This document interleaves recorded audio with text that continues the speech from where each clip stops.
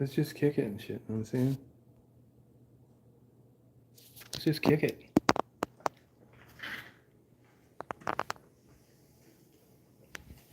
Yeah, let's just kick it.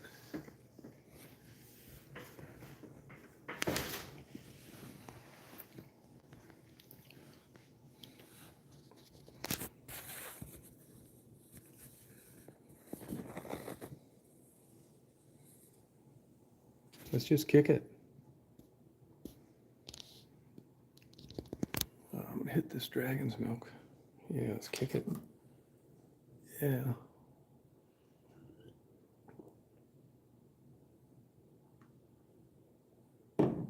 Let's just kick it. You know what I'm saying?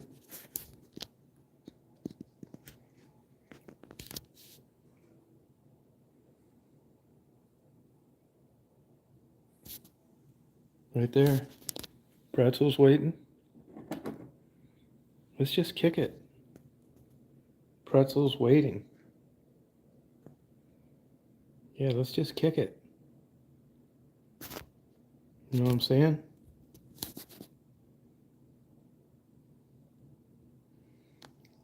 Hey, Simple Life. I had to delete the other one. There's a button you can push on to go earlier. But when when you have an iffy signal, it wouldn't let me on. So I just had to delete it. I didn't want the other one coming on when I was doing this one, or vice versa. So I was just kicking it. You know what I'm saying? Hey, Jennifer, how are you? I'm gonna drink my troubles away. The women are about better, ready to get better looking. Truth serum.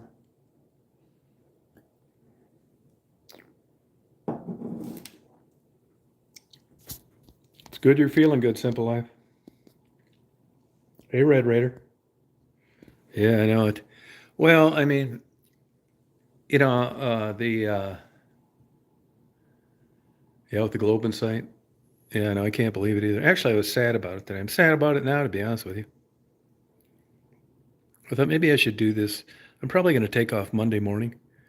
I thought maybe I'll just do this later. I don't really feel like doing it. It's kind of sad, man. It's like everything. Hey, Chris. Nobody should be able to communicate on the other one because I deleted it. So hopefully they'll notice this. Yeah, I do miss the Astrovan, tell you the truth. It's just I knew what was going to happen to it. It had 457,000 miles. It was going to need a trans. It needed an engine. It was just an old, worn-out vehicle, and I knew what was going to happen. I'd tow it down there, go to all that trouble. It'd sit around, look like shit in the yard. I'd never fix it and junk it down there 2 years from now. You would put way more money into it than it would ever be worth. Oh, thank you, Jennifer. Yeah, it's like all things that come to an end. You really, at least this time, I am fortunate enough to know this is the end. Most things in life you don't. You know? Yeah, we sure did. I agree, man. Yeah, I definitely had some lows in my life. We had a lot of those chats. Yep. Hey, Blue, how you doing? And as you know,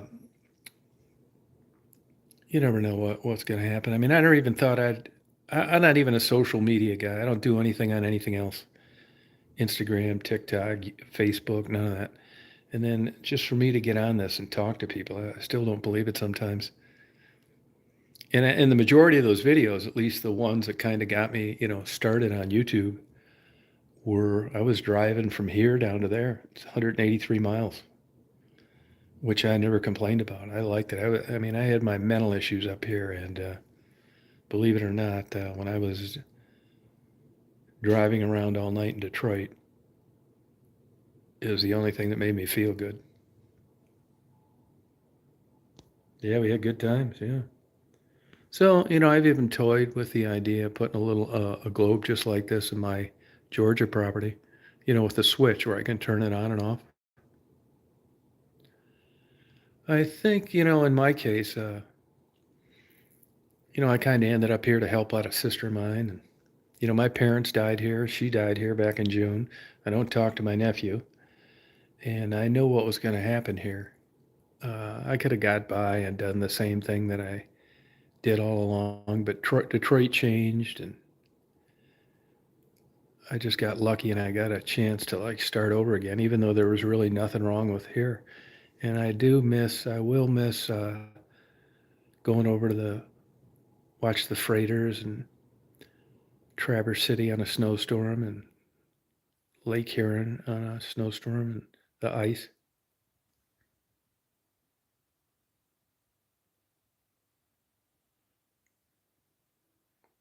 Yeah, yeah, Detroit changed quite a bit. Yeah.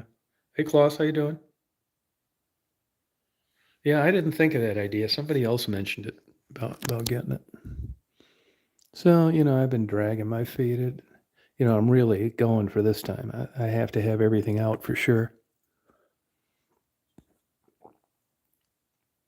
I think when I came up here, I think I lived up here 13 years. Uh, they didn't even build at Tim Hortons. I got to be good friends with the owners, and they're no longer around. Different owners. But it was nice sitting at that counter. Believe it or not, good feeling of just sitting at a counter like that, like I did a million times. It was a good feeling. Yeah. So we'll see. Hey, Apple, how you doing? How's it going? So, like anything, mixed feelings, but mainly good. I mean, I don't doubt for a second I did the right thing, and I like it down there. I'm looking forward to it. And honestly, my whole life, I never really had a good friend like Marty like that. So, that good a friend anyway. People I knew that were friends, but not like that. You know.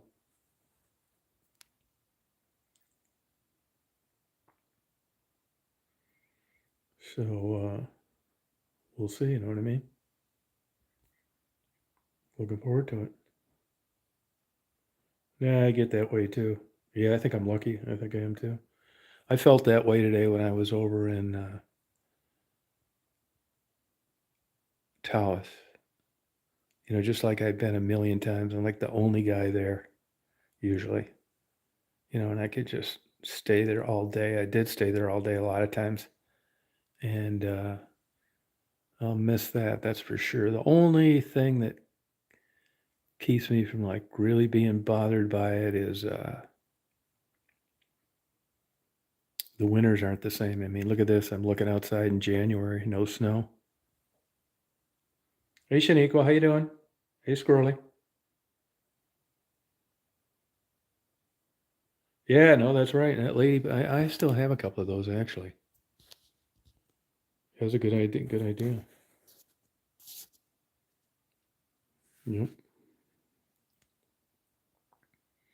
And this place actually, it was odd that all the years it just kind of stayed the way it was, and last 5 years got like a lot of new things, franchises coming in, Starbucks, Jersey Mike's, Big Myers store.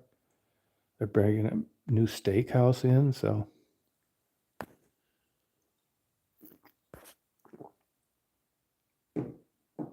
And I do, I got this big ass trailer here, and that's Marty's truck, not mine. So I think if I had my vehicle, I probably would have went down to Detroit. I will come back to Detroit and do interviews.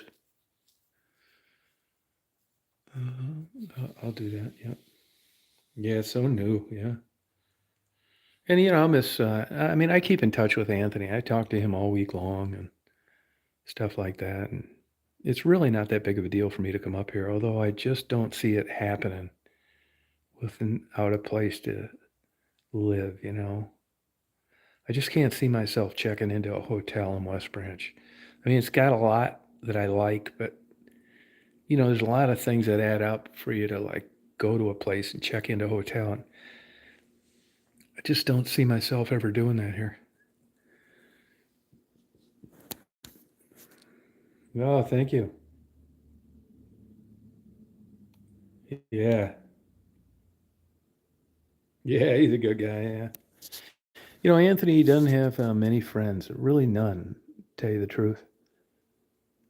You know how people are that age, and this is a small town, and blah blah blah blah. So, and I do keep in touch. I text back and forth, and he calls me a lot, and I keep in touch with him. So that's not that much different.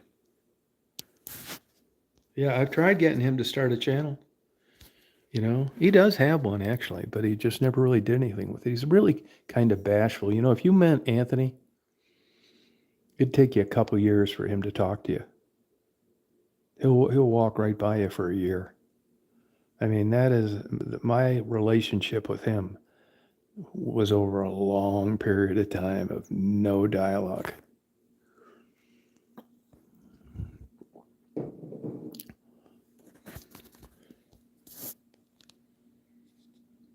Yeah, he's a really like kind like guy.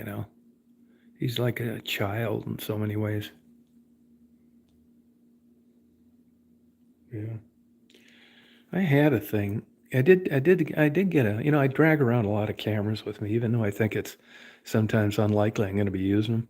I brought all my cameras. I did about 40 minutes of infrared photography yesterday at the uh, Taos. Really cool looking, I think. And I got probably 7 or 8 hours of video, which is takes all the talent in the world of pushing the on button.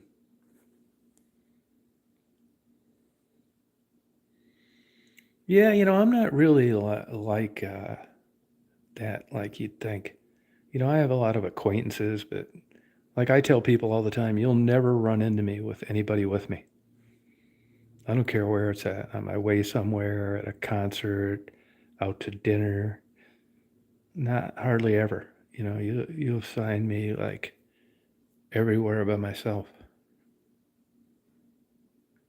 Yeah, I still do quantum photography. I did about, yeah, some. I do. I'm gonna do a lot more. Because I kind of like photographed everything around here 10 times. I like winter photography, believe it or not. It just isn't much opportunity for it anymore. Yeah, I'm gonna get. I'll be getting a lot more of those. Don't you worry.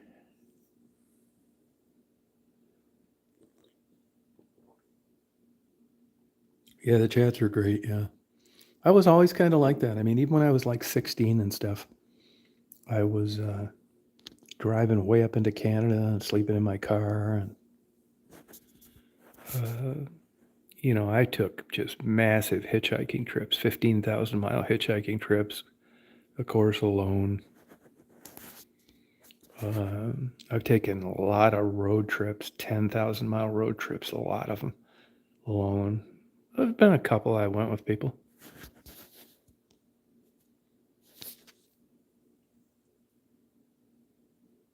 Yeah, a lot of people mention that pandemic. Mary was mentioning it to someone the other day.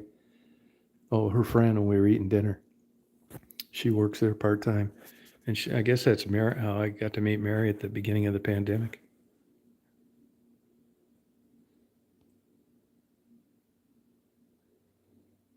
Yeah. And the Walgreens only stays open till 9 now instead of 10.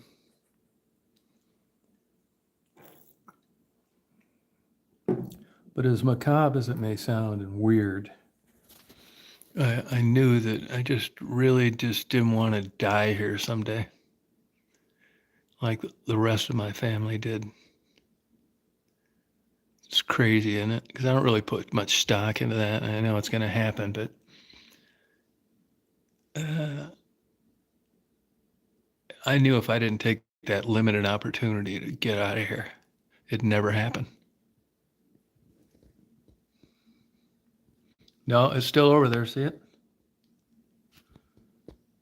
Right there.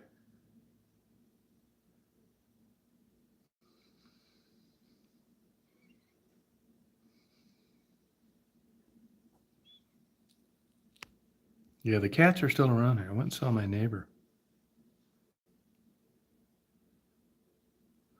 Yeah, I ended up back in Georgia. Isn't that crazy?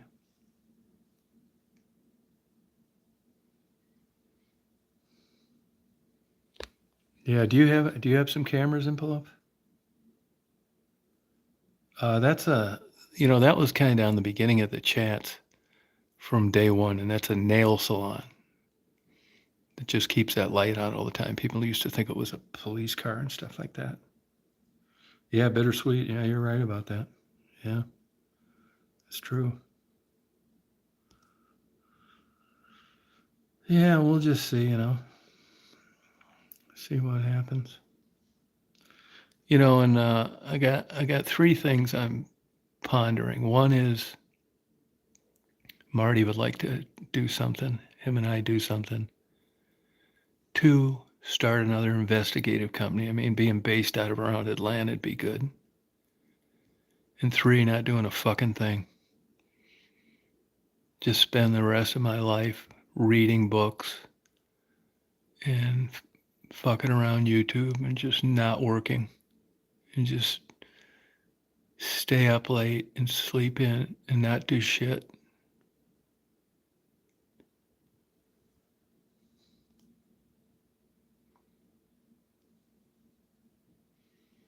Yeah, I'll get back there. It's changed so much. Oh, good for you, Envelope. Oh, good. All right. I may have some lenses for you pretty soon. Because I switched quite a while ago to FX lenses, full frame, inch sensors. And I fucked up and got a used camera from Marty, and it was a damn DX lens on a DX body. And honestly, I kind of forgot about it. I've had full frames for so long. So I'm going to have some good lenses never used that as I've gotten older, I don't want to mess with dealing with people selling things and bickering and asking questions. I'd rather give it away to someone that could use it. Hey, Conan. Yeah, so I guess I'll just do that. Bangkok 96, that's it. I still got about $15 on a gift card there. Oh, thank you. Thank you.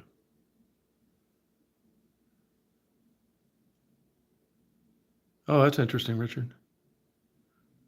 Bangkok 69. Yeah, so I'll see. I mean, you know how time gets behind you. I mean, here it is January.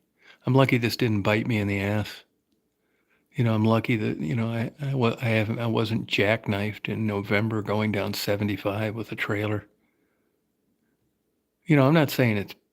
I read a lot about stupid shit. That's what I liked about aviation. Believe it or not, I liked all the formalities and the boxes you checked and checklists and all that kind of stuff.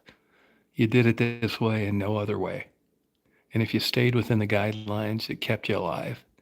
And I like doing that, checking a list before you take off, checking a list when you're in cruise, checking a list before you land.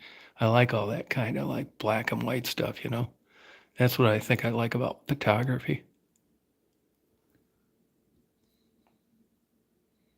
Yeah, you're right. Yeah. Oh, thank you, Doc. Somebody mentioned that to me the other day about my voice. I don't know. It's just my voice. You really don't. Uh, you really don't think too much of it as you. I did have a lady get a hold of me a couple years ago. She was in the hospital, and she asked me if I'd read this short story to her and put it on an SD card, and I did it.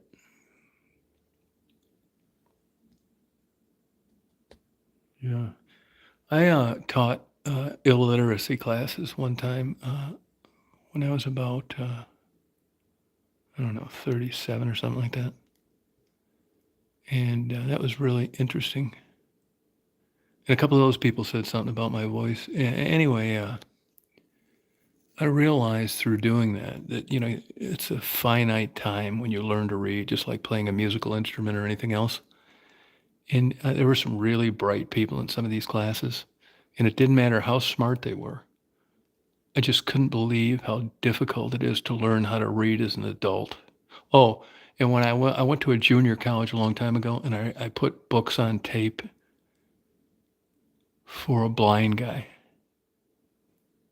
Blind guy, his name was Jim. It took, like, forever.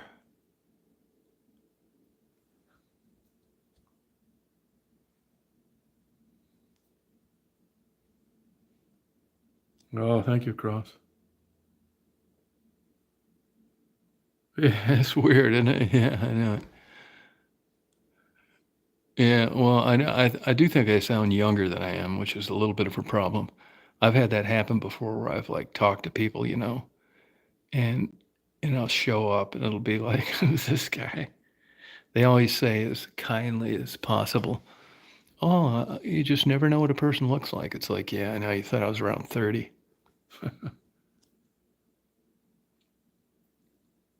Yeah, Monroe, that's right, Monroe Community College. I had a lot of great times, and I had a really lot of great times in Monroe Community College.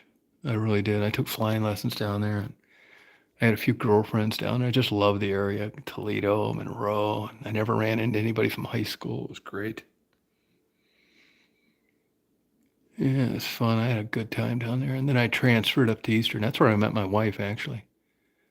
Up in, I transferred up there. I was 21 before I transferred to a four-year place. Barely got in, barely got out. This is how ignorant I was about going to college.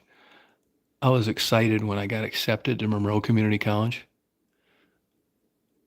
because I thought there's no way I'm getting into any college anywhere. And I found out later that everybody gets accepted.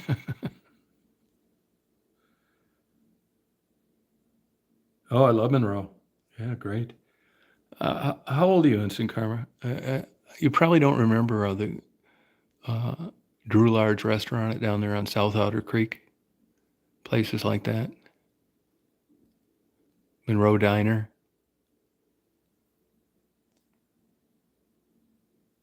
Hey, Rob. Hey, Riggs. Yeah, I looked at it. I don't really think I'm gonna, because if you look at the temperatures, and even in the worst scenario, if I saw snow, uh, it's not going to be much. It's too warm. It's too warm. But really, I don't really like pulling a trailer in snow. I'll tell you, if you look at it, if you look at the trailer and the weight that I have in it, you got those four little dinky tires. They're not really taking up much space. And it's just, it sucks pulling a trailer if it's slippery out. I mean, I try not to. Oh, I love Monroe. Yeah, I had a lot of good times there. Yeah, all those places, man. Monroe, Dundee, Independent Dairy. I knew I know a couple of those judges I went to school with down there, Mike Weipert and Joe. What was his name? Joe Poirier.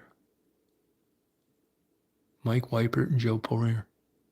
Tom Nordstrom was a lawyer down there for a long time. He just died here a couple of years ago. Jack Stoss. They see he's still alive. He's living down in Florida most of the time. I think he still has a place in Toledo. Oh, you're lucky. Monroe's great. They're good, but these Power Stroke diesels have a lot of issues. That 6.7 diesel makes a lot of metal, and it'll ruin your engine and fuel pump. And Ford says it's because you're getting bad fuel. It's not true. If you look it up, class action lawsuits for Ford Motor Company F-250 diesels with the 6.7, they're getting their ass sued wherever they are. Oh, good for you, Instant Karma.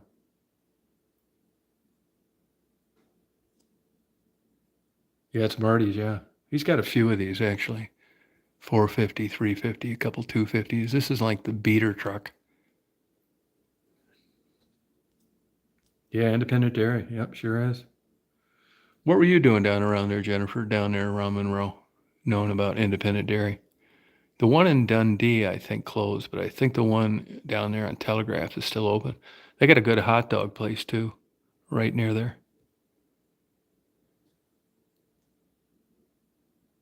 Yeah, I love Cleveland. No, go to Cleveland. They've got great Jewish delis down there. Corky and Lenny's, great Jewish delis, way better than anywhere else I lived. Yeah, I know Red. Yeah. Oh yeah, Adrian. Yeah, I dropped out of school one year and was a delivery driver for a pet company. Adrian was one of my stops. Tecumseh, I love all those places.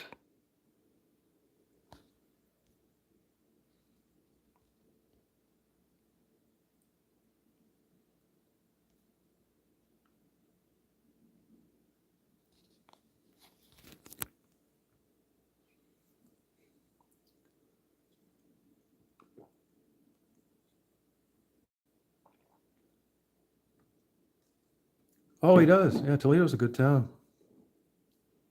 Okay, Conan. You ever go to the Toledo Zoo? It's a killer zoo, beautiful. It's run by a private organization. It's not Toledo, the city of Toledo, which is probably why it's nice, but they're well regarded worldwide as a zoo. I was up doing some video work, fucking around really under the Mackinac Bridge here a couple years ago, and I ran into a guy that was in the breeding program down there on some kind of weird, like, I think it was frogs, some kind of weird frogs that they built some big dam in some part of the world. Anyway, they took over the program to keep them from being endangered, and it was very successful. If you look it up, like, pretty sure it was frogs. Like, look up Toledo Zoo and endangered species.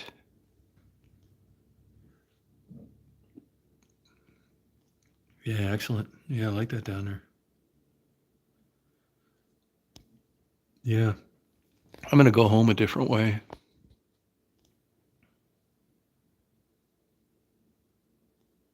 Oh, it does. That's what it is. I don't think it's free tuition, though. I don't think it is. It is if you're over 65 and stuff like that, but they don't give you a degree. You can take the classes.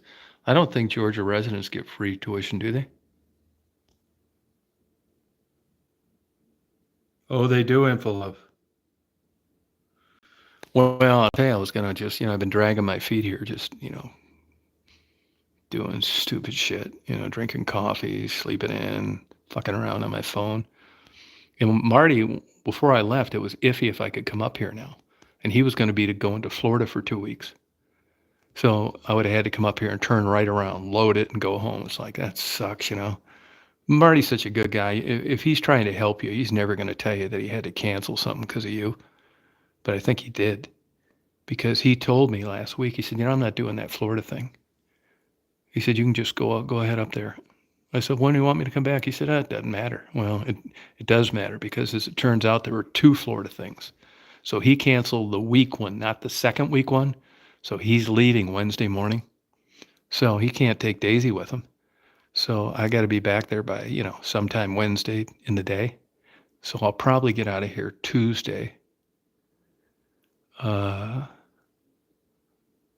Maybe Monday, but rather than like fuck around tomorrow, I got to do what I should have been doing the whole time I was here. So yeah, that's when I think I'll leave.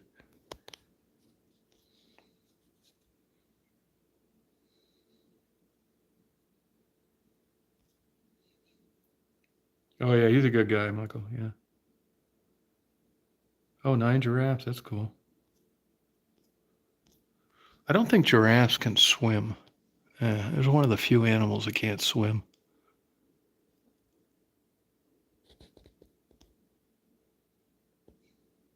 Oh, okay.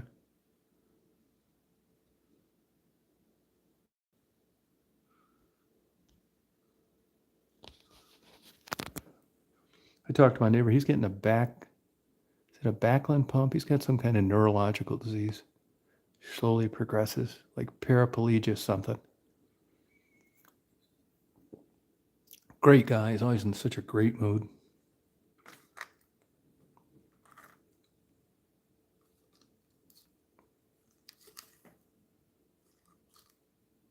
No. No, you don't. No. You don't. No. This is nothing really. That always kind of surprised me, actually. Driving a trailer is like tricky. And the notion that you can just go out and buy a truck and buy a trailer and take off seems crazy to me.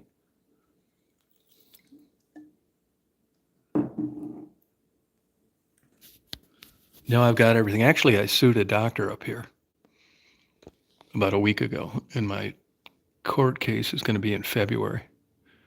Now, if it's a bad time, I just won't show up. They'll dismiss it without prejudice, and I'll file it again. But I'll be up here in the next couple of months anyway.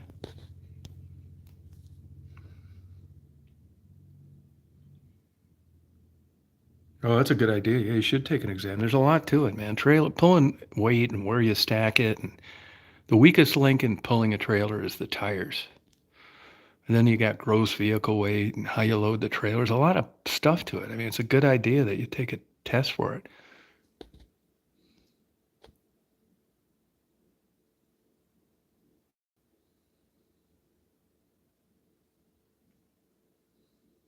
Dirt road. Uh, that's actually those most of those roads around where I live were originally made for clear cutting trees. Those trees are planted to cut for paper. And then there's a time limit on them. And after a certain time limit, they turn the roads over to the county. So they're basically logging roads. They're all over down there.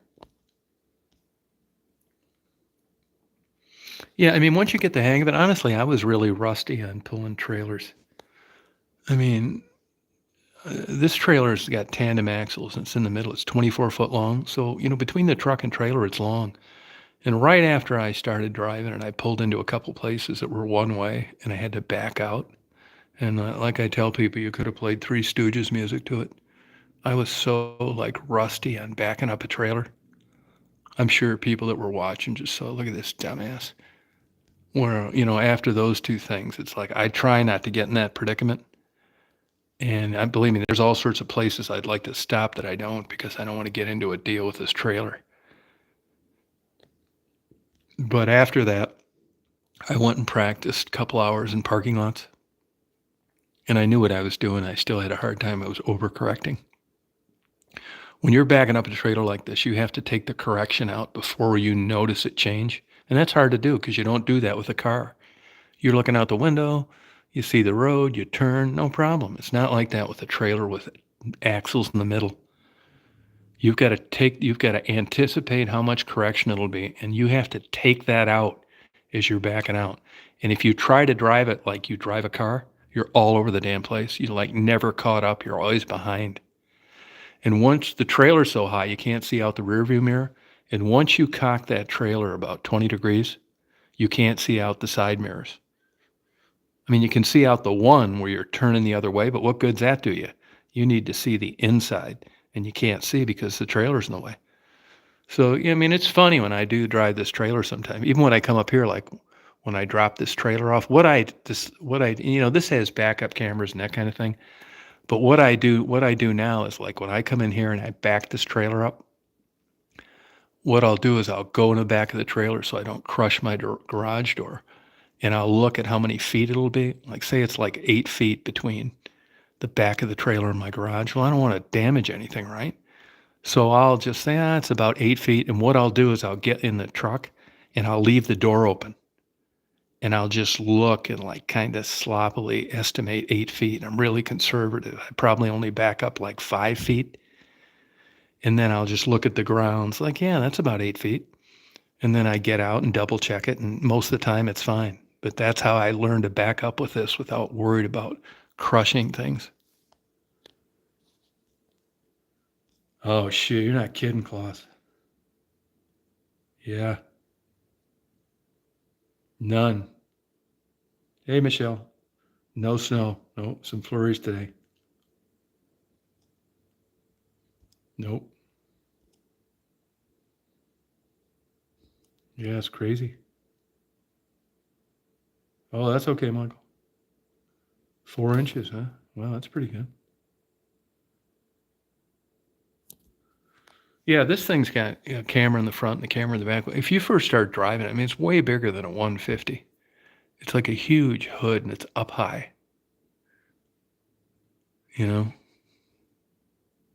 And you need a big space to pull in. I mean, even though like you've got cameras and stuff like that, nothing's going to make it shorter. and it doesn't have that great a turning radius compared to a car, but mainly that's a factor of how the length of it.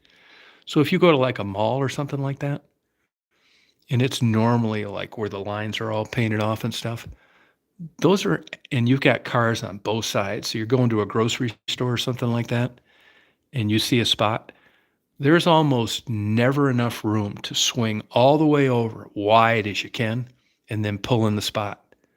That's why you'll see I park out in the back 40 all the time, because you're going to end up spending, you're going to go forward, backwards, forwards, backwards. It's just the nature of the beast of something that long. Those kind of spots in grocery stores and Walmarts and stuff like that, they weren't made for F-250 pickup trucks. They're made for cars, which are much shorter. Yeah, I do that just because it's so much easier. It's so much easier. I don't need to worry about it. You know why I do it too, to be honest with you, a big part of it is I keep my camera equipment in there, a computer. And I mean, I think it's unlikely it gets stolen, but to me, when you've got a vehicle like sitting kind of out in the open by itself, I think it'd take more balls to break into it. Because, a lot of times, like when I go to that Barnes and Noble in Augusta, I can look out the window or wherever I'm at, a restaurant or whatever, I can look out the window and like easily see somebody standing around it. I mean, you look like you stick out like a sore thumb if you're close to my truck when I'm parked out in the middle of nowhere. So that's a lot of the reason why I do it. And a lot of the reason why I do it is, especially with a trailer, which I unhooked when I came here, is I just don't want to be going through all that bullshit. Yeah.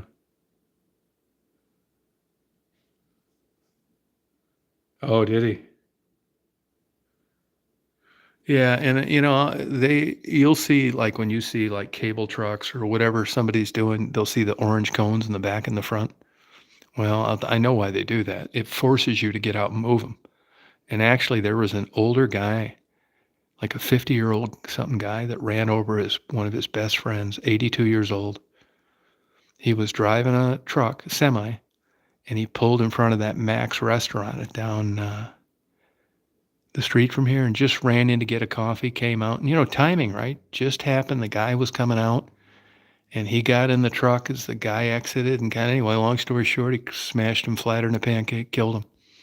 And it happened to another lady at church around here.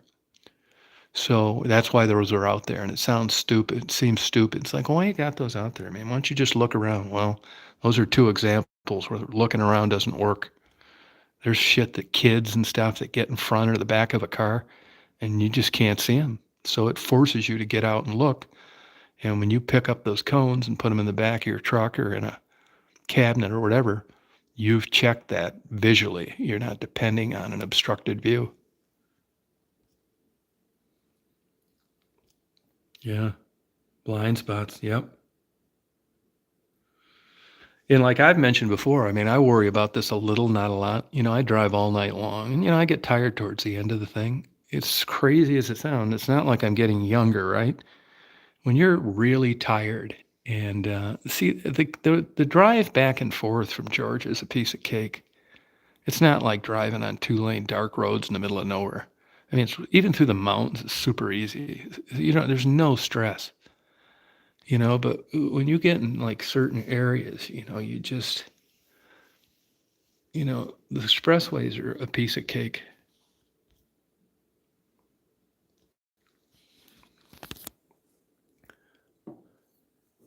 But you do have blind spots, that's for sure.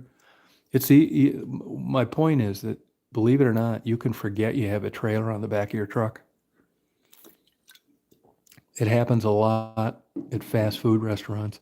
That's why if you've looked over the years that more and more places are going to different kinds of overhangs or they're eliminating, or they've got a sign, like 10 foot 2 inches. That way you get to trash an $800 sign before you take the roof of your trailer off and a $20,000 overhang attached to the restaurant.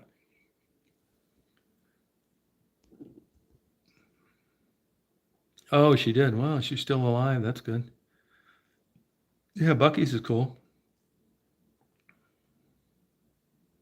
Yeah, see, that's how I am at driving at night. I like leaving, like, I like driving through the night, and I'll have a coffee at midnight, just one coffee, and that usually does it for me. I hardly ever stop over and nap.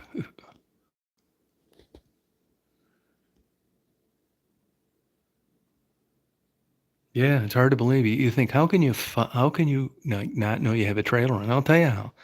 It's from a lifetime of driving, and 99.9% of the time you didn't have one. You're tired.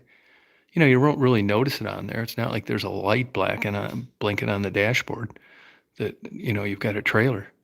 And all of a sudden it's like, oh yeah, oh there's McDonald's 2-for-1 cheeseburgers. You pull in there, crunch. It's like, God damn it. As soon as you hear that noise, what you forgot.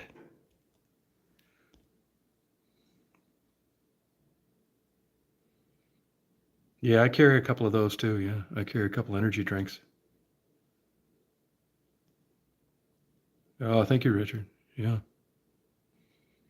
See, you can see this front window needs cleaned.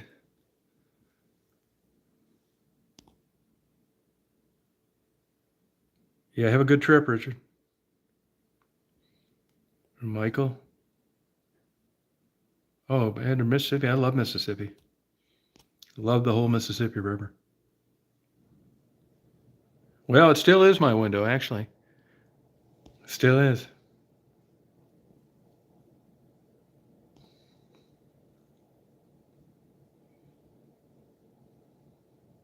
Yeah, who cares? That's the way I look at it. And when you're sitting here and not doing it like looking at the phone screen, it doesn't look like that. It looks like a clear window that doesn't need cleaned. It's crazy how this like sometimes shows things differently. And a lot of times, like when I'm driving around, the sun's setting or it's coming up or something like that, people think, oh, it's a beautiful sunrise, sunset. Yeah, I think so too, but it doesn't look like that here. The camera makes it look better.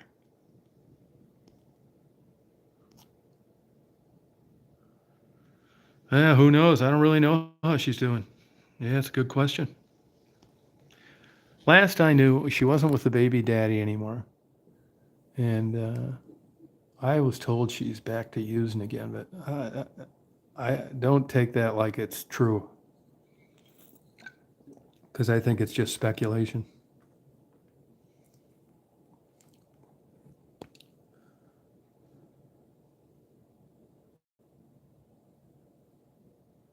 Yeah, he took out the bushes. No, they didn't bail me. There was a technicality that kept them from getting a first homeowner's loan. I got them lined up at another bank. It looks like it should be no problem. I mean, I've done everything I could to help these people, including give them a good deal. Uh, I gave them a bunch of shit, offered to pay the closing costs.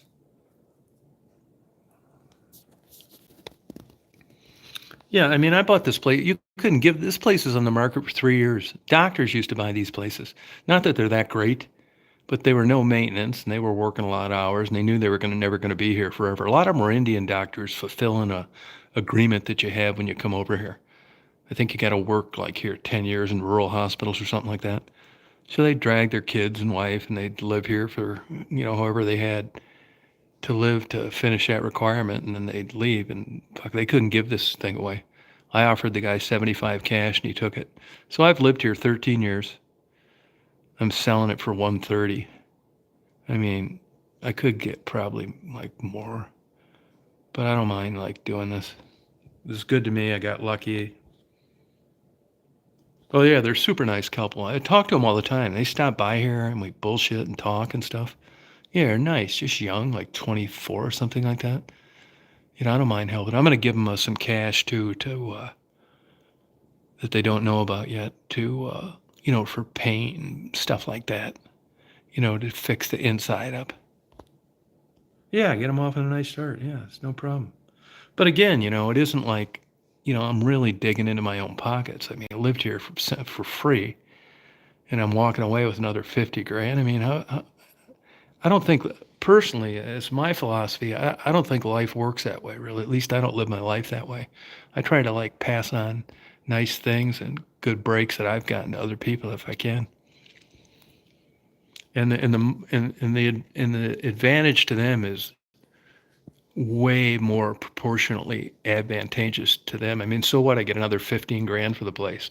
When you look at that compared to what it does for them, it's like it's a way bigger bang for your buck helping them rather than me getting another 15 grand or something. Yeah, and I got lucky too. I mean, I could have, I've been lucky with a lot of stuff, so I'm fine with it.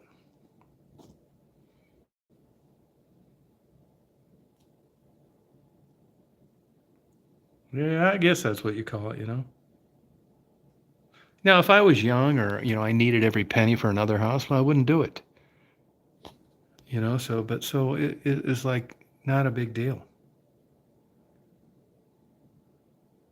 I think I probably could have my bees here, believe it or not. I mean, these little bullshit 8-unit condo associations, they back right down on anything. Bees, there's nothing wrong with bees, really. I had them on a 32nd floor of Chicago condo. And they found out about it finally, and they said, you will be out of here in a month if you don't get those off here, out of here. And I said, well, show me where it says you can't have bees. It's like, we'll show you where it shows what a nuisance is, and how 25 fucking people in their balconies can't sit outside anymore.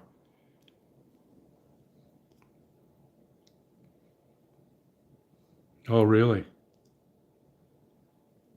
Yeah, you're right, Richard. Yeah, you're right about that. Yeah, but I think homeowners association, they can be a nightmare, but they also keep places nice.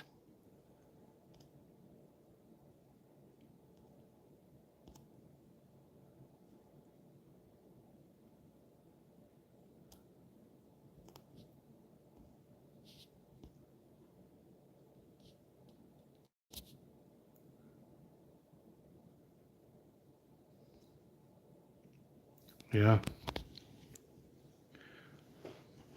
This dragon's milk is going down perfect. Yeah.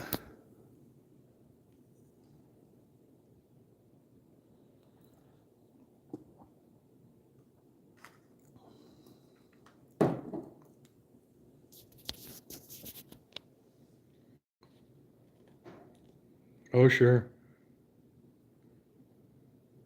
Yeah. Yeah, I already did that actually. I already did that, but not in a very big way.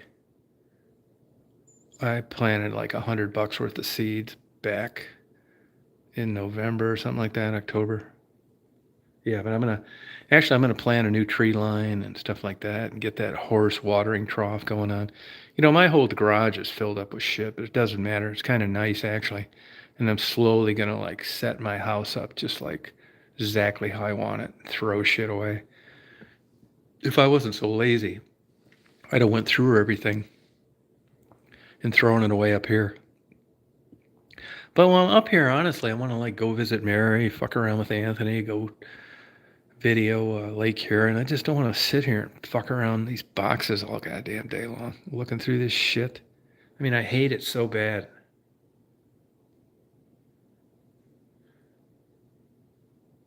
All right, Simple Life. You have a good night too. Thanks for coming on. Appreciate it. Oh wow.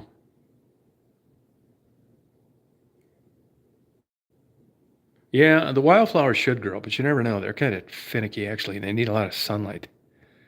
The trees will grow because I got a water line put out there, and I'm gonna irrigate them all, and fertilize them, and down south, Florida, all those places, man, you can watch the trees grow if you water them. Hey, Jeff. Yeah. Yeah, you really can.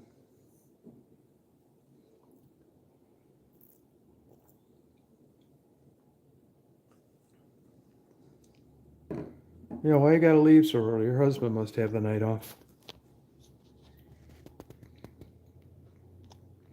But he usually works the weekends. Oh, yeah, thank you. Appreciate it, Jeff. Yeah.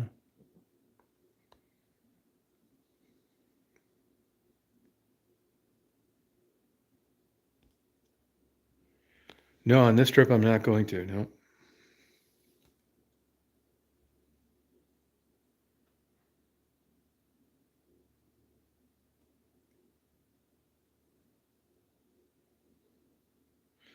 I mean, part of the tree thing is, oh, sorry about that. Take a Xanax.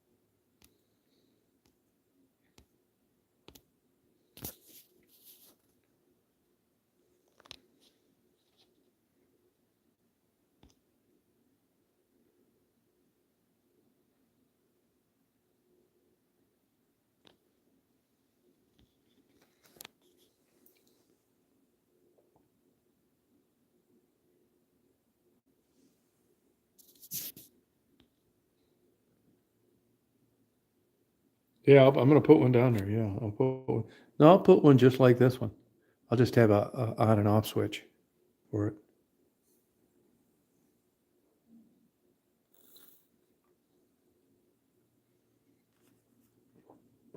These are light sensitive, and half the time they're on in the daylight too.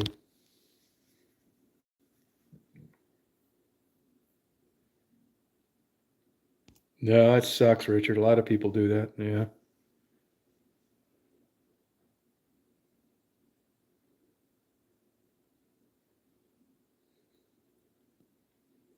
Oh, really?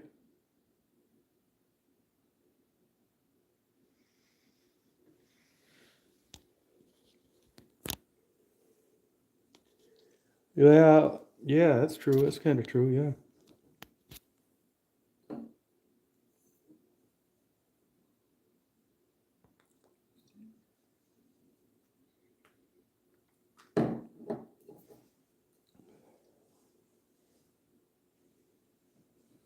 Oh, good for you, Richard. Yeah.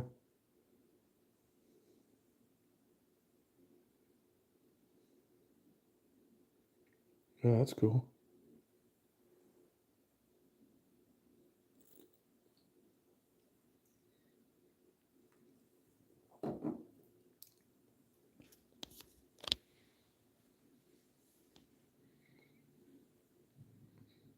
Yeah, I saw that. Yeah. Remember that song, Don't Give Up on Us, Baby? Yeah, I won't have it on too much. Yeah, actually, she texted me. She's babysitting her grandkids.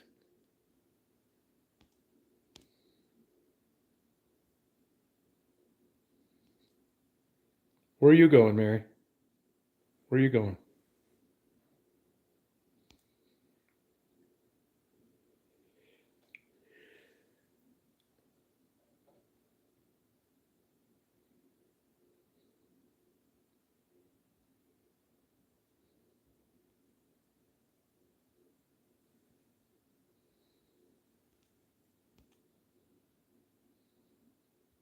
Yeah, I did hear from her. Yeah.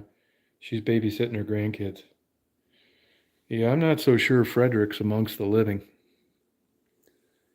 I've checked, and I haven't found an obit, but that's about it. Oh, East Tawas. Okay.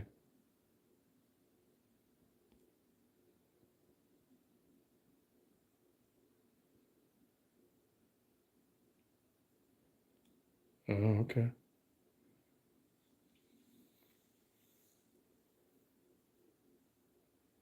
Wow. 46 pets.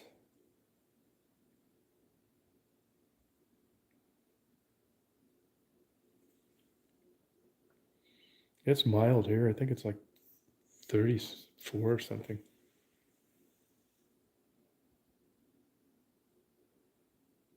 No, yeah, they'll do that, Tara. Yeah. Well, I don't know that it's true, but yeah, you're right about that, Mary.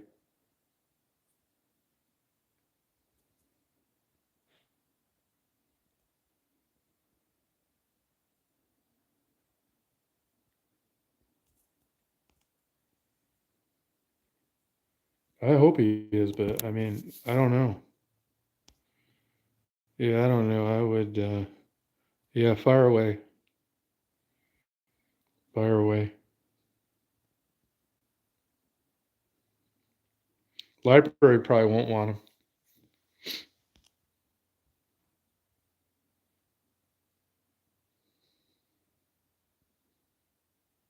Yeah, get rid of it. Fire away. Tara, good night. You bye-bye. You bye-bye, Tara. You bye-bye.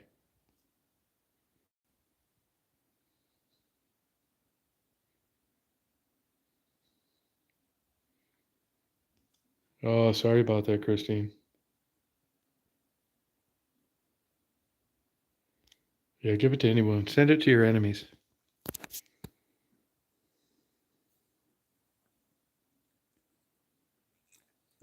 Yeah, it's weird, Richard.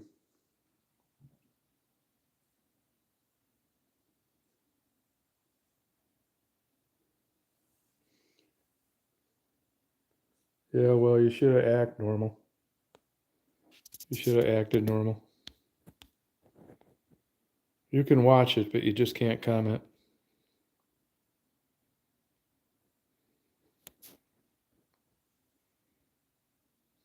Yeah, they do. Yep. Yeah, sorry about that, Christine.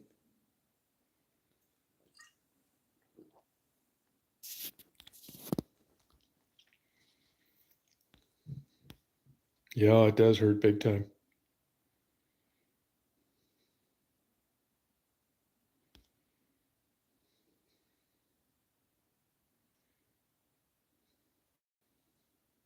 Yeah, it's a good idea.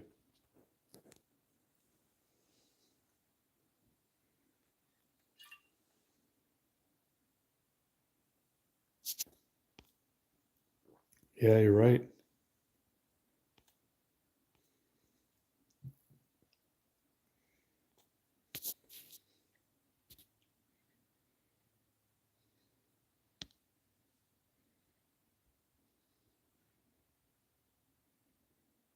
Hey, Dave.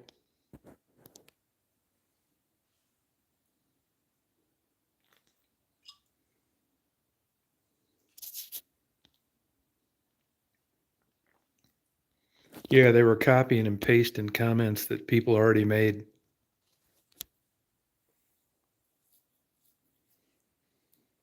He would like copy what you just said and paste it under their name. Just weird.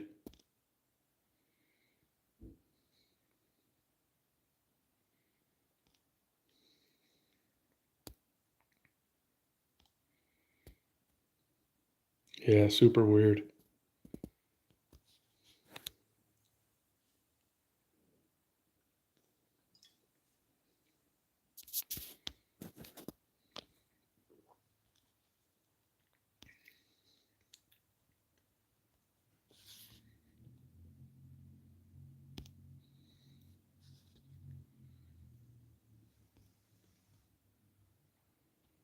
Yeah, right.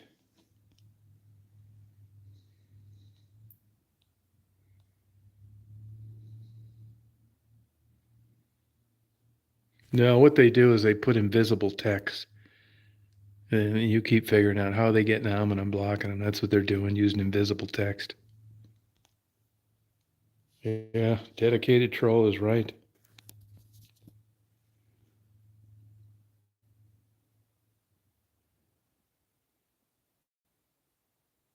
Yeah, it's a good point, but it wouldn't seem normal.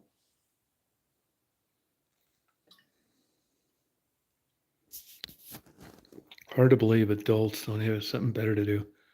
Like it reduces dopamine, it releases dopamine, it, and they just love doing that kind of stuff.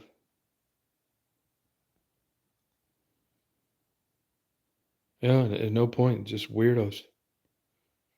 Just getting it. There's a variety of trolls too. Some come in, say you're a big asshole.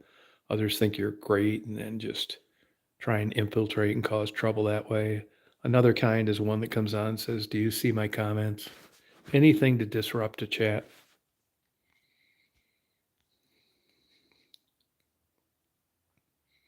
Yeah.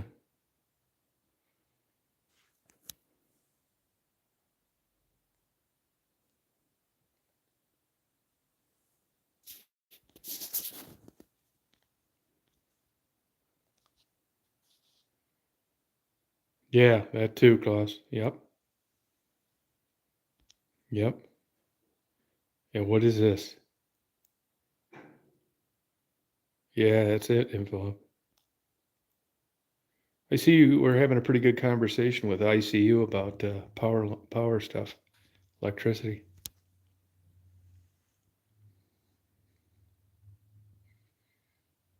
Yeah, sure are. Yeah, you got that right.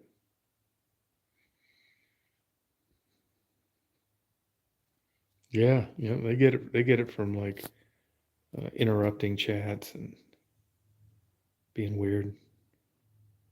Yeah, he is. Yeah, he knows a lot about them.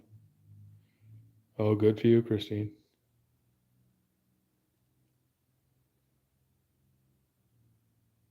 Nah, it happens. Yeah, I get that, JMO.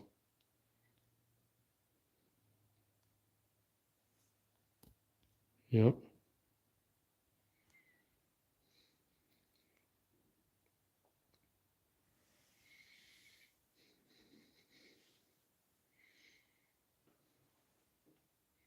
Oh, congratulations, Jeff. Good for you. Way to go. I promised myself to eat a small pizza, all of it, 4 days in a row. And I proudly admit that I've stuck to it.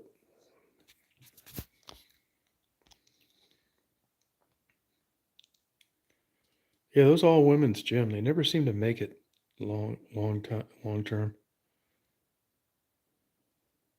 I used to know how to do it, but it's hard to do now.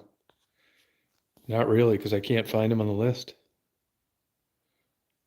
No, yeah, adults do it, LA. Yeah, believe it or not. Yeah, that's true, Richard. Yeah, so weird. Yeah, it was good, the pizza. Yeah, it sure was. You're going to be competing in a bike-a-thon, Jeff.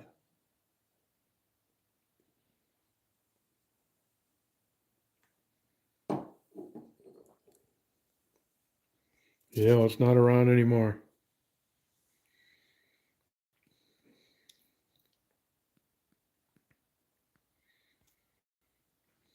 Oh, you can still do it that way. I thought I read something the other day. They quit the About page on YouTube.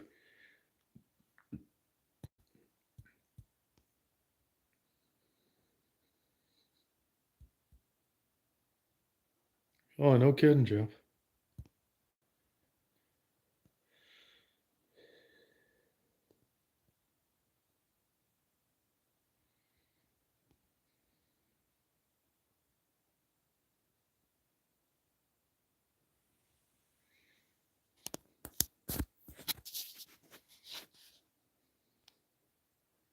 Oh, that's cool. Daisy's down in Georgia. She probably did, though. Yeah, I don't really like that tropical stuff that much. Oh, more info now. Oh, okay.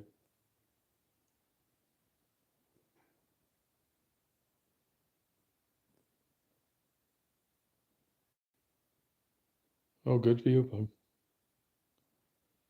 Yeah, we all do from time to time.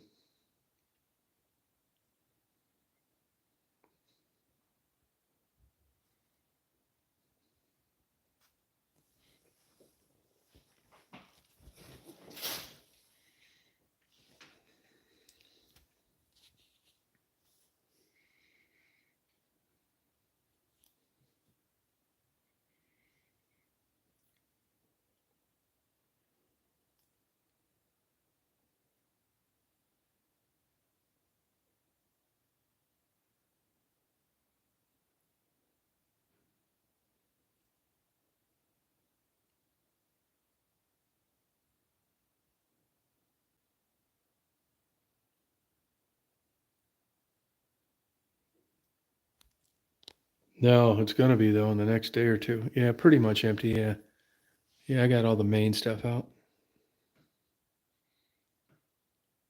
Oh, okay, above. Look at those power lines. Yeah, that'll do it.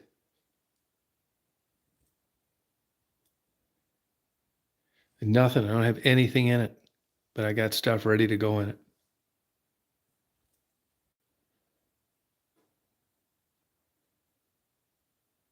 Yeah, that's right, Jeff.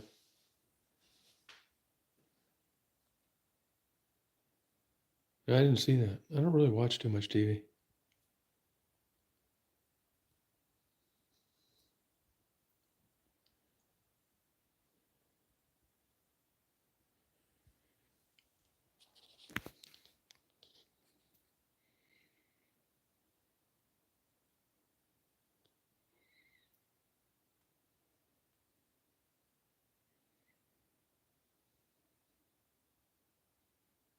Oh, cool.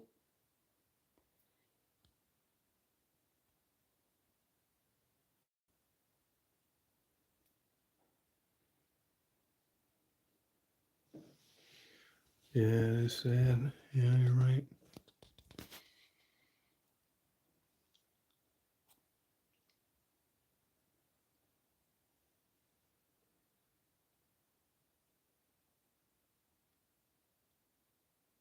No, I agree, Richard. Yeah, they're weird.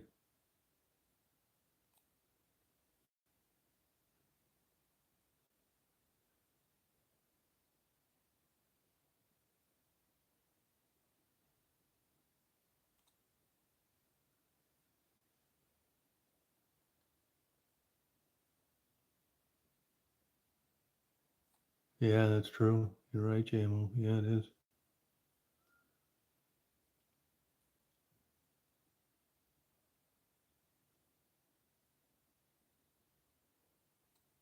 Oh, wow.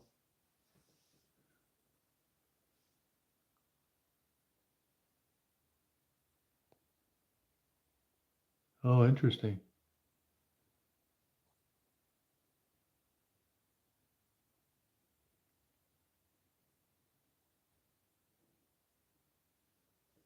Hey, Ma.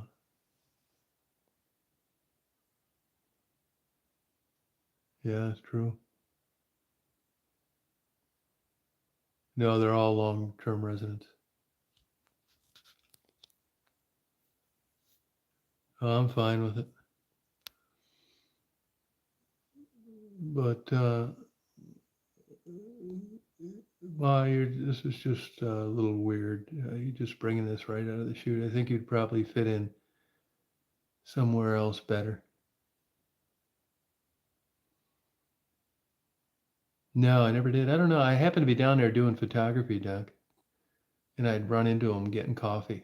And they always seem like such nice people buying stuff for stray cats and birds in the winter. And I knew what they did for their income. And yeah, that's how it started. Yeah, it was like not anything planned. I thought, man, maybe I'll just interview one someday. And that's how it happened. And those same interviews stayed around for quite a while. Nobody watched them. Actually, it was some teenager that copied and pasted the links to a couple of those on Reddit.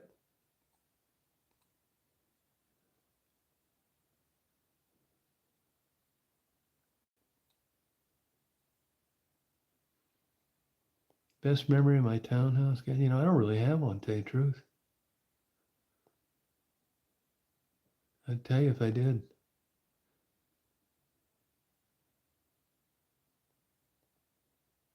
Yeah, it was just, there was no plan for like starting a channel and trying to get people to watch.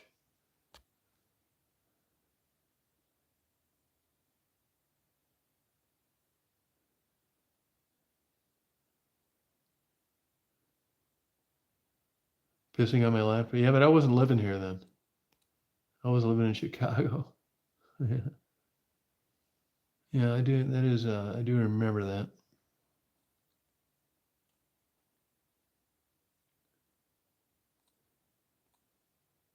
No, that was a nice laptop too. Was yeah, Bigfoot sighting. No, there's nothing worse. Honestly, I mean, of course, there are things worth like pancreatic cancer. I'm talking about people that are going to be living. Honestly, I can't think of a worse life than a drug addicted female prostitute. It's a terrible way to live.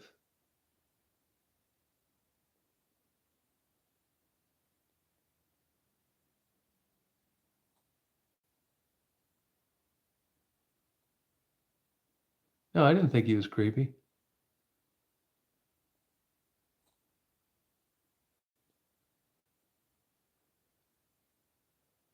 Yeah, Maddie's always sweet, you know. She is.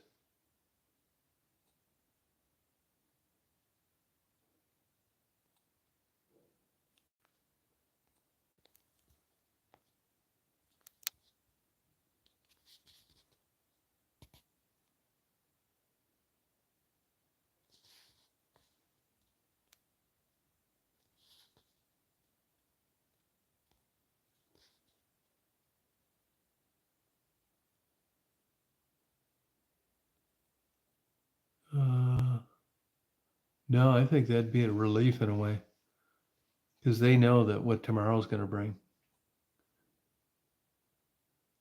Drug addicted prostitute doesn't.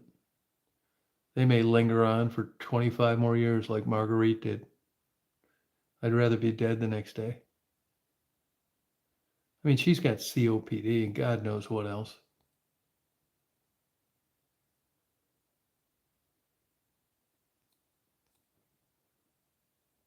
I mean, I could never get myself to admit that they're better off dead, but that comes close to it. I mean, dead is it, man.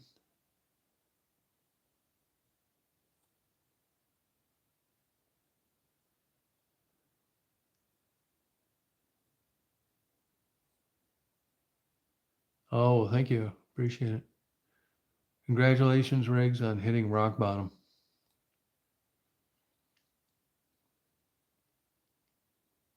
Yeah, short lived. Yeah, sure is. Yep. I mean, it sucks. I mean, every day sucks big time.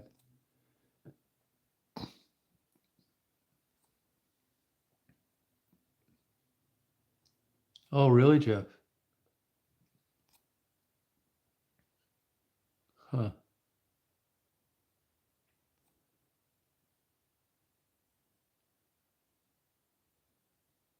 Oh, that's crazy. And like, Jeff, how long have you been on now? Do you know? Oh yeah, I'm kind of in that phase now. I'm out of shape. I kind of got off the wagon a little bit.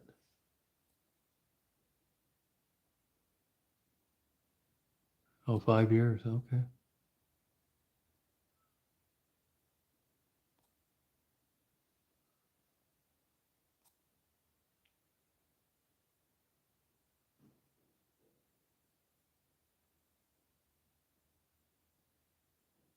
Oh yeah, it sucks, man. Believe me. After a while, it just wears on you. I mean, uh, I didn't know. All I knew is it interested me, and I saw how they acted around like stray animals and birds, and they're always nice and polite and say excuse me in the line at the gas station. Hey Brian, how you doing? I thought of you yesterday. I did some infrared photography over there at Lake Huron. I'll put it up when I get home.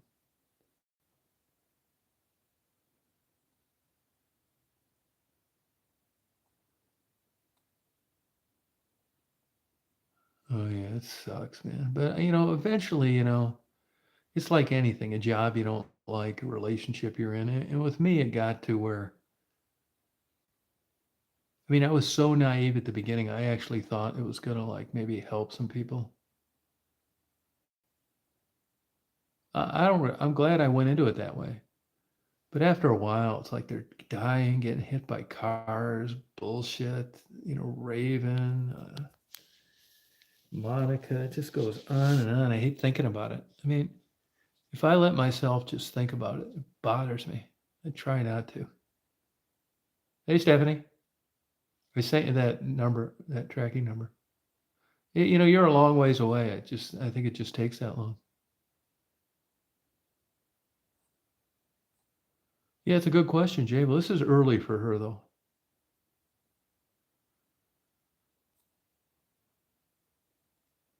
She sent me an email earlier today.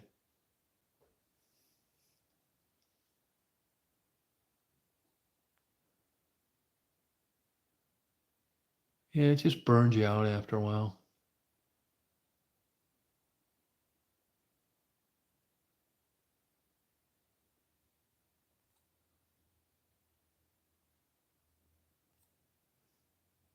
I don't want any more pets.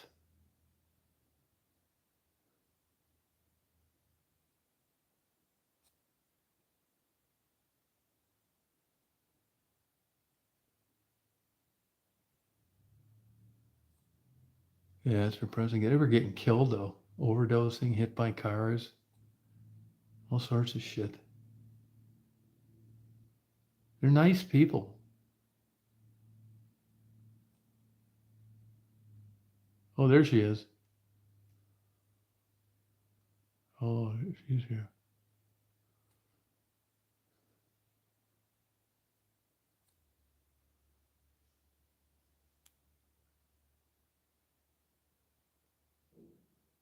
I don't want any more dogs. Cats, nothing. I want vultures. Black vultures.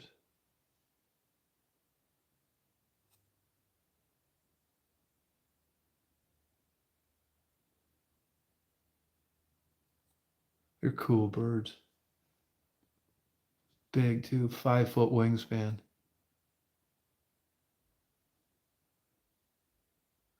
Yeah, but I've talked about this before, Richard. Honestly, I mean, I've come close to offing myself a couple times. And I'm not saying I'm some expert at understanding the perils of depression, but to somebody that hasn't walked that walk, you're never going to get them to understand why you wouldn't want to be around any longer. It's just like all the people that want to send money and help the prostitutes and turn them into soccer moms. They mean well, and they think that living in a suburb, disease free, with kids working at a Dollar General store as a general manager is happiness. Having a stable, clean life and running water and availability to medical care is happiness.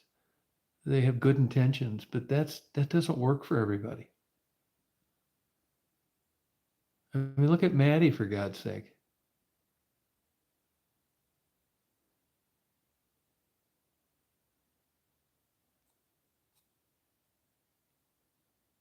I don't want any more pets.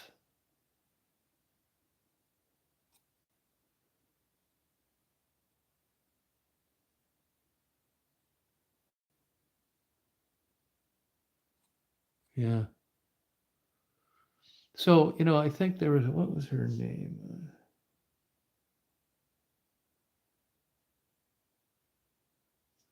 Jennifer, I think.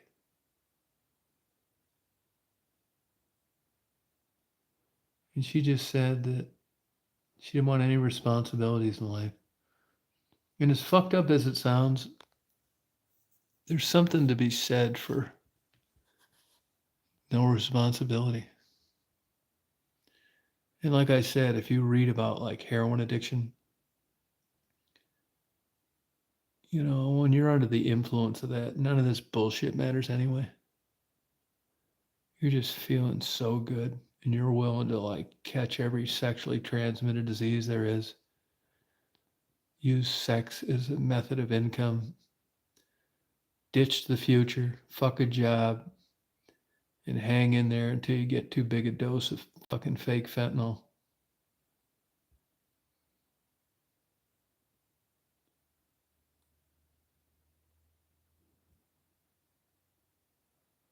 I mean, it's not a happy story. It's not going to be a Christmas movie, but and I'm not suggesting it, but I understand how they feel that way. It's not like, oh yeah, why? Why would you think this?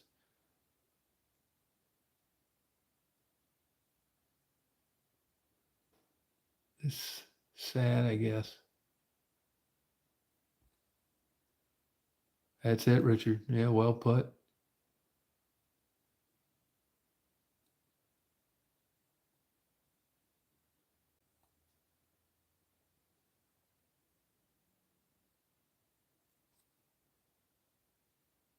Yeah, I don't know. More questions than answers.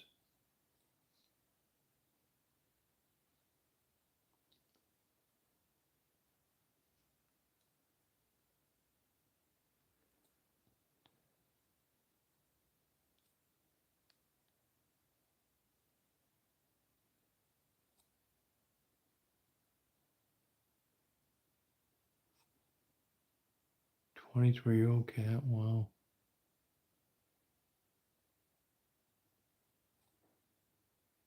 Yeah, it is close. Yeah, you're right. I saw a thing, I didn't read the article, but they said they were changing the red light district in Denmark. No, that's how I am, J-Mo. I'm the same way. I want paper cups and paper plates. I'd like to cram my great grandmother's china set up somebody's ass.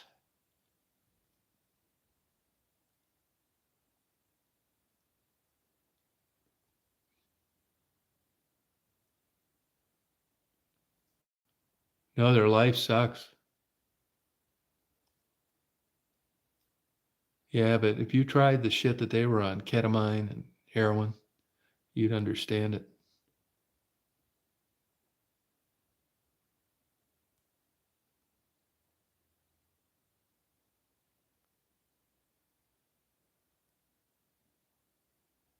That's a good question. I don't know. I like everyday life. I just don't run into it enough.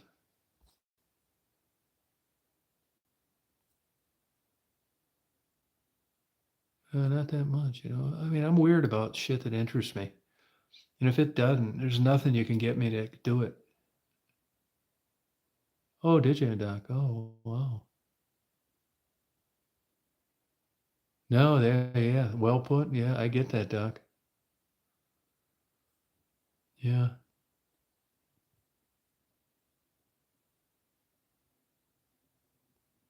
No, I'm in Georgia, but I'm up here in Michigan getting rid of this condo.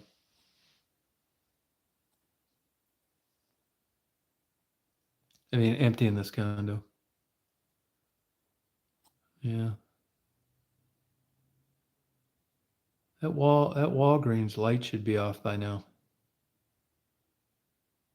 Yeah, what a nut job.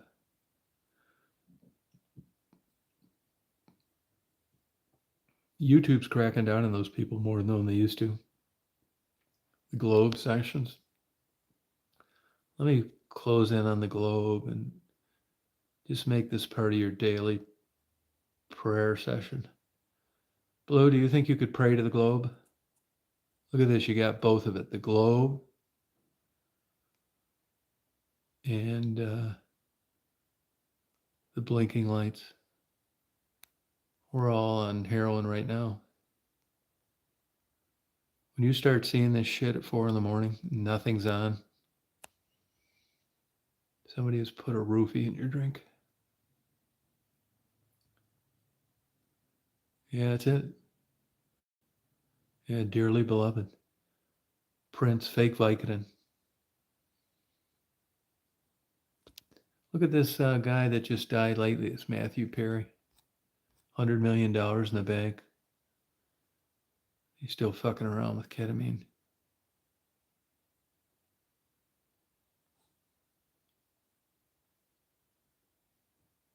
Oh, yeah. Well, I mean, I guess, I mean, shit, I don't know. That's right, Janika. I mean, I don't know about that. I mean, you know, I mean, there's nothing worse than some motherfucker out there talking about, they do one thing, they want their picture in the paper. I just I just like to remain anonymous and just like it's more of a philosophy for me. I never do anything thinking that oh, you're a good guy and this is going to be good for you. Nothing like that. If anything, I think that I'm going to get it broke off of my ass. And when I do a good deed, I know better. I don't look once when I cross the street. I look twice. And when the dust settled, I mean, it was like it's just another facet of life. I never like tried to. I don't even know, man. I just think it's like neutral. Yeah, life. No, that's true. Yeah, you're like super famous. You got all this crazy money. Got all these damn women.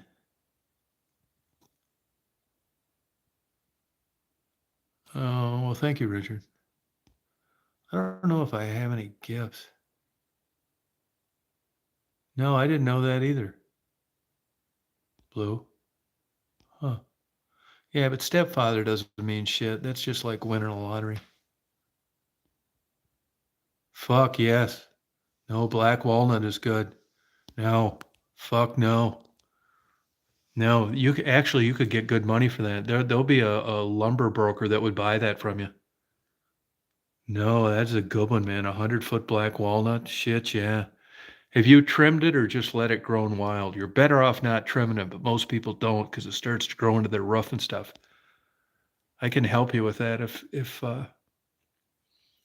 you can't find resources. No, that's a good one. No, firewood. No, don't do that. No, that's great ass wood.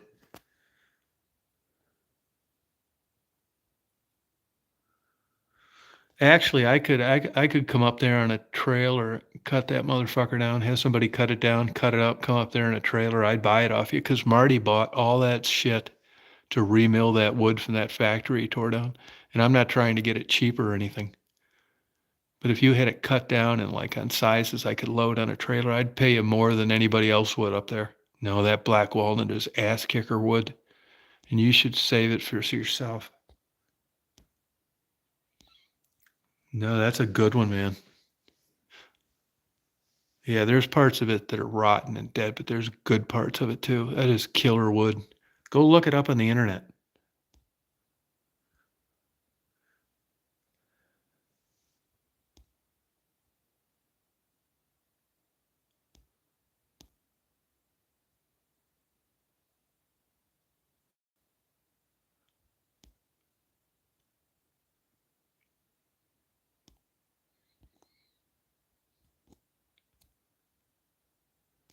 Yeah, that's a good one. Yeah, it's beautiful wood. But you could have a lot of cool shit. You may just want to get it cut down and milled for yourself, though. That's a lot of wood. But don't let somebody con you out of it. Yeah. Now you might not get anybody interested because it's one tree, but that's good ass wood. You go look at what they get for milled, kiln dried black walnut. I mean, they get shit tons of money for this. They make a lot of for some reason they make a lot of cool shit out of it, but a lot of stuff they make out of it is custom pens and bowls. But that's good ass wood. No, that's fuck yeah, that's a good one, man. Here's the issue with all that big stuff. And that is it costs money to take it down and mill it. So the average Joe, he just doesn't want the fucker crushing his house, so he just goes innocently to the Yellow Pages and calls somebody and they say, "Hey, would you like us to remove the wood too?" "Yeah, fuck yeah, I would, man. What do you want to leave it in my yard?" Then they sell it. They're acting like, "Oh, we'll just charge you like it costs a lot to get a 100-foot tree down, especially if it's like in places where it can fall. They'll charge you like $3,500 to take it down, cut it up. Yeah, we don't normally take the wood. Yeah, fuck you don't. That's where the real money's at. No, black walnut's good. If it was pine or some other shit, you'd have a real problem there. But not black walnut.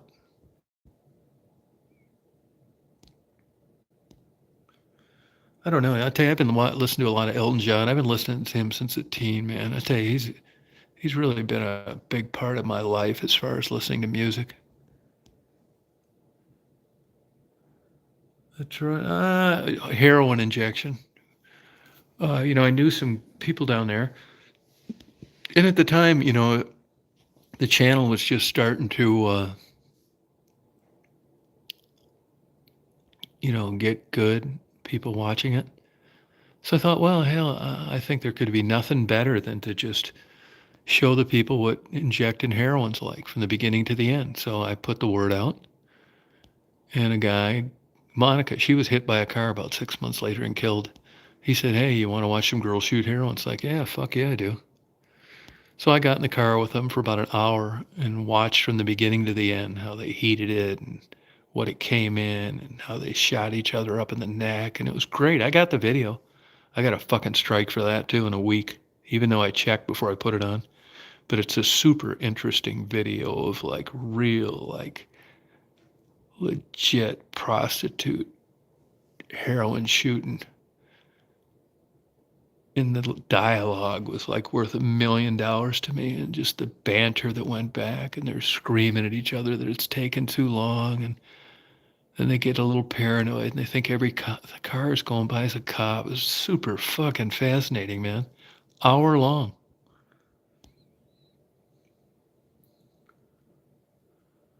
That's so great, man. Raven, definitely Raven. What a innocent, childlike sweetness to a girl that had been fucked over from day one, from a stepdad to a foster home to an accident that cost her teeth to a topless dancing job going south to full-time prostitution and heroin.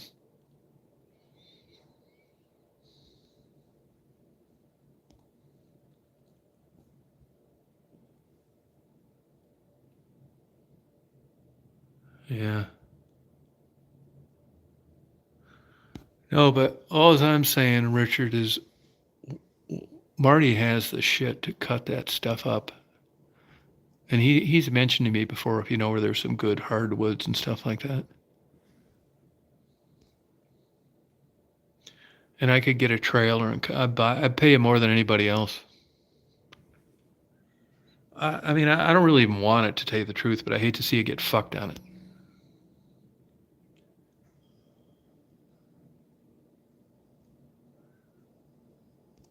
Yeah, those were good ass days, man. One day I was down there too, and these guys, they were dope dealers down there. Like pretty, I don't want to say what level they are because I don't know. But I know I ran into them eating breakfast one morning, and they said, "Do I want to see the real shit?" It's like, what are you talking about? It's like dope and stuff. It's like, are you gonna murder me? It's like, no, leave your phone on, man. You can come, but don't you be uploading this shit. It's like, why are you doing this then? You know why they did it? Because they said Raven said I was a good guy. I said, ah, fuck it, man. At the time, I was like really depressed, and I thought maybe these motherfuckers will do something that I didn't have enough balls to do. It wasn't like I had a beautiful wife and 2 twin daughters, and I was going to be missing out on that. It's like, yeah, fuck it. If I get murdered, I get murdered. So I went in there, and it was this like fucking apartment. It was a house that was converted into like a big apartment. There's just packs of dope all over, like heroin, and they had a bunch of like fentanyl and cocaine, these big bricks of marijuana, and these like AK-47s and rap music playing. These real cute, like young black girls. They didn't even say, "You better never say anything." I think they knew I wasn't going to say anything. And of course, I didn't ask them to record it. Yeah, they had a refrigerator there with like fresh squeezed orange juice in it. No, I never did a video on that. No, I have not. Good night, Brian. Yeah, I thought that was a pretty cool experience.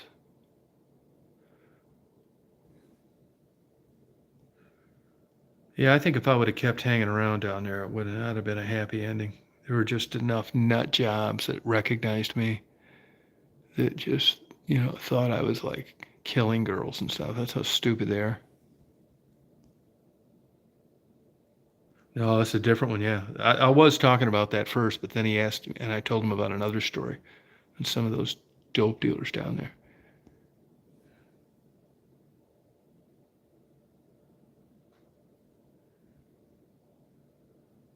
Oh, no kidding. Wow. Doc, where do you living now?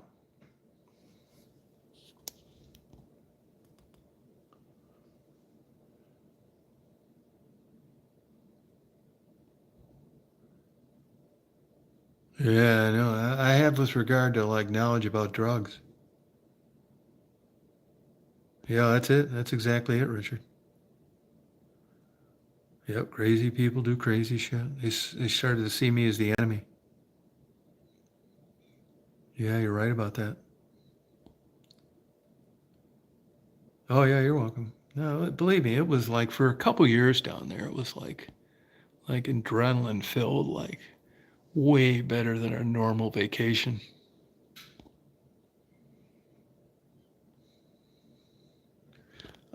But towards the end, I had people like coming up to me all the time down there, recognizing me. I'd be eating dinner or something or breakfast, and they'd be coming over and say, "Aren't you that guy?" And it was usually not so much that they recognized me, but they recognized the van and Daisy on the dash. Oh, Utah. Okay. Oh, okay.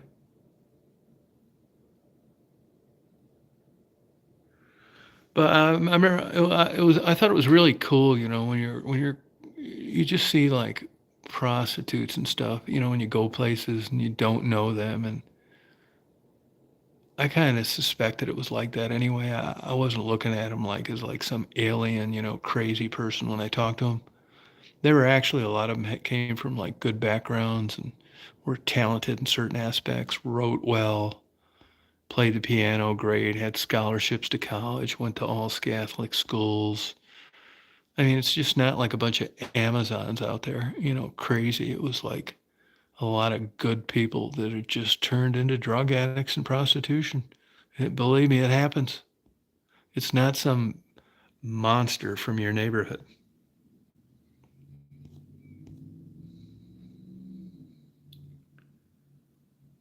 Yeah, I got swatted. Yeah. Hey, Penny. Nah, I think eventually I'd have got taken out down there to tell you the truth. Especially down there. Plus the cops are crazy. Cops are always getting arrested and indicted and sent away for 30 years for crazy shit. It wasn't like you call the police down there and you're fine. I just saw an article the other day that Detroit has improved their response times from 1 hour to 25 minutes. Yeah, great. And it's just all those places you could like just be driving down there and get shot through the windshield.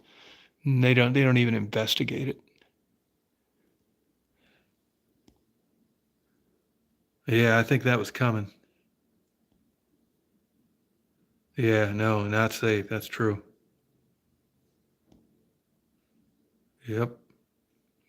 No, and it was like a double whammy. It was the cops I worried about. Believe me, they get caught framing people and putting dope in the car and all sorts of shit.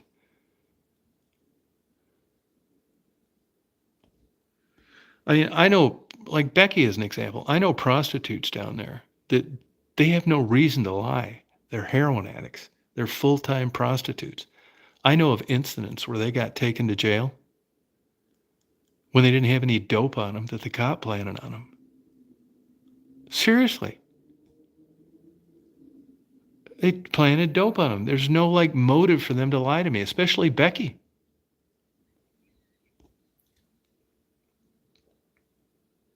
Yeah, they just gave him a big raise though, because they kept going paying him for the academy, and then they'd quit and get a job someplace else. So they just got raises, $10,000 raises. Yeah, a lot of serial killers. That's because it's such easy pickings, and they're just woman haters. And that's an easy person to kill, a prostitute. They're vulnerable. They're out in the middle of nowhere. Nobody really gives a shit. You're not going to get a big investigation over it. It's like easy pickings.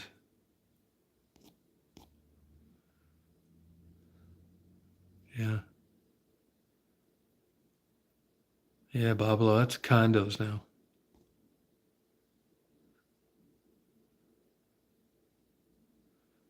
Yeah, women haters. Yeah, lowest of the low. Oh, it's sold, huh? Oh, okay. But it was a lot of good, interesting conversation with those people. I had some really great times, like taking those women out to lunch and stuff and breakfast and just bullshitting. It was fun and interesting.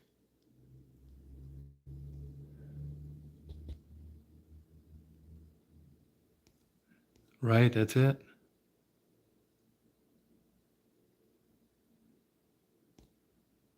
Oh yeah, I believe it. Yeah, that's it, Blue. Yeah, it's true. Yep. Hang on, I'm gonna grab another dragon's milk. Let's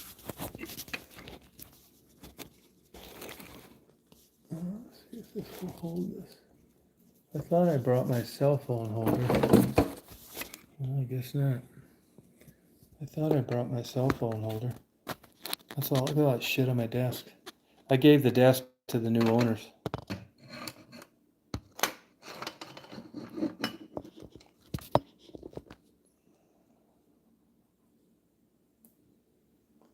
Instant karma. God dang it. Why did I do that? No, I know why. One dragon's milk and I'm already doing stupid shit.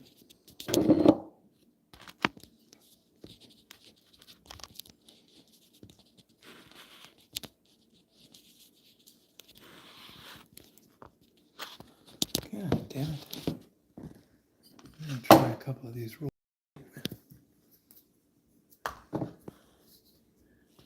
if that'll work. Yeah, that'll work.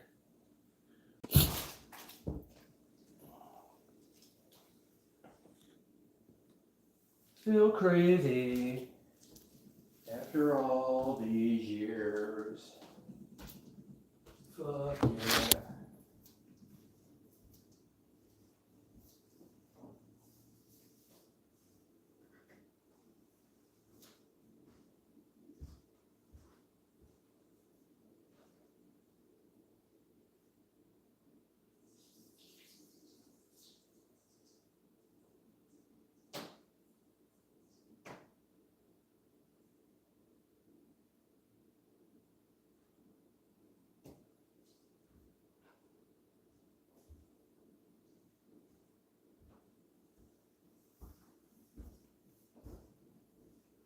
Still crazy after all these years.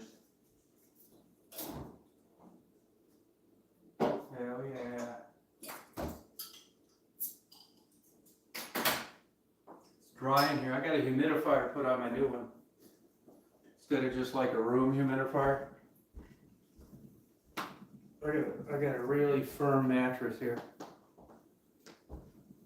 I got a really firm mattress. I don't know why this fucking thing keeps falling over. I got a really firm mattress. Oh, vodka. Good for you, Jeff.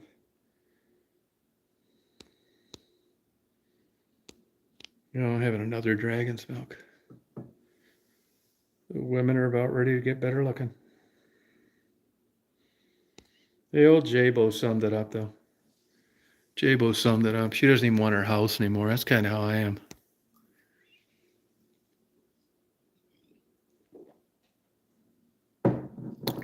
She's gonna switch from poetry to writing fiction. Yeah, it's gonna be like we run off together and she prostitutes in Seattle.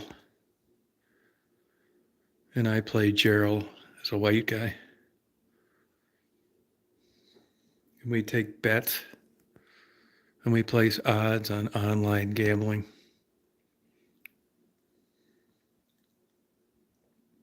Oh, thank you, Klaus. Yeah, Roku sucks. Good night, Richard. Yeah, good to have you. Thank you. Appreciate you being around. Yeah, Jabo's a top-notch, top-flight person.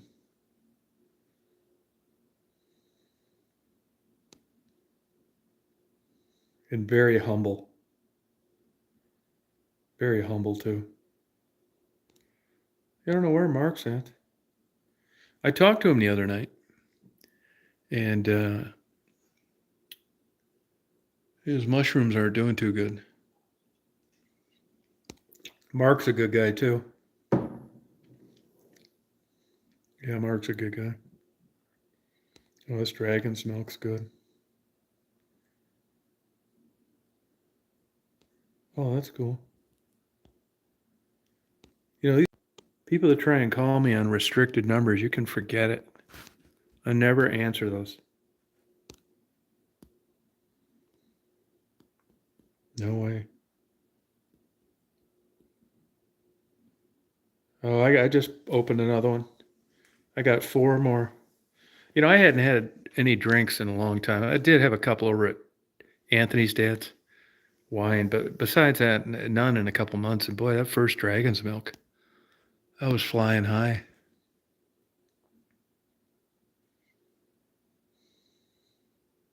Yeah. Yeah, after 2 dragon's milks, I was going on Match.com and looking at women 65 and older and wanting to bang about half of them.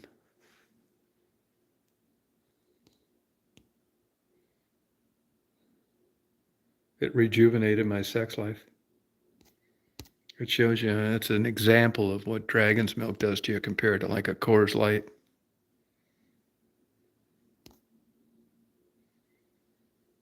And I sobered up.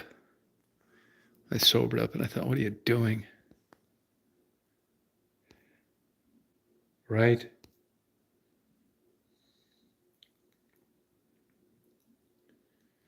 Yeah, so we'll see what the next few months brings. You know, this time goes by and it just creeps up on you. I mean, look how I fucked off on moving out of here. I knew this was coming though. I knew this was going to be this way.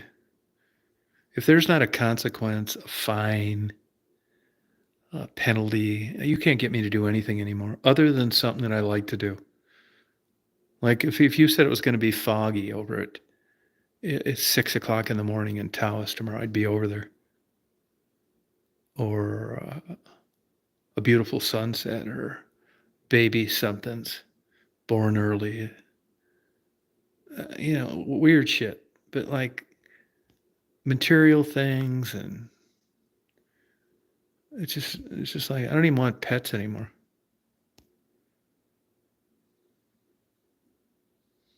Yeah, I mean, I don't know what the hell is wrong with me, but I don't get. There are good things that came with it. I don't. I mean, I'm starting to write down jacking off dates on my calendar. I guess it's just getting old. God, I hope not.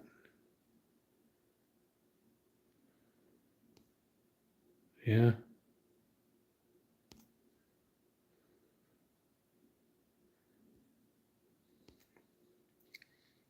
Yeah, I will say this though. I know this for sure. Getting older is not that fun. At least it hasn't been for me. I just want to go to the seniors club while they're all sitting there playing backgammon and blow my fucking brains out. Give them a dose of reality.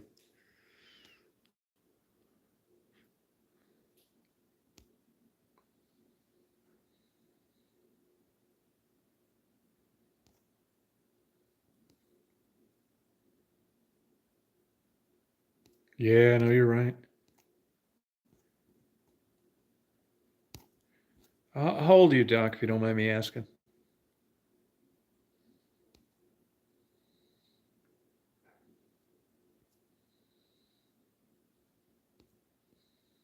Yeah, he's a good guy, yeah. Yeah, I like bees.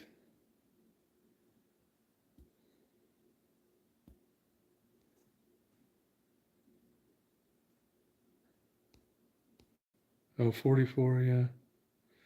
I mean, yeah, I mean, you can, you never know though, it's like, I think my attitude started getting like this quite a while ago.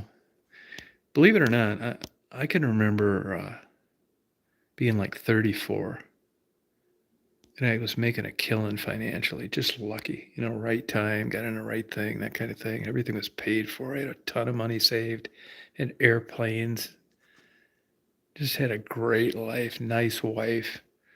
And I remember thinking to myself, this shit is getting pretty damn boring. It really is getting boring. It did get boring. You just get like comfortable. And then I moved down to Florida and I had a good thing going down there and I just saw it. I'm just like the worst candidate for like a long-term relationship. I knew this going into it though. And so did my wife, but I got an ultimatum. And I thought, man, it's not going to get any better than this. Oh, there goes the Waldarine lights. He just got done fucking the assistant manager on top of the pill counter. And then I just said, I gotta get out. I don't want to do this anymore. See, here's the thing. Like, if you have like mental health issues, you don't know what's what. You don't know whether it's older, whether it's depression. You just know that like you're not that happy and you want to change.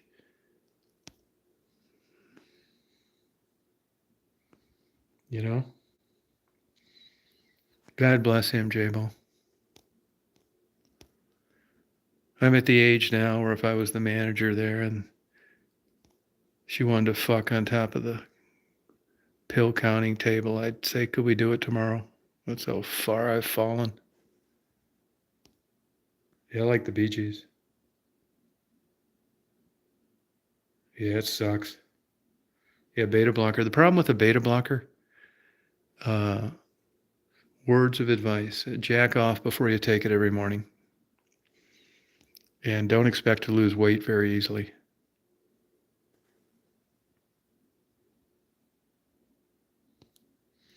That's why I tell people, like, I got this new house built, and I really people that I know on YouTube and stuff like that, like, I know what it's like to like think like this, like, I don't think it's unique or novel.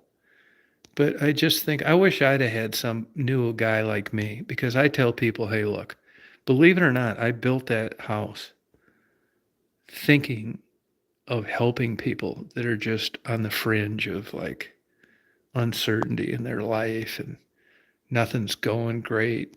And sometimes you can't chart your own path to happiness. And I haven't been too good at it myself, but I just thought, well, I'll just build another nice bedroom for like people I meet that have had problems like I've had. And they can just come down here with no strings attached and just like stay and just relax and like read books and shit. And like if you don't know somebody like that, where are you going to do that? You're going to like go to a hotel and it's going to be 150 a night and it's noisy and so I do try to like I'm empathetic to this plight of many and I'm more than happy to do it.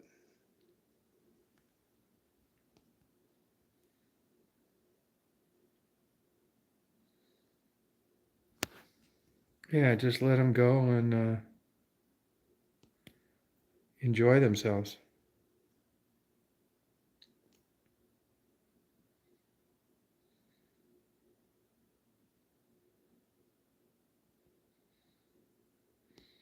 Yeah, just spontaneous, like come out there. I mean, it's a whole nother ball game when you can go someplace and it doesn't cost you anything. I can pick people up at the airport too.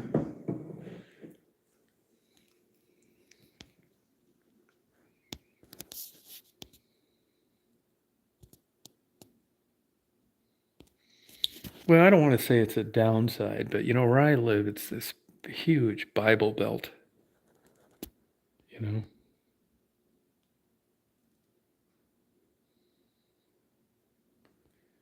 know, it's like this Christian bullshit everywhere.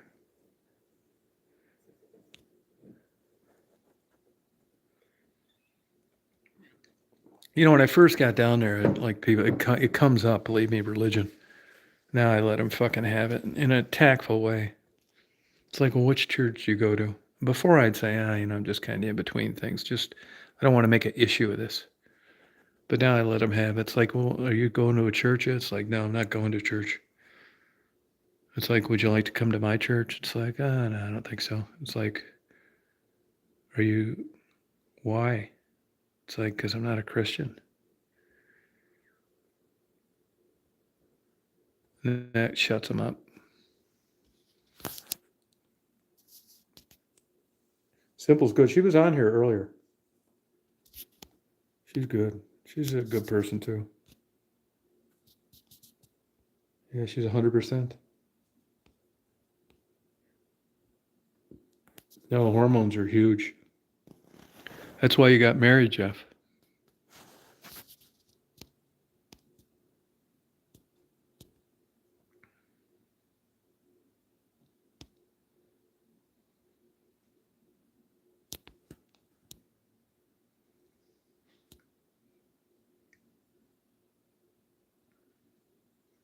Oh, ablation surgery. I had that. I had ablation surgery. It's not considered surgery. It's not considered surgery, ablation.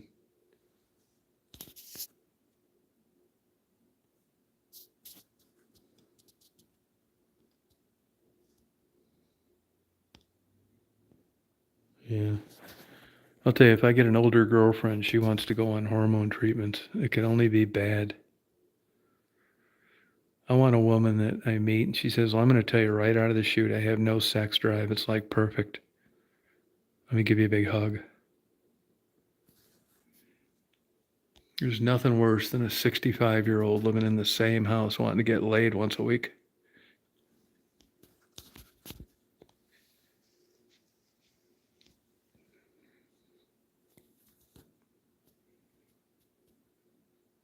Yeah, asexual. That's what I want to do. Yeah, when I went to Cleveland Clinic, I don't think I had any. I think it was all depression, though, man. I went through about a 7-year period of like sleep deprivation, like you can't believe. I don't think I'd have had that damn atrial fibrillation if it wasn't for that. Yeah. Yeah, I don't want that either. Yeah, that's a tough one, man. Fucking sex, man. Fuck it. I have my new 68-year-old girlfriend move in. She said, boy, have I got a surprise for you. It's like, what? What? She said, I got you some Viagra today. I said, what are you trying to get murdered? Yeah, it fucked me up good. Now, I could be wrong about that. I volunteered for a study. It was called the TOCA-STAR study. That was a $140,000 operation. I had good insurance and no deductible. But I never had that AFib again. That AFib's a pain in the fucking ass. Can't eat like leafy green vegetables and you're fucking around with this blood thinner all the time and you just like barely touch something, you get a bruise. Like, fuck this. Thank God that bullshit fixed it.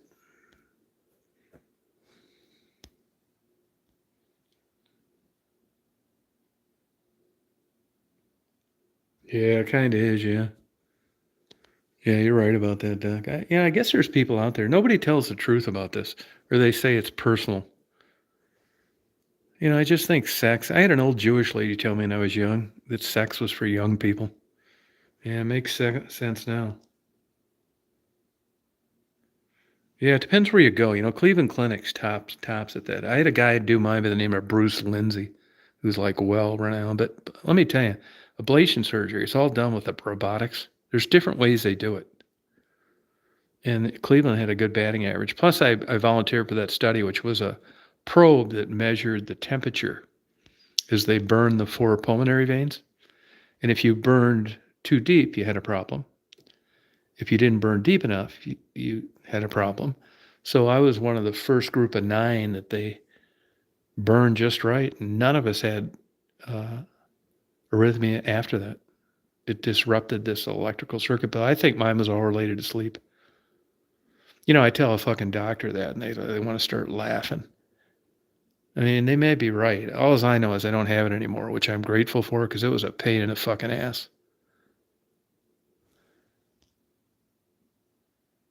Yeah. Yeah, Sedona's good. Yeah, I don't want to ruin your vacation. I've been to Sedona before. See, I don't believe in shit like that. Like this healing power than rocks and stuff like that. Nah, I mean, you're sitting out there, you're like a fucking frog on a log, and you're just sitting out there, and it's like you're thinking these rocks are healing you. You'd be better off buying a big 14-inch French tickler with double D batteries. Fucking finger banging yourself watching Chippendale videos on YouTube. I mean, how can fucking sitting on rocks like heal you? I mean, good for you that you're in a search for, trying to get better. And I'm speaking from like trying all this shit myself. I mean, I just sucked a donkey dick at one time in my life. If you'd have told me, it have relieved my pressure, my depression.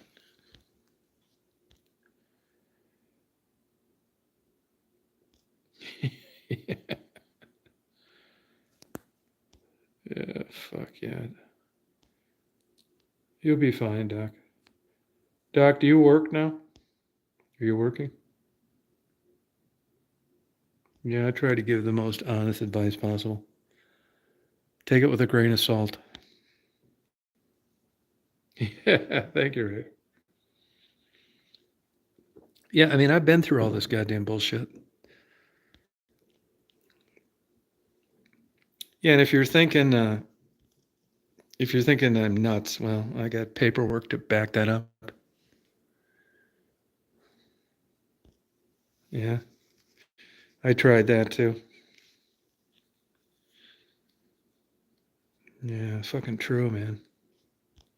Shit, you get desperate trying to like find your life's calling. You're just like wondering why you're not like feeling better. I'll tell you what the problem could be. What the problem could be, Doc, is you're just not super fucking stupid. If you're really dumb, you may find just happiness at a secure job at Taco Bell for 40 years. You could gain 200 pounds and have 3 or 4 kids from different baby daddies and just be happier as hell, happy as hell. I see them. They're up here. These fucking women wouldn't know goddamn depression if you smacked them in the head with it. And their life sucks, according to me. But they're way happier than I am. Living a double wide, got a fucking tarp on the roof, a couple cinder blocks, keeping it from getting blown off, driving an old beater, always getting busted for no insurance. I'm not shit. You're young, you're 44, you're out there, you keep, maybe you're waiting for your knight in shining armor. Whatever it is. Oh, good for you. Nice inheritance, good. No, I get it. Yeah, no, fuck, you're asking the wrong guy. I'm still trying to figure it out. Yeah, it's like these are all questions everybody has. I don't know. I wish I could tell you. Yeah, but you deal with it. Yeah, I dealt with mine. I got run off the fucking road twice by cop cars. I was so out of it the second time that I thought to myself, why is this guy tailgating me? They say when you're depressed that bright light therapy will help. Well, I got that. I mean, these fucking lights were so bright. In my darkness, depths of despair, I thought, it's Christmas. Those are blue and red and bright white lights. Huh.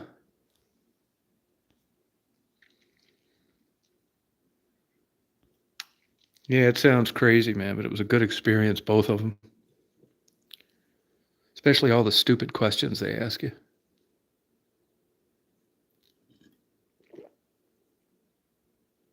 They say, is there anything wrong? I said, well, I'm pretty sure there is, because you pulled me over and cut me off.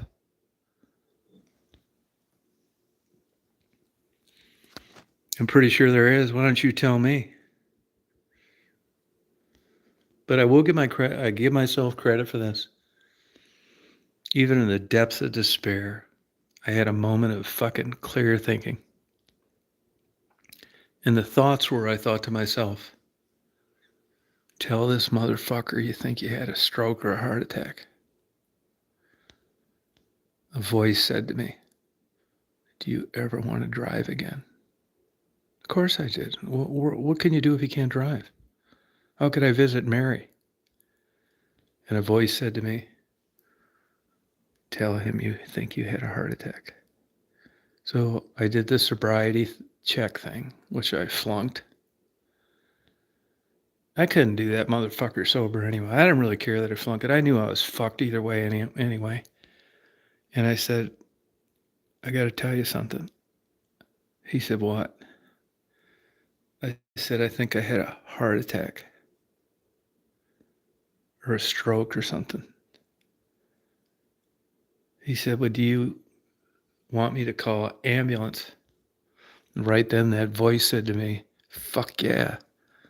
You want to be behind bars or in a nice bed with people waiting on you? I said, yeah, I think you should call an ambulance. Because I didn't have any alcohol in me. I think what got the whole thing going is running into 6 cars and not stopping. Yeah. And he said, why didn't you stop? And I said, well, there was no injuries.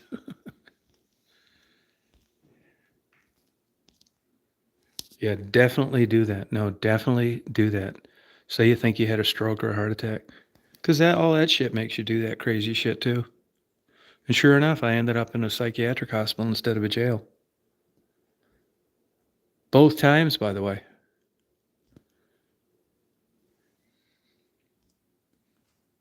Yeah. He said, have you taken any illegal drugs? I said, no, I got a prescription for them. He said, what's going on here? It's like, I don't know, man. I'm just having a fucking bad day.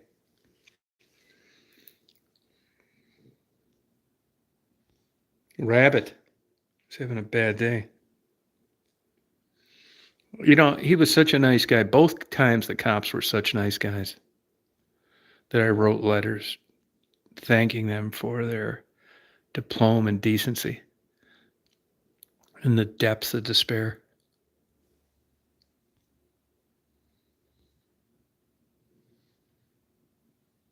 Yeah. Seriously, it works out a lot better.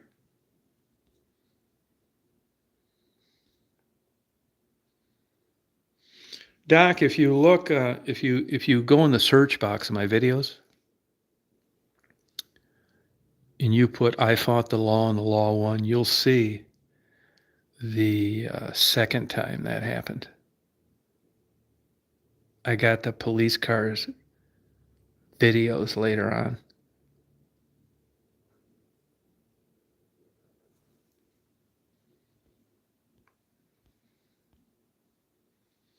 Yeah, check it out.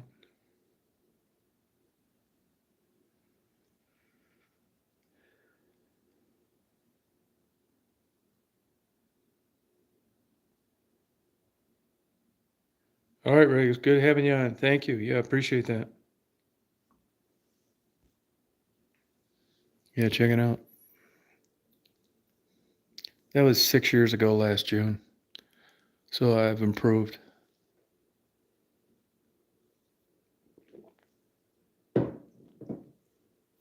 Now, here's the downside of saying that you had a heart attack or a stroke, you fainted or any of that shit.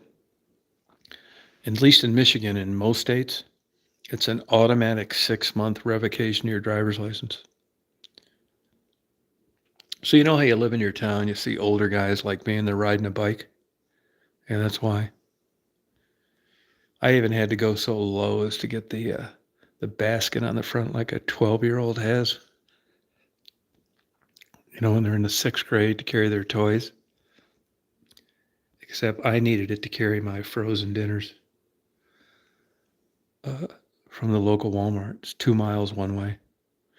I even got snow tires put on my bike. You know, neighbors would take in everything. That's a pain in the fucking ass. You hate asking them. You're always rushing through. You don't get to take your time. You just hate doing it. So I just got a bike. Fuck it. I was pedaling around. Let me tell you a funny thing happened one time.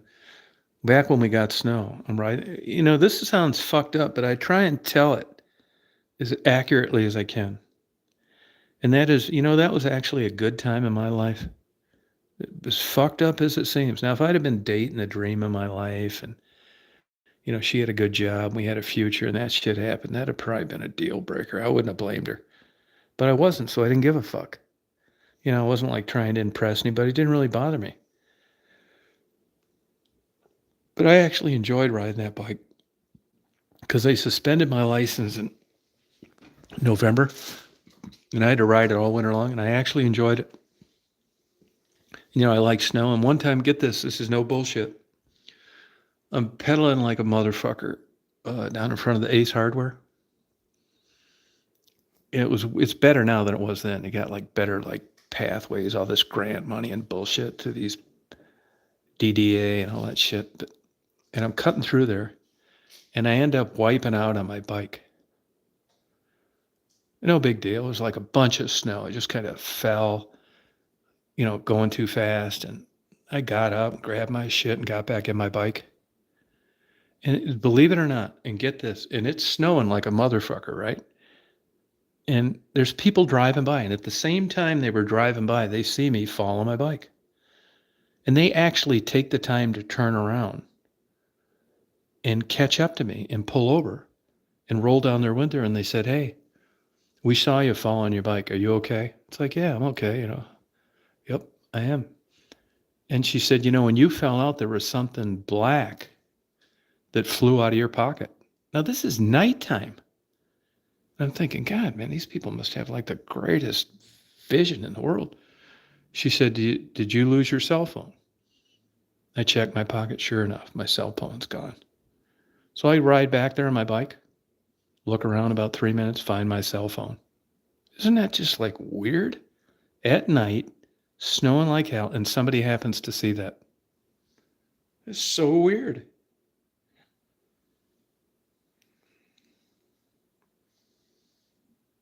It's crazy. And then, so I rode that for about. Let me tell you this. This is how it wasn't that bad, because I could have got my driver's license back like in May, and I actually just kept riding my bike till June. I was liking it. It wasn't like some big thing. I was chomping at the bit. I stayed home more. I got more reading done. I lost weight. It's like, fuck. This is like a silver lining. It's crazy, isn't it? Yeah, wasn't that sweet? That's crazy, isn't it? Something like that would happen.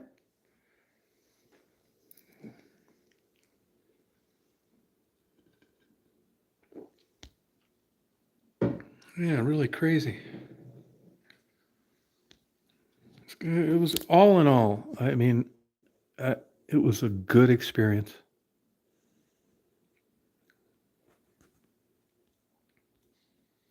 And if you ever have like breakdowns, mine were never really breakdowns. Both my things, the one got because of clobbering cars.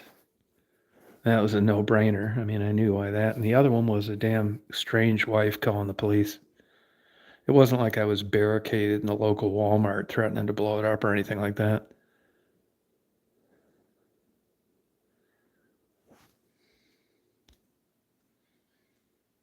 Yeah, so but overall, I would just chalk it up to experience. But here's another thing too. By that time, I was already at the age where I didn't need to work, so I didn't really give a fuck that much. I'm sure if I'd have been applying for jobs at a small local community, it would have been a big deal. Or running for office or some shit like that. But as it turns out, at that age, it really didn't hurt me at all. I think you were probably timed out by mistake if somebody was on a phone. It's easy to do. They hit this thing accidentally. And if you didn't say something like crazy, which I doubt that you did, they didn't even know they did it. Yeah, mistake. Yeah, that's what I thought. Yeah.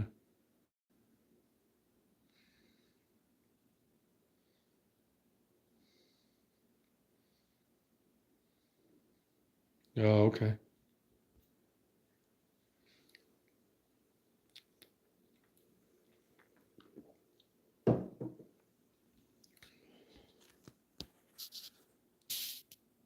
Yeah, I don't know who did it.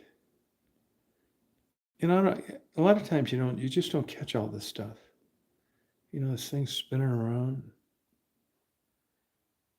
Uh, I'm trying to go back now and see. I don't even see it anymore.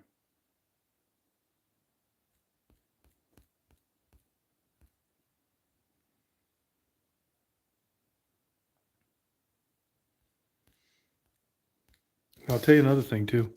If you have like mental problems, I mean, you can make sure you don't get an involuntary admission, one where it's a court ordered or they lock you up against your will. That's a big no no. That'll haunt you the rest of your life if you're young because it's done through the probate system. And even though the records are updated, it still hangs around. I mean, all you got to do is search stuff on the internet, and that affects a lot of things.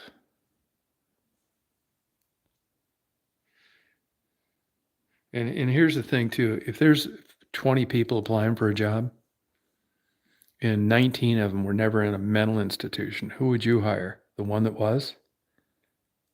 You know what I mean? I mean, when they're looking for the best candidate, that doesn't generally bode well with long-term employee of the month type theory.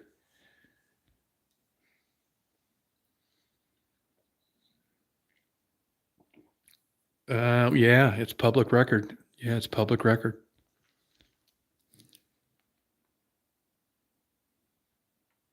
Oh, good. Oh, good for you, Doc. Yeah, and Doc, now I don't know this for sure, but I'll just throw it out there. It's like, in a weird way, like when you have money and you don't need to work,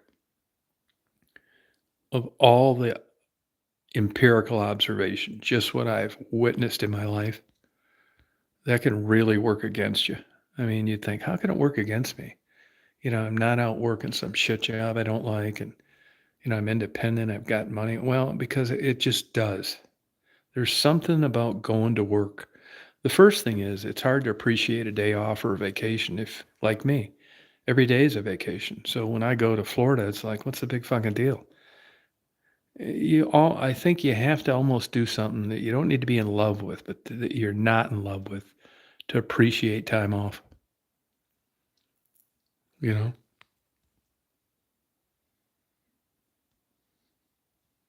Good night, Instant Karma.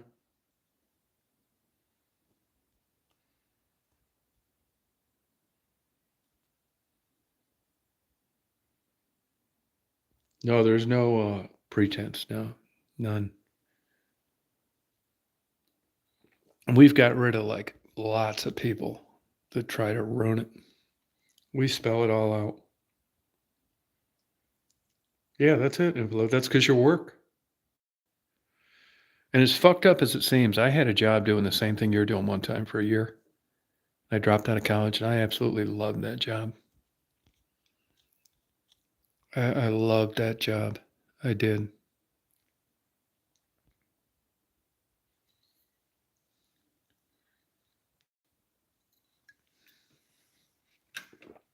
I'm in fucking Home Depot the other day and I'm buying some bullshit. She said, "Are you a veteran?" It's like, nah.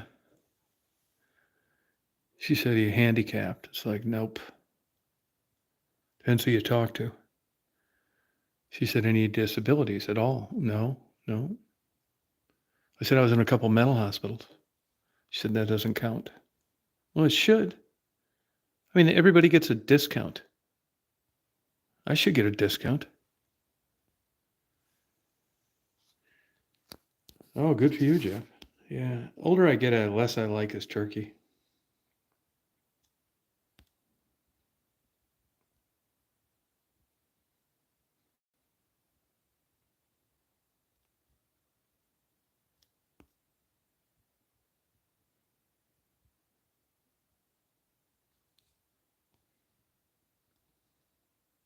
Yeah, higher purpose.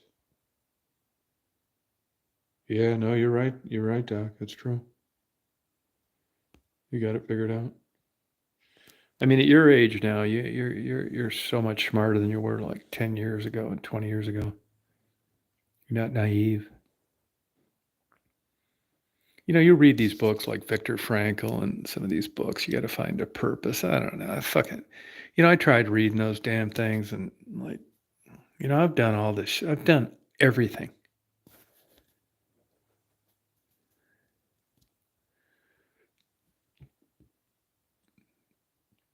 I don't know. Fuck, I don't know any more now than I did when I first started having problems. Yeah, why don't I get a discount? Yeah, 55.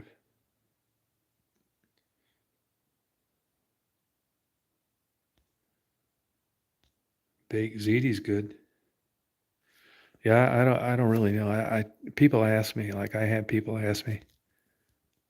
I don't even say anything. It's subjective, right?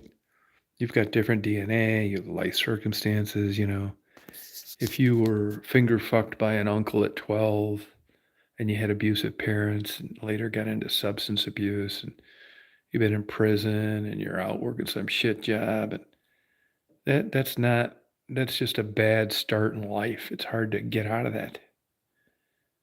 So you ask somebody that's like doing really well and you're trying to be that way. Well, they got a much bigger head start than you did under way better circumstances. These old bullshit like apple pie stories about just work hard, study hard. Yeah, yeah, right. Yeah. Study habits are mental too. And you don't get too many people that are from dysfunctional families that are particularly good students, just the way it works.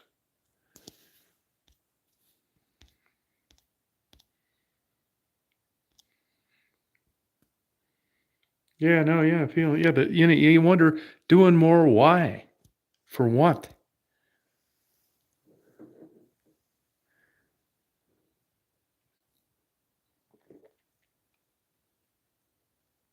Yeah, that they sell you all this bullshit through the stuff you see on these. Go in the self-help section of a bookstore. Uncover the real you, shoot for the stars. No, no, it doesn't.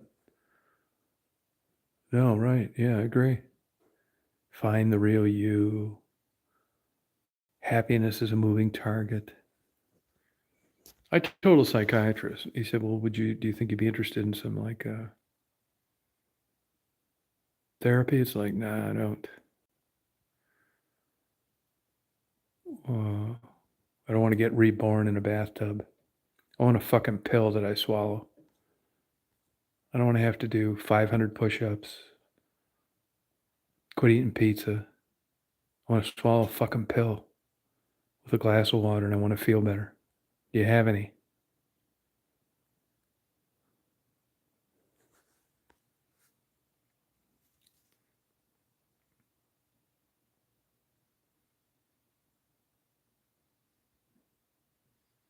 Oh, good for you.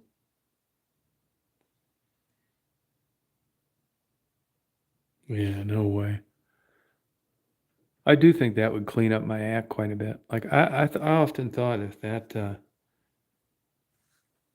if I would have been presented with that, I think that like stamp my ass out at everything. Like if I had a purpose, like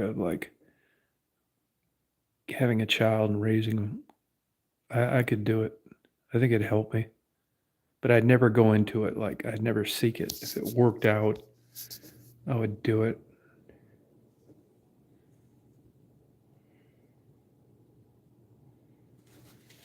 Yeah, it's like what the fuck, man. I mean, I never like. Nah, I don't think I'd do that either. I mean, I would do it under certain circumstances, but it'd have to just like come to me in an odd way. I was thinking of that today, actually driving. Like if Anthony got like, I mean, it kind of happened with me with Daisy. I know it's not the same as humans, but I just could not stand the thought of her. Like I knew her history, and I thought, fuck it, I'll take her. But if something like Anthony ever got in the deal and I knew he was going to go to a group home or something, I'd probably just not, I'm not going to watch this happen. I mean, I'm older too, same age as his parents, but I don't think I'd allow that to happen.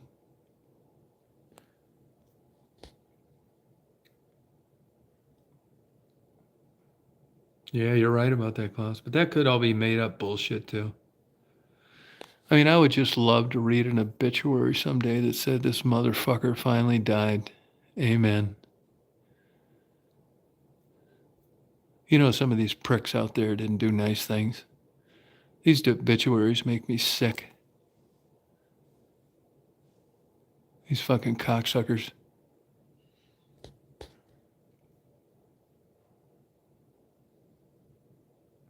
Oh, parenting super difficult. Yeah, I at least give myself credit for having enough sense enough to not try that. It's like thinking it might help. I never really wanted kids. Honestly, I can remember even as a young kid, I remember thinking, man, my DNA. Oh God, good luck. Probably be a fucking serial killer.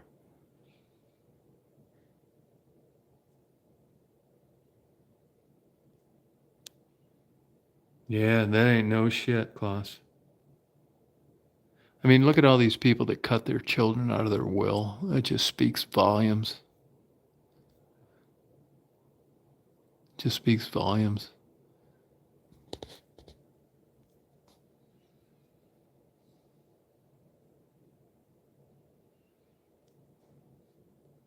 Yeah.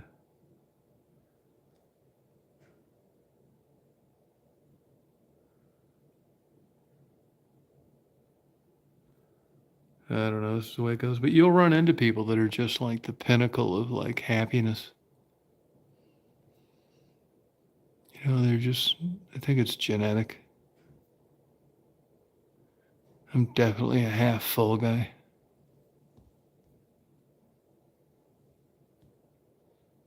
Yeah, I mean, I hope I get one of these vulture burials. Yeah, I don't want a tombstone either. What a waste of money. What a waste of carved rock. So stupid. Only narcissistic human beings would think that they should be entitled to a marker that their dumbass at one time was living. All you do is mow grass around the fucking thing for eternity. So stupid.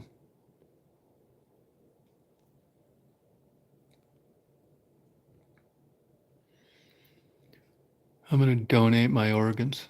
You know what I'm going to donate it to? A transgender. A woman that wants a big fucking cock. That's what I'm going to donate it. Not my heart, my cornea, none of that bullshit. I'm going to donate a big old fucking cock to a trans.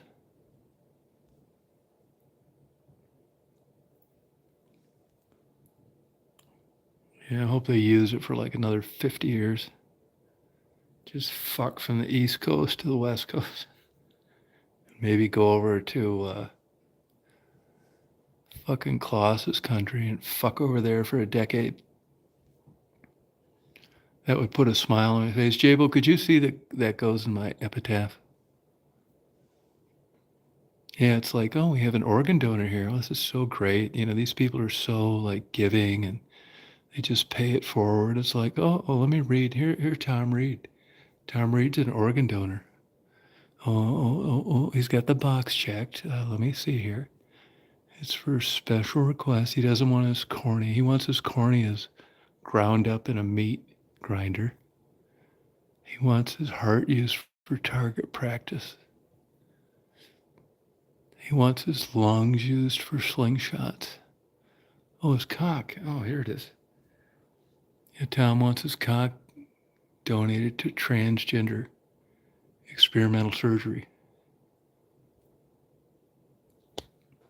That'll be quite a medical miracle.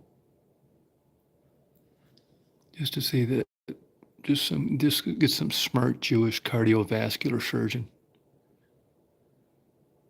And here I just died of natural death of old, but that cock lives on. Thank you. Thank you. I mean, everybody, I'm just bored with these. Everybody donating their corneas and their fucking heart valves and fucking all this other bullshit. I want to go on official record right now that I want to donate my cock and I want it only to be used for a trans operation. I want it to go to someone that had an actual, real vagina that wanted to switch.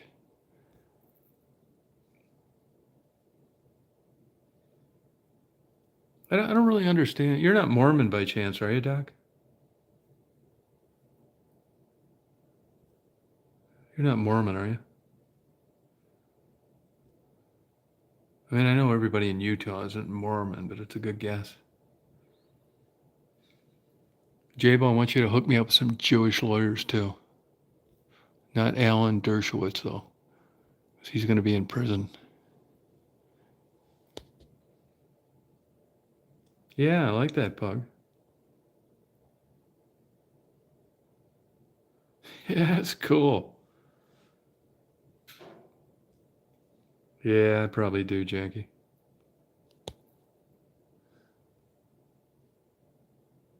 Oh, okay. Yeah, the girl. Congratulations.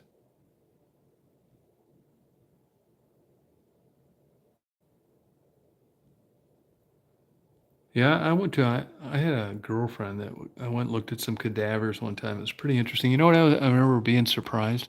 I was surprised how big the sciatic nerve is. I thought it was like small, like a like a vein you'd see in a leaf of lettuce. It was big, like an extension cord. Yeah, only Jewish, definitely for sure. Yeah, I know they'll be excellent at really ramming home, no pun intended, that it isn't the court's business or society's business what I choose to do with my organs and the lifestyle that they infiltrate.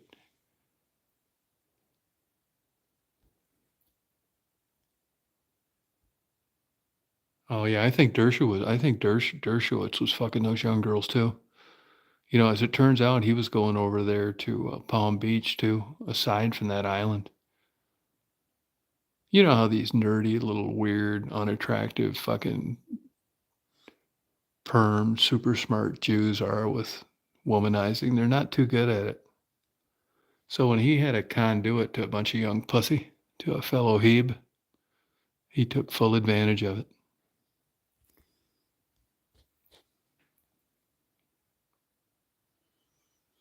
Yeah, they're like wings, and you look at the alveoli and how fragile it is. It looks like crepe paper.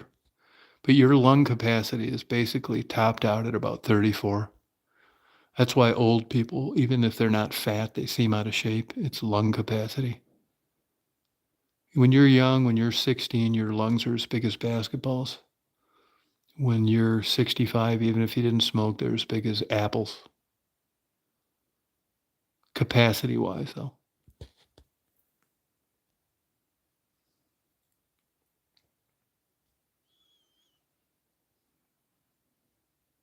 No, it's not fun. No, but although they're coming up with many more therapies for damaged lungs and bronchial dilators.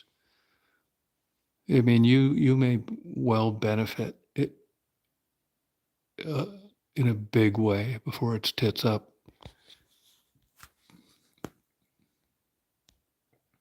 Yeah.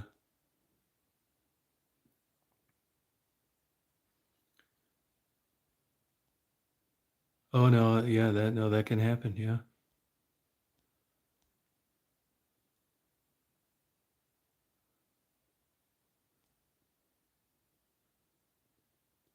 Yeah. That's why these older husbands can't give these women a good pounding like they had in their teens. They just don't have it in the old windbag any longer.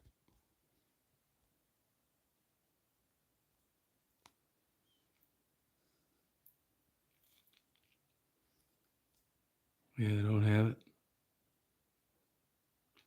I wish I could reach that higher plateau where I could get into this like thinking of this kind of bonding and true love where the physical attributes took last place. I still think that's an aberration. It's not because it's so present in Mother Nature and human beings as well. But I think that's a real, I don't want to say anomaly, but I wish it was different. I wish humans would have evolved to like be attracted to women as they age rather than the other way around. I mean, it's all backwards. It doesn't make sense. Which is why all the 65-year-old women are playing pinochle and backgammon and not getting fucked like they were in their 20s. They get together and talk about the weather. They take walks. They go to the dog park. They plant shit in their garden. So they got a lot of time now.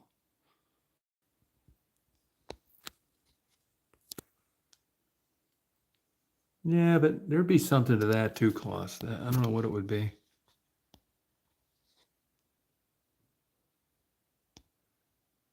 Yeah. Yeah, that's right. Yeah, I think you'll benefit. And I'll bet you too, if you look at places like, I don't mean to turn you off on this, but I know Mayo Clinic, I know a couple people they killed. But you look at Cleveland Clinic, Mayo Clinic, a couple of those places, I bet you're probably behind the times on lung modalities. They're out there, new things.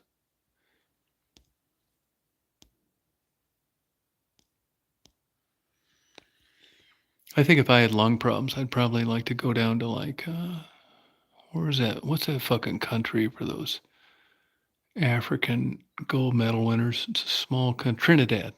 They're mostly sprinters though. There's one of those, maybe it's Ethiopia. There's one of those African countries where these motherfuckers just like run around the world to warm up. I mean, they're like sprinting the whole fucking 26-year-old. I want to get there a lung transplant from one of those fuckers that got killed on a scooter. Yeah, can you imagine getting the lungs of one of those guys? Holy shit, man. I would just like be chalking off like 12 hours to bang my Match.com date. Not even like break a sweat. You know, all that, what I just told you about lung capacity earlier, that'd all go out the window. I'd be in the Hall of Fame.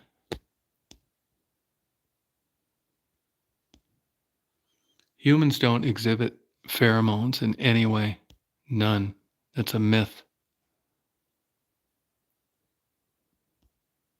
It's just like people taking honey, local honey for their allergies. They need their fucking head examined.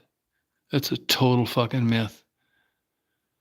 Baby rattlesnakes not being able to control their venom. It's a worse bite than an adult. Total myth.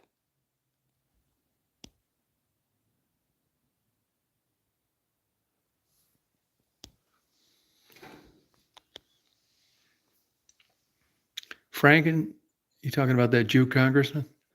What, did he run again? I think that guy got fucked over.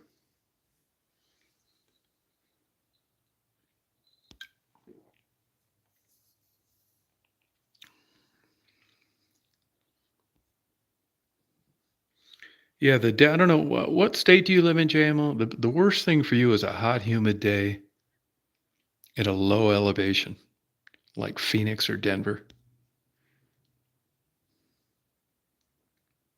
Oh, okay. Or Sacramento.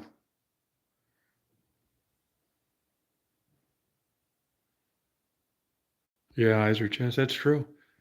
Yeah, thank you for bringing that up because when I looked through these Match.coms, I went through 383 profiles of women my age, and I wouldn't let one of them blow me. You got to work. I don't know if you know about valley fever, but that kills a lot of old people. Are you familiar with valley fever? No, Arizona would not be a good place to go.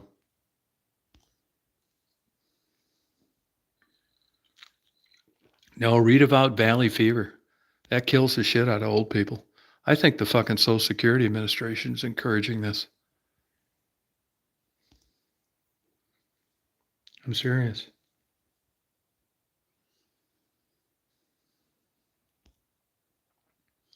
I think Arizona sucks.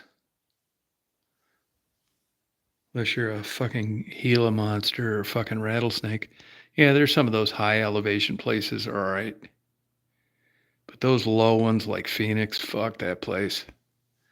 There's huge areas of Texas too. New Mexico.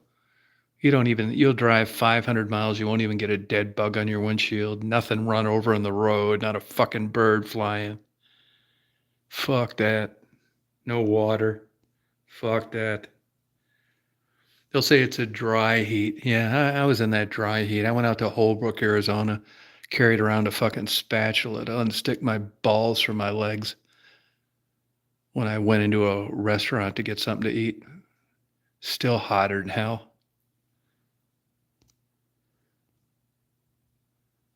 Fuck that.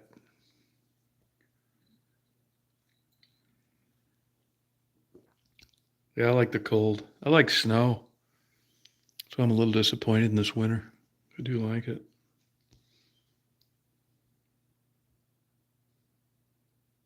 Yeah, nice voice helps. Yeah, nice voice helps.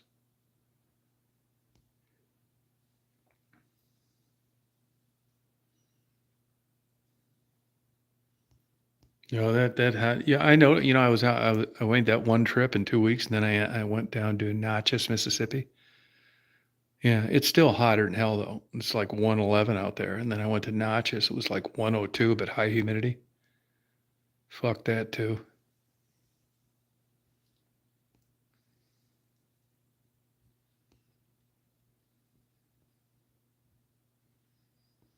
No, there'll be things. I bet. Do you take a bronchial dilator? I mean, there's a lot of good stuff out there, and it's getting better and better. You may qualify down the road for uh,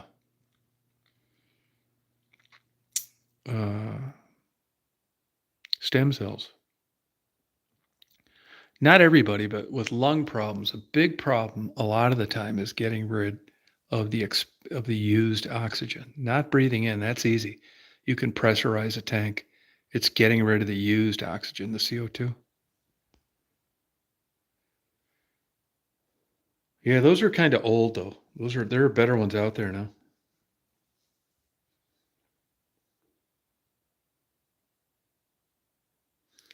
That's what I like about science. You can just like pick this shit out. I mean, it really works.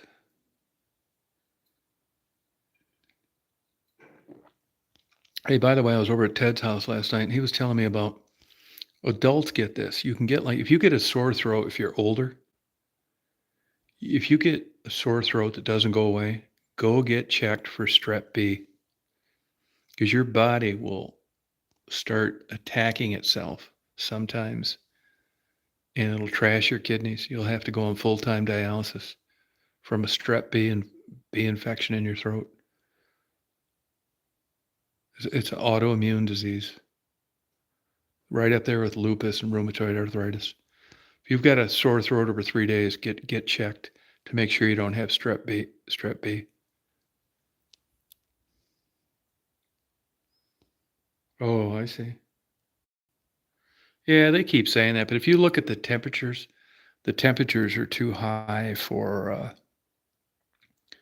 any meaningful like accumulation.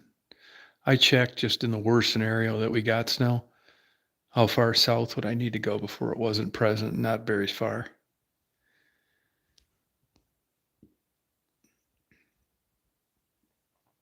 Do you take one, Shanique?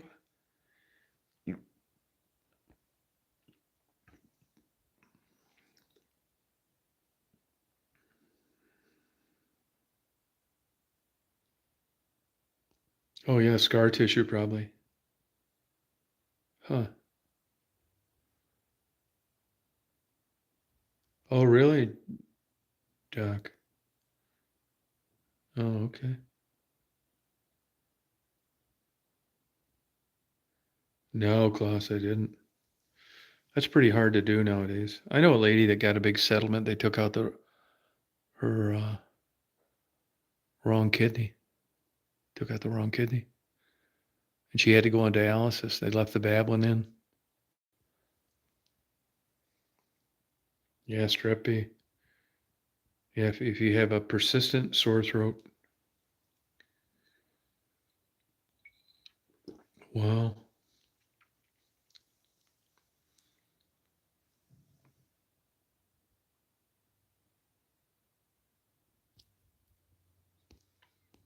Isn't that something?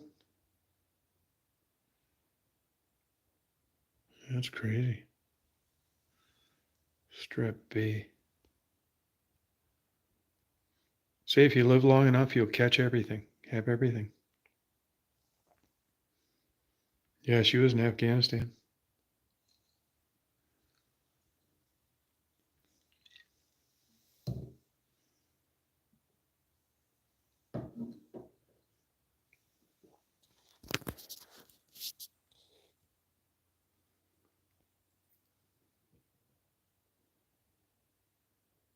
Huh. Oh, okay.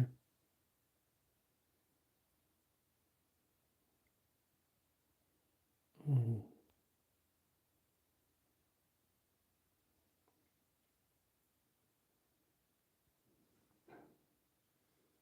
I don't think it helps.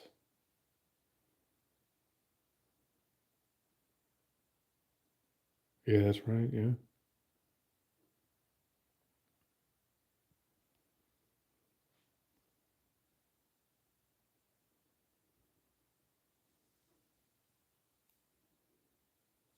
Oh, wow.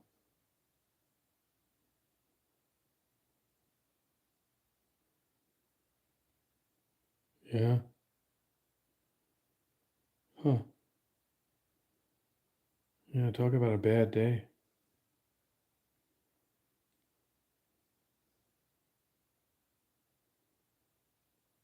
Oh, wow. Okay. Okay. Well, thank you for doing that.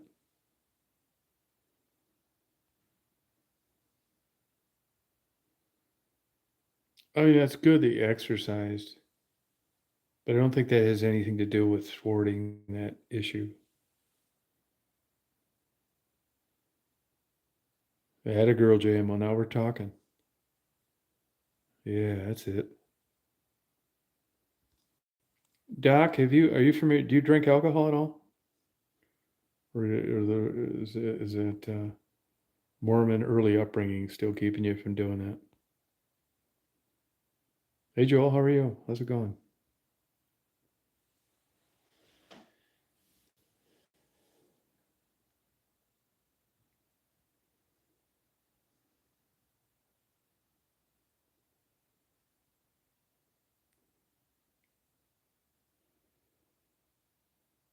Yeah, I sure wish for.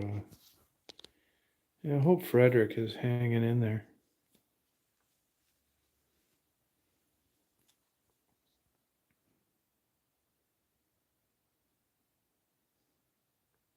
Good night, Conan. Good to see you. You party on. Oh, okay.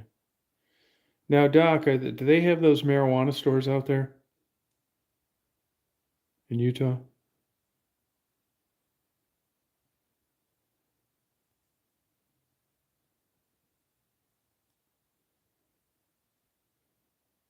Huh. Yeah, I think that's fuck. What do you do, man? I think he's stupid. Oh, Joel, I think a lot of those things. I think I think he was probably drinking. I think she's a gold digger, and he just allowed himself to get trapped in that bullshit. It's emotions, right? I mean, there's women out there. I knew some. Good night, Shaniqua. Yeah, I think he got set up, but he took the bait. I'll tell you what I'm interested in. I haven't read it anywhere that him and his wife were supposedly estranged. And if his wife knew he was doing that and they were estranged, I don't see how Michigan State can argue moral turpitude just because you were married. There's plenty of people that have an open marriage. That would be my defense.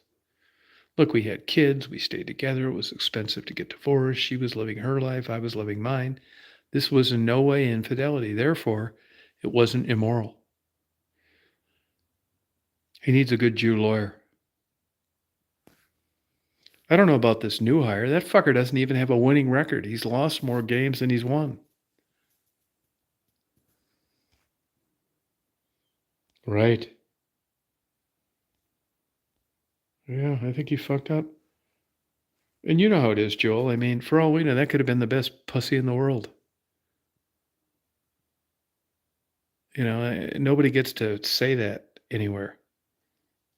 It's like, yeah, I met her, you know, where there's an instant attraction, man. It's the best blowjob I ever had in my life. And this phone sex was great. Everything was going great until he kind of hesitated on giving her some money for that bullshit foundation. I think she's a total fucking fraud. You know, there was nobody prosecuted for that alleged rape that she had years ago that were, you know, and she identifies herself as black. Does she look black to you? Not that that means a fucking thing, but it is part of it. I think he got set up like a lot of these men do. I think it was consensual. She could have hung up at any time. I'll tell you where he fucked up is not getting a lawyer right at the beginning. That's where he fucked up. Not getting a lawyer from the start. He thought he'd tell the truth. That's what fucked him. He admitted having phone sex with her.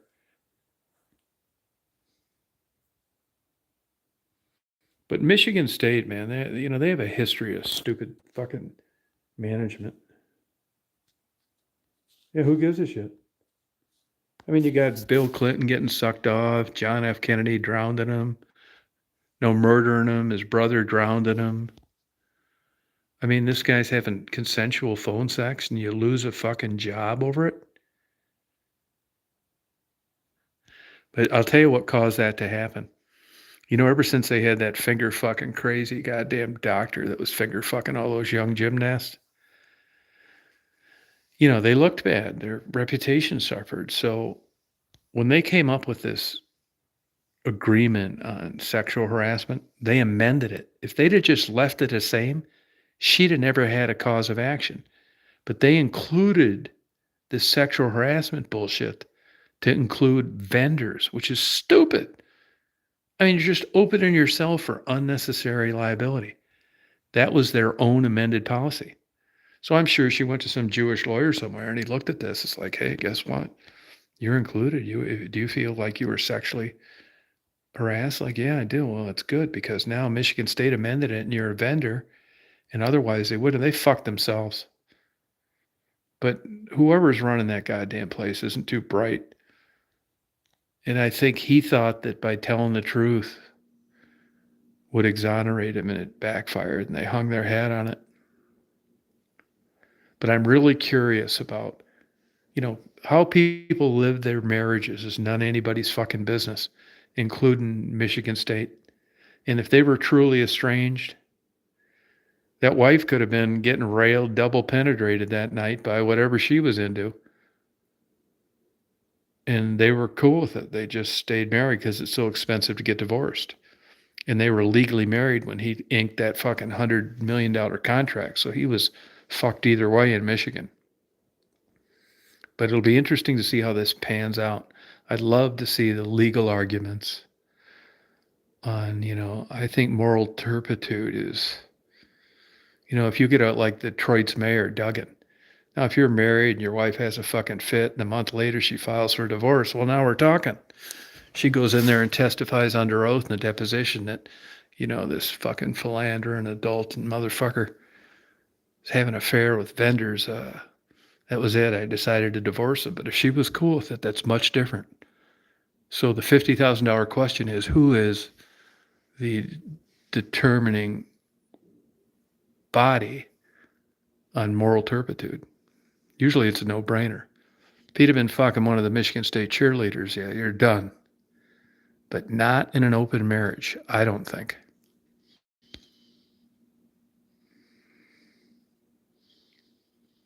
Yeah, Larry Nasser. Let me tell you something about that Larry Nasser, though, Blue. If you go back and you look at some of the transcripts online, now this ruins a good story, right? Which, of course, they don't want to do. There were plenty of girls that had the same procedure done on them by Larry Nasser that claimed it saved their career.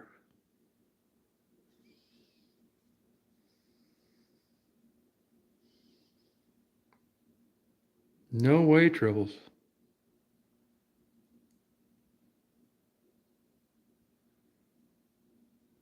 Oh, really? Well, it can, but usually it's a no-brainer on what it involves. If you're a football coach at Michigan State and you're fucking one of the cheerleaders, you're done. But I'm not so sure that's the case in an open marriage with an estranged spouse.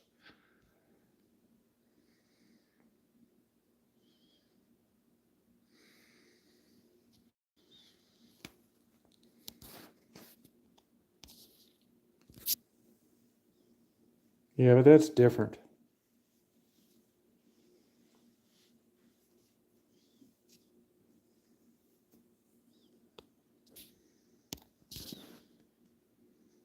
I mean, I think he's stupid, but I got an idea. This sexual harassment and fraternizing with employees and fucking your secretary, all this shit. There's a pretty definitive history of this doesn't work well long term. I mean, relationships come and go, and would you want to work with your ex-wife? Probably not. So they just try to head it off at the pass, and they make that a condition of an employment at a place. It's like, hey, we don't want you, having personal relationships because generally it doesn't work out. This is a business, not a dating site. So I understand why they do it. But in this case, like my dad said when I was young, son, that was some expensive pussy. And in this case, it turned out to be about $80 million worth. So, but you never know if if you're working at a place and all your secretary's 100 pounds overweight and has saggy tits and a rotten tooth. It's no problem not sexually harassing her. But if like you're all not harassing, but if you've got a woman you work with and she's super attractive, it's like to you she's the most beautiful thing in the world, and you fall in love with her because her personality is everything. Well, that's a little different. You just can't resist it. It's like you realize this is a once in a lifetime opportunity. And even though I love this job, I'm going to have a relationship with this person. I mean, this is like, grabbing the brass ring.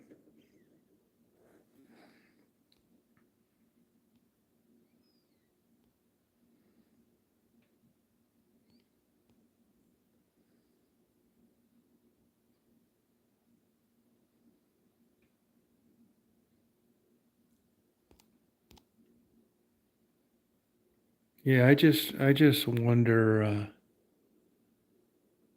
I mean, you get in these jams, relationships. It's emotional. I mean, it's the old adage: a stiff dick has no conscience.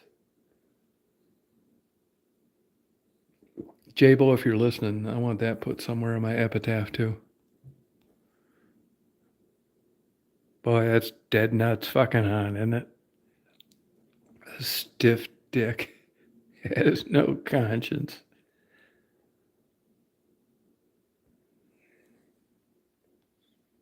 Yeah, Mel Tucker.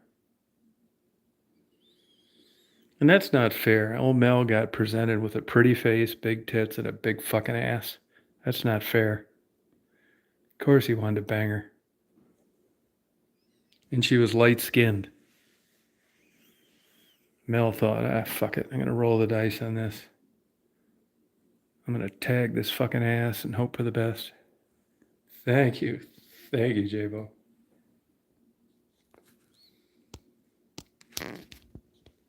Yeah, it's not fair. I mean, this is probably the worst fucking thing that could have ever came around to Mel. You know? And you know what? There was no getting through to Mel. If you'd have told Mel, hey, look, as a Jewish lawyer, my advice to you is to write this crazy big ass fucking cunt, even though she doesn't deserve it, a check for $5 million and have her sign off that she agrees not to tell anybody or badmouth you or go to the media. And he'd have saved himself $75 million. But I'm sure if you'd have said it's like $5 million, are you out of your fucking mind? She like blew me 3 times. I fucked her twice. I'm not giving her fucking $5 million. Are you nuts? Well, as it turns out, it cost him $80 million. And already they've ascertained that she's broke and needed the money.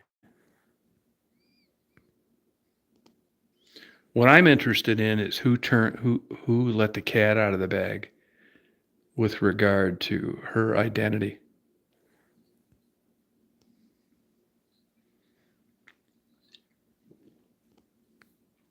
I'll tell you one thing, Joel. I would donate $1,000 to my local charity to see the look on Mel's face, just like Mel Gibson when the light bulb came on and what happened.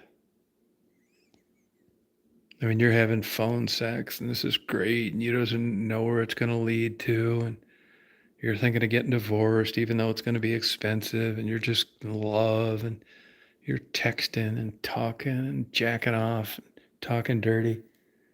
Then you find out you've been set up.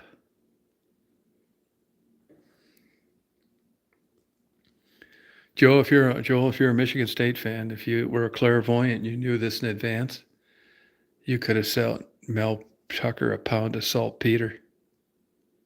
He could have got you front row tickets. Yeah, old Mel. He's fucked now. He'll be lucky to work at a junior college for $30,000 a year.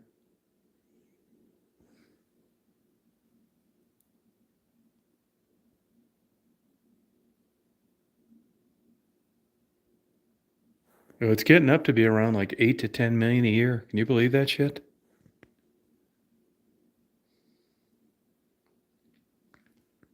God damn. I don't feel sorry for the guy, but I think it's unfortunate that a big-assed, light-skinned woman takes another black, powerful guy down. Maybe Bill Cosby was right all along. Just fucking put a quail in their fucking drink. They won't fuck with you for 35 years.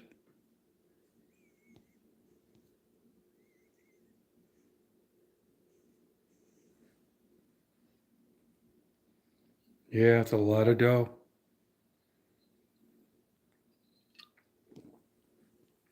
Fuck, for $80 million, Mel should have been able to fuck every goddamn cheerleader they had on the team.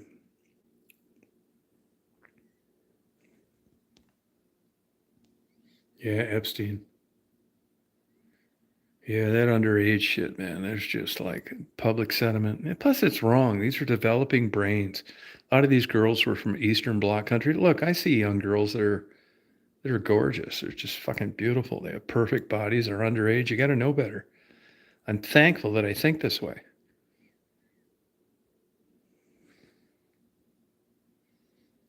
We're supposed to go out to dinner tomorrow with your dad tomorrow, Anthony. Supposed to go out to dinner. Gonna party. Packing boxes. Yeah, you see this happen a lot. Mike Tyson got set up with that Desiree Washington, another gold digging cunt. So did Mel Gibson with that Russian piano playing fucking bitch. You ever listen to those Mel Gibson tapes on YouTube? Listen to them. You'll laugh your fucking ass off. There's all sorts. Lee Iacocca got set up by that Peggy, whatever her name was. So did Paul McCartney by that one-legged fucking crook. If he had had any balls, he'd have cut off her other leg. What a fucking gold digging bitch. You think these guys would see this coming? I mean, you know how many blowjobs that would have bought in Tijuana? $80 million? What the fuck is wrong with these guys? Honeypot, yeah, thank you. God damn. There was no getting through to him, Joel. By the time they started getting flirting and shit like that, you weren't going to tell that motherfucker anything.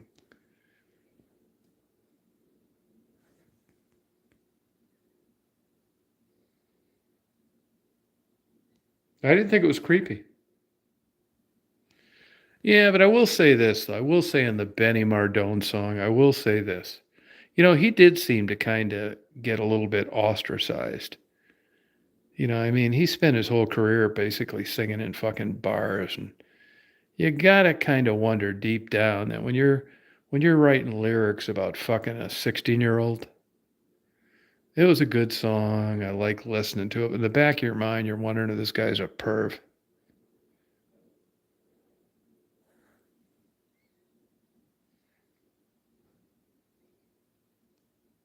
Oh, good for you. Yeah, it's true. A fucking eye doctor, uh, ophthalmologist.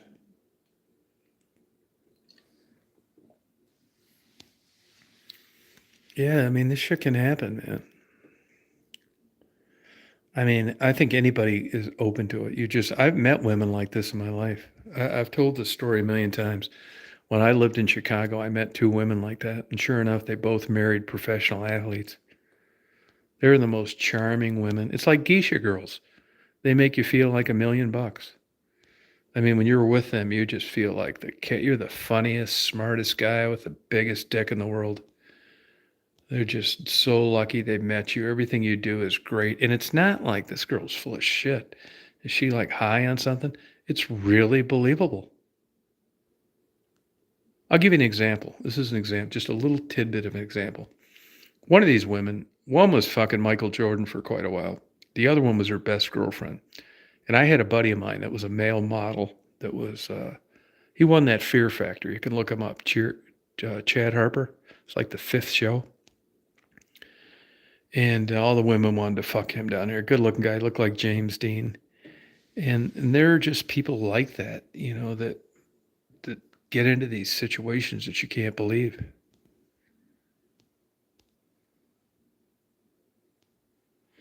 But there are women anyway. I met I knew both these women. I guess I could say I was friends with them. And one night I went out. The one girl's name was Melissa. Not that great looking. Big fucking fake tits, which I don't like, but a real charmer. And she wasn't interested in me, but she would call me up and say, let's go out to dinner. It's like, yeah, okay. So we go out to dinner, and I'm telling you, man, and I knew her girlfriend too, Margaret, that married a pro baseball pitcher. And we go out to dinner, and it was like, I can't explain this to you, really. I can't articulate it fully. She would like touch you, and it's like, she said, this is so fun, man. I really appreciate you going out with me. I just love being with you. You're just such a great guy. And I'm like about ready to blow a big load in my pants because, she's just complimenting me. And I can't really explain to you how it was believable. It wasn't like this girl's full of shit, man. Is she on fucking goddamn cocaine or something, But they just had this mystical way of making you feel good. So we go to this nice restaurant, we're eating, and it just so happened the fucking Chippendales, all these good looking motherfuckers that are on the front of fitness magazines that got about an 11-inch cock, they come in there, like 9 of them. They sit like across from us. And all these motherfuckers look like, they ought to, I mean, they look just like you expect. They're fucking male models that are stripping and, perfect bodies, no fucking pot gut, all that shit. And they're sitting down you know, and the waitress, I used to eat there a lot. The waitress, I said, oh, I see you got, I said, you're going to I made some comment about you going to date one of those. She said, no. She said, hey, you know who they are, don't you? It's like, nah, not really. I said, what are they, models or something like that? She said, no, they're Chippendales. They're in town for a week, and I'm with this girl, this Melissa. And we're sitting there eating. We're like into eating like about 5 minutes, and she puts her hand on mine. And now, mind you, this girl's not interested in me, but this is how charming they can be. She says, she said, yeah, the Chippendales. She said, so what? She said, the Chippendales, none of those guys. She said, there is no woman in here right now that's going to have any more fun than I'm having with you right now. She said, you're funny, you're interesting, and I could care less about the Chippendales. And that's kind of how like the whole night went. And I'd get text from her. And she couldn't wait till we got together. And like, I'd never had, and her girlfriend was the same way. It just had this magical way. That's why when you see these pro athletes and their wives, they get divorced. And before you know it, like Russell Wilson, all these guys, that girl, Deion Sanders, look up the bio of their girlfriends. They've all lived with other pro athletes before. And you're thinking, with all this young pussy out there, at these arenas and where they're going, why are they going with these women that have already been with other pro athletes? That's why. And if you read about geisha girls, it's not sex, it's the way they make you feel.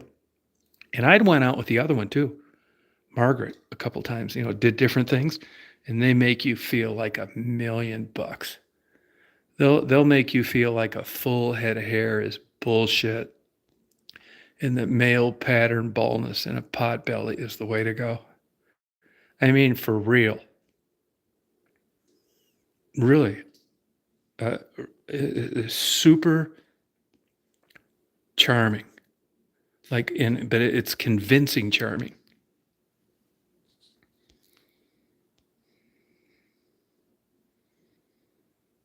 Yeah. And this guy that I knew, this model guy, he was banging a fucking topless dancer out in Las Vegas for about 4 years. I didn't think she was attractive at all. He liked that big fake tit, Botox lipped, kind of person. And she was a charmer too. They almost got married, but no sex. They got that 6 foot rule out in Las Vegas, but she was super fun to hang around with. Great personality. And it would be nothing for her on a weekend, like when the NBA was in town or some function, a yearly meeting of pro golfers. I'm not shitting you. I saw it. This girl, they had this couch upstairs, and it wasn't blowjobs and intercourse or any of that shit. It was, paying $1,000 for a bottle of shitty wine and sitting on the couch and having them run their fingers through your hair and rub their land, laugh at your stupid ass fucking jokes. And it wasn't anything for her regularly over like a Friday, Saturday to come home with $20,000 cash from tips and shit from these guys. And it never involved sex. And she told me one time that she knew people that, that she worked with that had sex with some of these like celebrities and pro athletes, and that just killed the fucking money. That it was this fucking subtle, smooth chase. These guys were all used to fucking anything they could everywhere they've been on tour or through games or whatever. And they got up there, and this old stripper isn't giving up this ass. And that's what kept the money flowing. There was one weekend she made $50,000 over a Friday and Saturday, cash. Big old fucking wads of 50s and 20s and hundreds. And it was stroking this male ego.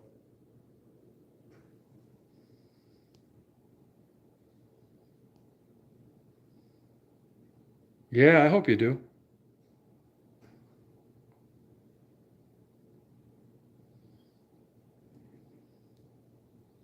Yeah. But I know that happened for sure.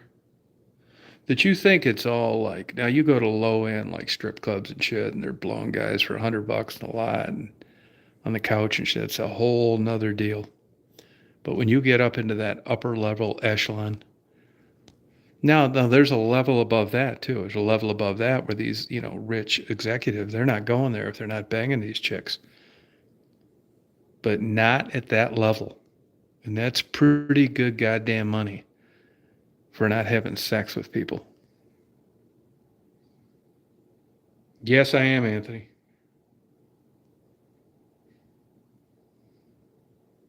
That's exactly it. That's it. Talking. But it's not just the fantasy. I almost want to say that it doesn't involve sex. It's weird. I don't know how to explain it. It's like making you feel good. There's a level above sex. And it takes a smart, certain type gifted personality. Like if you're looking for streetwalkers and you're trying to get blowjobs on, $50 blowjobs, you're not getting that. But when you get up into that big bucks thing, you're going to have like your brain manipulated like you've never had happen before. You're going to be wanting to leave your wife and shit for these charming women. It's crazy. It's nuts. 3 pairs of glasses, Anthony. 3 pairs of glasses. None of them worked. And he wanted to charge me half. Yeah, fuck that. It's how the woman makes a man feel. That's true. That's exactly right. And it isn't subservience. It's I can't really, I have to take some time to think of a better way of explaining this to you. It's not sexual. It's actually better than sex. If you ever get a chance, read a book on geisha girls. There's almost hardly, never any sex. It's this weird, it's not just companionship either. It's not like, stringing along some hog to a movie. It's the way they interact with you and appreciate. It's odd. I don't know. It's weird. Yeah, it is an ego boost, but it's even more than that because I think the interesting part is when you're getting charmed by these women. I mean, they're picking up the fucking tab and shit like that. They're picking up the tab. It's just I can't explain it. It's just like your mind is like it's releasing these chemicals, and it's like you're feeling so good. Like it almost seems like sex would ruin it. And let me tell you, and they had a lot of etiquette too. I mean, these women are good enough charmers where if there's pro athletes around, they want to hook up with them, and not to fuck them, to hang out with them. And if you go out to dinner with them or something like that, they're just very on their A game with how to charm men. Like when I would be with them and we'd do something, they'd turn off their phone. They're not going to be sitting there answering texts and shit from like A-Rod and fucking Michael Jordan while they're out with you. I mean, they covered every base. Yeah, I never knew it either.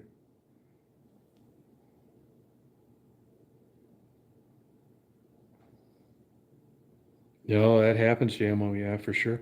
Look at Prince. I just reread that story tonight. He thought he was taking Vicodin. He had fake Vicodin with fentanyl in it. Tom Petty, too. Yeah, it's so crazy, man. But there's a different level. Yeah, it's Chinese fentanyl, though. It's the fake counterfeit fentanyl. I'm telling these fucking Chinese motherfuckers are ruining the country. They're already ruined the atmosphere. These motherfuckers are the enemy. Yeah, Prince. That shows you how powerful drug addiction is. Seymour Hoffman, it's Matthew Perry, Tom Petty. He lived out in fucking Santa Monica. I mean, they got every goddamn toy in the world. You got some 25-year-old deep throating you. You're having threesomes with the maid, and you're eating fondue and lobster tails and sushi, and you got the newest Corvette, and you ain't doing shit but fucking and drinking good wine, and you get hooked on that fucking shit, and that doesn't mean anything to you when you're trying to do that drug fix. You run out of the legitimate shit, so you start buying this stuff from people on the street, and it kills you. I mean, this is all over the place, but that shows you the power of this shit. You take an average young guy, and he's living on Malibu with some $10 million house.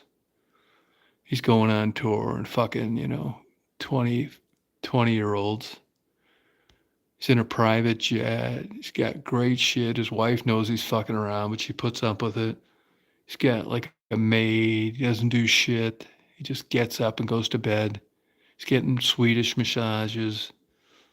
And he gets on that drugs. None of that stuff means jack shit. He's willing to roll the dice every time.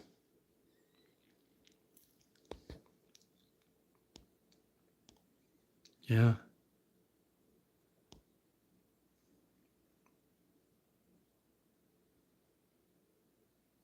No, I don't think that. I don't think that, Doc. I think he's deader than a fucking doornail and just a dried up old body. He's no different than a raccoon getting crushed on the expressway by a semi truck. In order to be anywhere, you have to have a consciousness, a thought process. And when that leaves, it doesn't matter where you're at.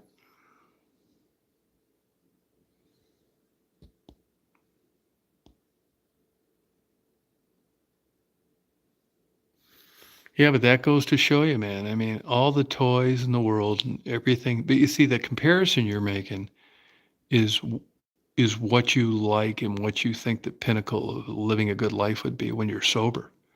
They're not sober. They're under the influence of drugs. And all that bullshit, they don't think anything of risking it all because it has nothing on drug addiction. That's where it's at, the way it makes you feel. It's like these charming women that I told you about, times 20. No, I don't believe in it at all. No, none. I don't think there is an afterlife. Uh-uh. I don't believe in it at all. No. No, I don't think there is a soul. When your heart quits beating, there's nothing. There's nothing anywhere. It's a sweet thought and plenty of books and movies written about it. But first of all, there's no evidence of it. And secondly, it's physiologically impossible. No, I don't believe that. No, there's no proof of that either. I would give more credence to a fart than a soul. Yeah, I know it ruins a good story. And believe me, I'd love to be up there with all my old pets and fucking whatever. But it's bullshit. When it's tits up, it's over. Yeah, no, I believe that. Yeah, I think that.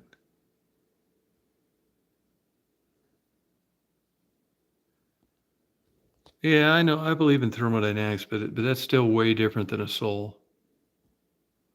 It's only the narcissist in people that believe that there's an afterlife. Happy New Year. Thank you. I just don't believe it, man. I think it's no different than trapping a rat in a trap or anything. Tits up. There's nothing. It's all philosophical. It's abstract. There's no proof. It's faith-based. Either you believe it or you don't. I don't believe it. I don't believe it. No, you're not going to find out. You're going to be dead. It's just like getting a colonoscopy. There's nothing going anywhere.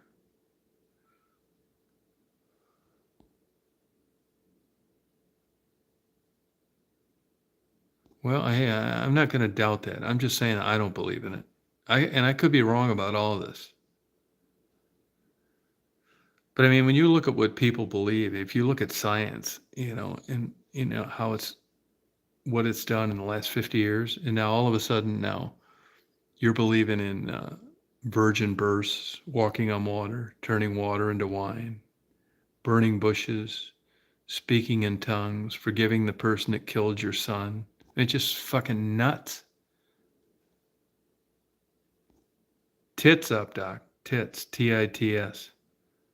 No, I just think it's nonsense, man. I mean, I hate to ruin a good story, and I could be wrong. But somebody's full of shit, whether it's the Jew, the Christian, or the Muslim. All these people are not right. I think it all comes down to science. It's just look like at the beginning. Look at the Christians and how old they think the earth is, and dinosaurs and fossils, and they want to argue with you. You're fucking nuts. I think they're crazy. They wear this cross around their neck. It's fucking bizarre. It's crazy. I wish it was true. I'd love to believe in it. No, none. Zero. It's non-energy. It's no different than catching a mouse in a trap. It's tits up.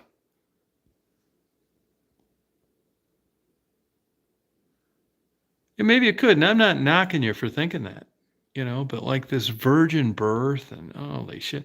I just happened to be reading an article. I bought a magazine actually because it talked about this. It's a Christian publication. And you can imagine how the Virgin Mary felt, run around pregnant. By who? I'll tell you what I'd like to get. I'd like to get a damn. I wish they could find part of Jesus's body. I do think Jesus existed. I just don't think it was the Son of God. I think he was like a good guy that tried to do the right thing. I do think he wandered around. I think he was present. But I'd love to get a genealogy done on Jesus. And of course, the $50,000 question is who's the dad, right? It's just crazy, man. Virgin birth? Are you kidding me? I mean, this is right up there with spaceships and Scientology and volcanoes. It isn't any different. You're done, man. When your body ceases respiration, it's over. It's it.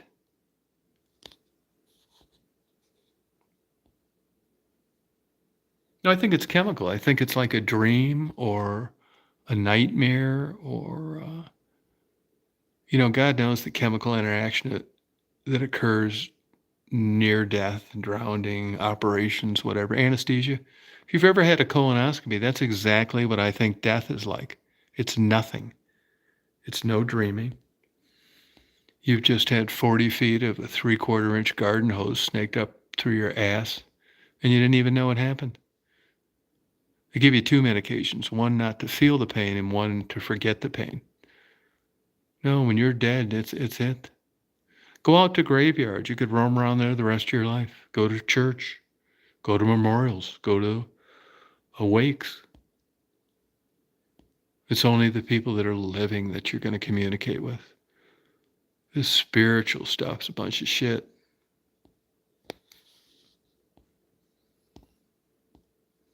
No, I wish I believed in it. And I'm sure if I believed in it, I'd probably be a lot happier. I'd love to believe like prayer, which I think is a total and complete waste of time.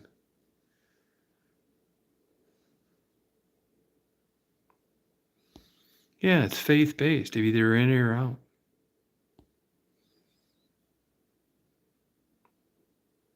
Well, you're on the fence because you're smart and you've been around a while and you read the absurdity of these ridiculous, crazy stories.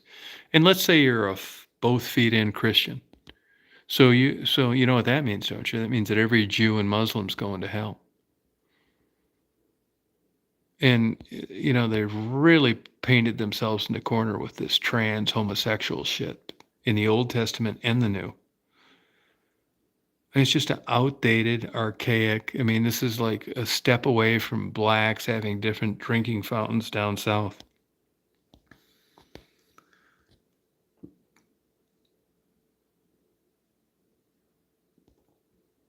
Yeah, I'm surprised that Chaplin would have said that, though, JMO. That's interesting. Yeah, I love it. No, yeah. I don't think you're gonna. I'll tell you where you're gonna go. You're gonna go on the ground.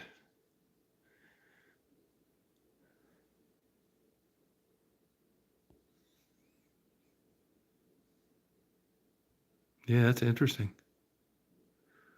And you look at like homosexuality as an example. I don't think there's any more homosexuals around now or trans than since Adam and Eve. Another crazy, ridiculous, nutty story. There wasn't enough time to go by to create all these races.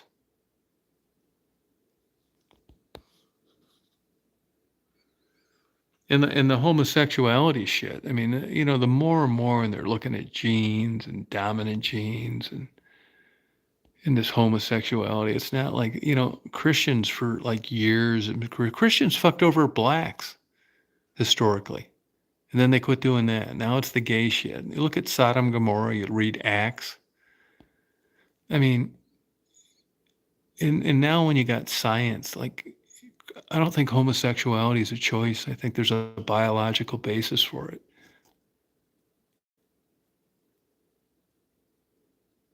And you can't get communion as a Catholic. I mean, it's just nuts.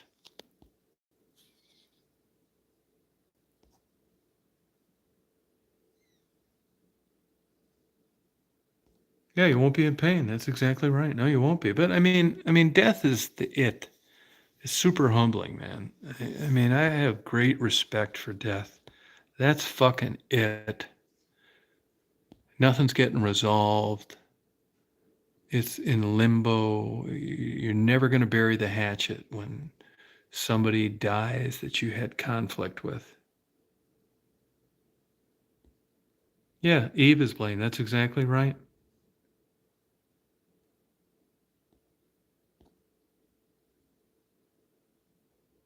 What do you mean talking about medication without knowing? Like what?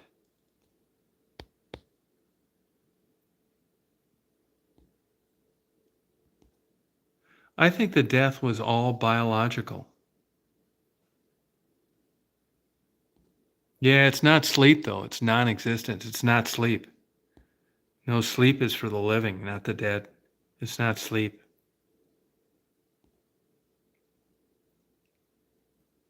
Oh, the Joseph Smith tablets. Yeah, they seem pretty bizarre. I mean, that's even like more egregious than the Christian stories. Yeah. In another 500 years, there'll be no organized religion because of science.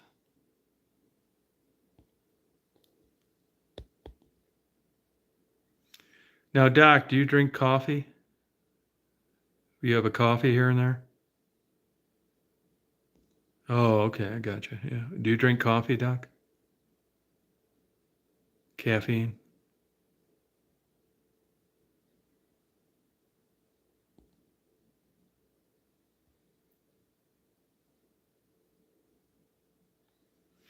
If you gave me access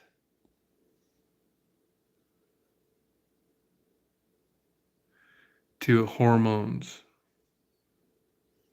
I could get you to think anything.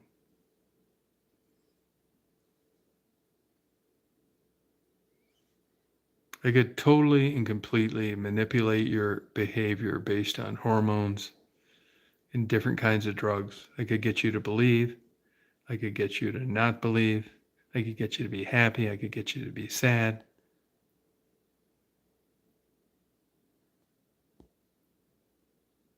Oh, you drink coffee? Oh, okay. I mean, look, I wish I could. I don't have like an axe to grind with it. This is what I've come up with. You pray to your imaginary friend every morning. Oh, you drink. Yeah, okay. Oh, good for you. Mind altering. I don't think there's any right. Jesus drank. Yeah, well, they also disprove Stephen Hawking's theory of black holes. He was at Epstein's Island too. He was probably a perv too. They probably just got a block and tackle and just lowered some 15-year-old down in his face. Oh, virgin till 21. Oh, okay. Well, congratulations. Oh, good for you. Yeah, I'm not trying to sell anybody, and I'm not trying to insult anybody on what they believe. I'm just telling you what I believe. I'm not telling you to to do what I do. This is just what I think. Hey, and I could be wrong. I could end up fucking fire and brimstone, burning in hell. Wouldn't doubt it. Oh, good for you. Yeah, I got a couple percolators here.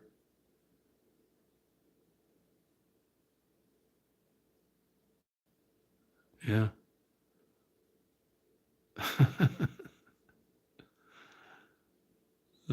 Shit. Fucking crazy, isn't it? Black holes.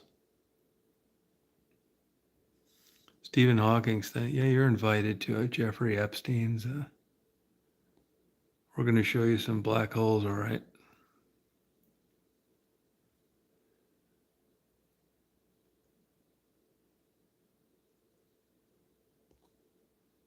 Yeah, I know shit. Yeah, probably would.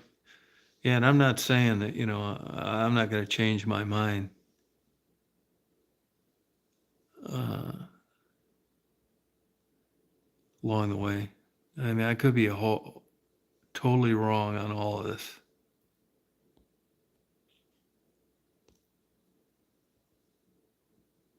You know, hard to say. I don't think you can hedge your bets on belief, though. I'd like to think. I'll give you another Christian thing that's just fucking nuts. Deathbed repentance. Oh my God. I mean, does it ever end with these crazies? Deathbed repentance. Christianity is a belief and it's a lifestyle. And this notion that you can be Timothy McVeigh and go up and blow a fucking building up with women and children and still end up in heaven because you repented on your deathbed is fucking nonsense. If that's the way it works, I'm out. It's a lifestyle. You can't murder 1,600 people and then go to heaven yourself. You fucking crazy bastards. It's just not logical.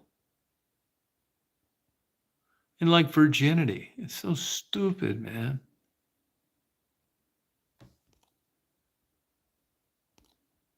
Like virginity. It's crazy. Like women have sex and they lose their virginity. I mean, what is this? You dragging around by the hair? No, percolate. No, get one, JMO. Go to a thrift store and get one. Coffee's supposed to be served around 2:08, and a percolator will do that. Now, you don't want to be dumping a coffee on you when you pour it in a thing, your cup, when it's that hot. But boy, it tastes way better. 2:08 for caffeine, for coffee. You sip hot coffee like that, it's so good. Instead of this other bullshit where you, what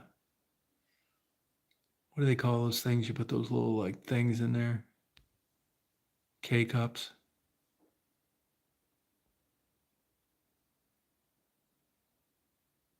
Oh, it's good. Get one, get one, get one. It's way better. If you like coffee, it's way better.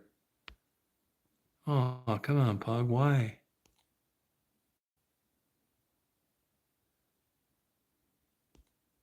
It smells good when it's brewing too. K cup. Oh, that's cool.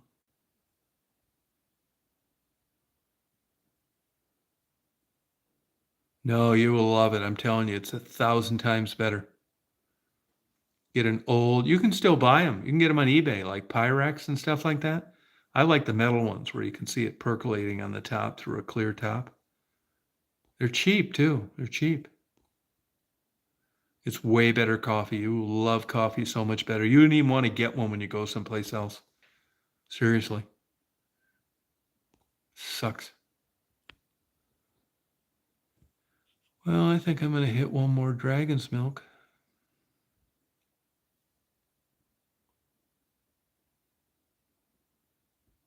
No, use it.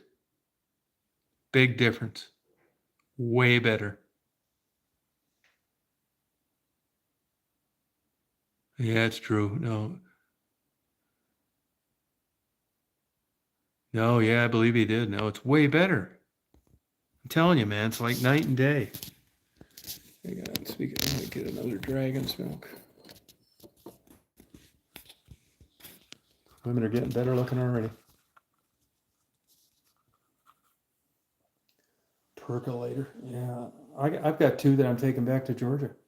And those Mr. Coffees and stuff are bullshit. It's not hot enough. Oh, I love this dragon's milk. Now I'm drinking 3 tonight because it's a special occasion.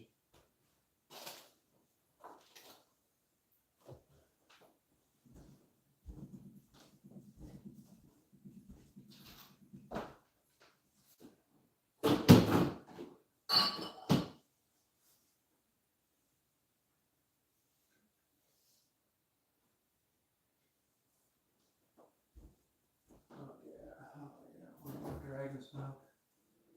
One less egg to fry. One less man to pick up after. Marilyn McCoo. All I do is cry. One more after. Smoking crack. One more crack pipe to fry. That's what interviewing prostitutes did to me. Change the lyrics on my humming. One less crack pipe to pick up after. Oh yeah. Well, get a good look at the globe. It's going to be over soon.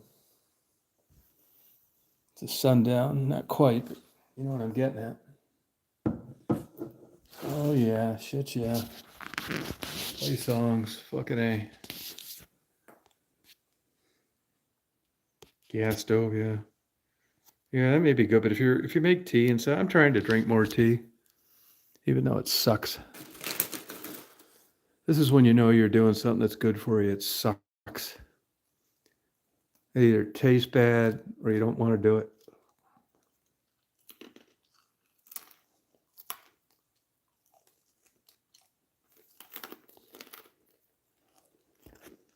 Tea turned in from a social drink to a medicinal drink. They claim tea does all this shit. Bullshit. Does this, that. Horse shit. They make it sound like you can drink tea instead of go to the emergency room. What a bunch of bullshit. Take local honey for your allergies. I mean, these people are fucking nuts. Start talking to people about the death penalty. Say, yeah, it's a good idea. It saves so much money. End of conversation.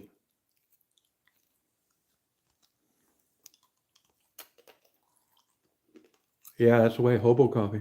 Cowboy coffee, they call it. Yeah.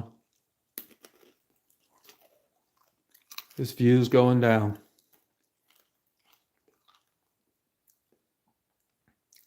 Yeah, I drink it. I drink it, but I don't like it. It's not like a dragon's milk.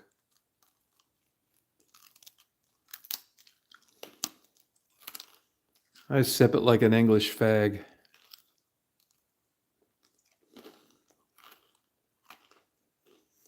I'm not a big believer in this natural herbal shit. Yeah, it's the end in West Branch. Sure is. Yeah, he did. Yeah. She needs to pay attention to Black Lives Matter.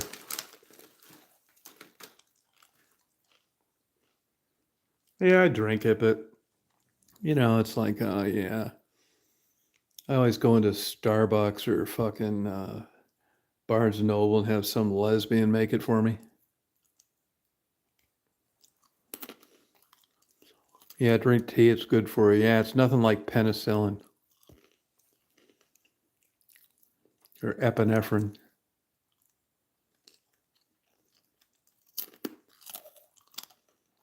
Or insulin.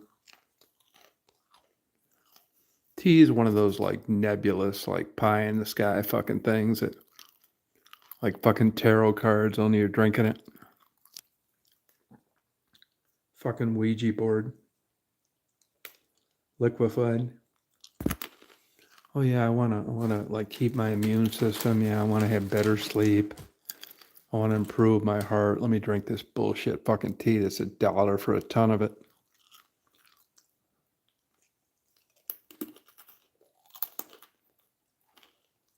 Yeah, I don't love it either. Yeah, it is sad. Oh, I'll bring you along. Better believe it. Yeah, it's sad, but I don't want to blame it on that. I'll eventually get sad no matter where I'm at. Coming or going. I mean, I'm leaving a little podunk town with a fucking burning light and a cheap condo. What's sad about it? I've improved my life.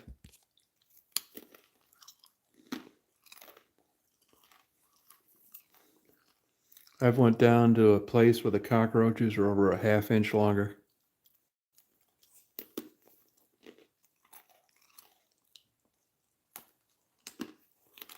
Cowboy coffee.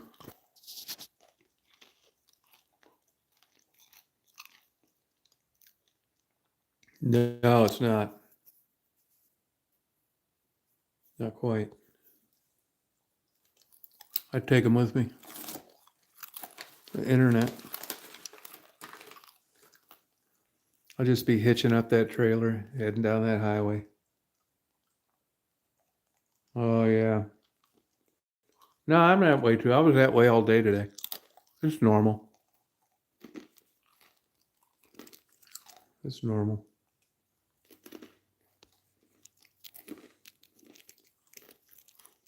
I've made an upgrade, supposedly. There's no vultures here. Yeah, I'm just partying, philosopher. I've got my porn collection securely padded and organized. Everything else is a mess. They said protect your valuables.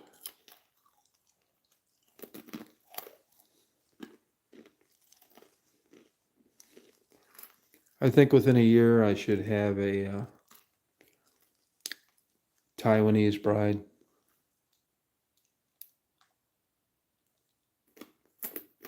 I don't like them.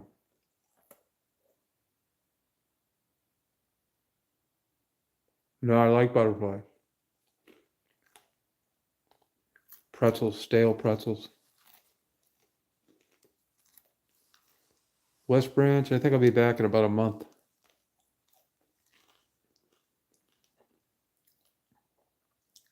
Holidays. Oh, you're welcome. Yeah. That's the only thing I pack carefully. That's these fucking psychiatrists. They always want to know about this, my porn collection. Yeah, I probably will, Anthony. Yep. Stay at a hotel. Till I get my new mail order Taiwanese $20,000 bride.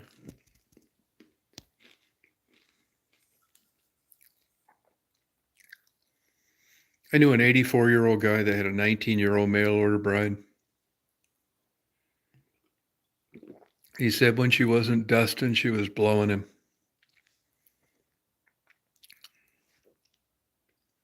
Good night, Jeff. I thought, wow, when she wasn't dusting, she's blowing you? No, seriously.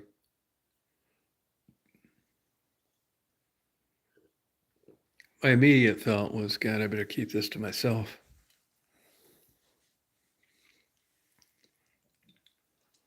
On the other hand, it gave me a perfect example of what I would assume a match made in heaven would be. No, it happened, Joel.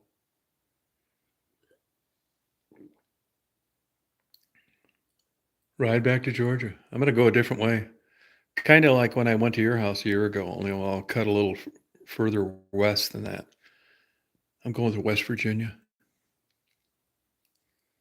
home of the $50 blowjobs. Yeah, we're going to have new memories. You're not kidding.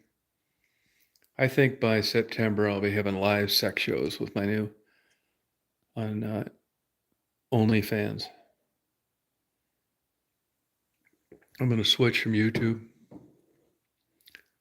I'm going to have live sex shows, but all you people that were with me on YouTube, I'm going to give you free tokens.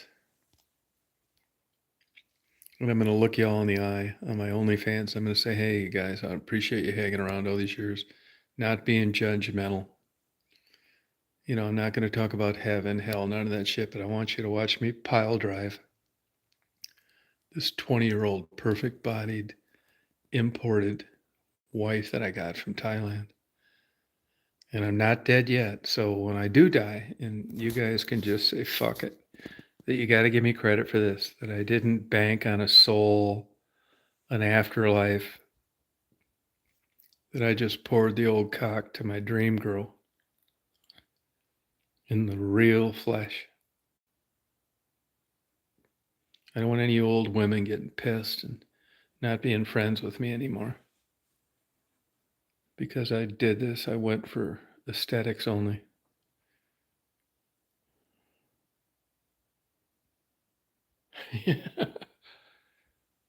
Yeah, I'm gonna just, you're gonna, Blue, I don't want to disappoint you. I just want, I hope you guys, it's been long enough to where I have qualities unrelated to my sexual trysts and escapades.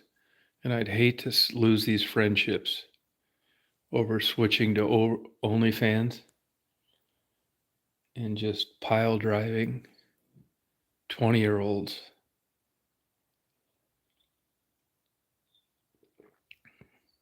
For free. What's weird, Joel? Which part are you talking about? Yeah. Which part are you talking about, Joel?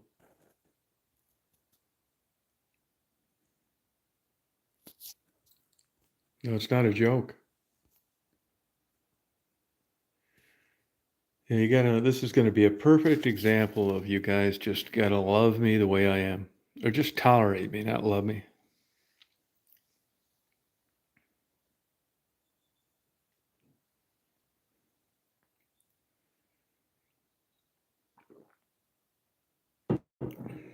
We got a lot to learn.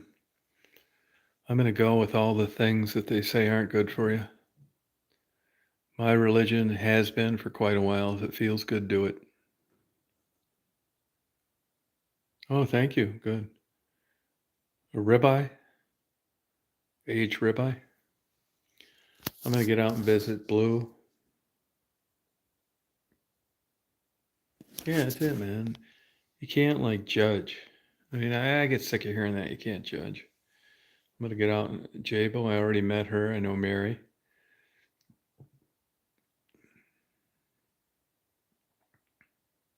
Yeah. Now, I wish I'm not into feet really.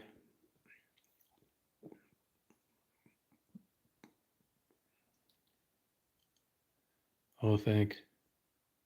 No, I didn't. I'm just telling you that's the way I think. You may not think that, and I may be wrong. I'm just telling you the way I look at it. And it isn't your son. It would be like if I had a son. I'm not like you know doubting what you think. This is just my feeling. All I'm saying is I think when when you die, that's fucking it.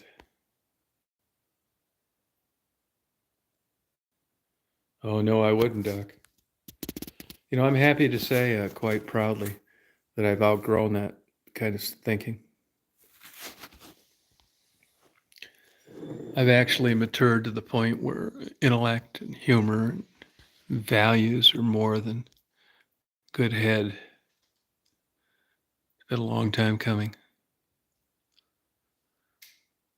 I'm finding a new appreciation for things outside of sex. Nah, I mean, I don't know why people are making such a big thing about this shit. Yeah, I mean, guys, this is the way it is, man. This is how we all got here.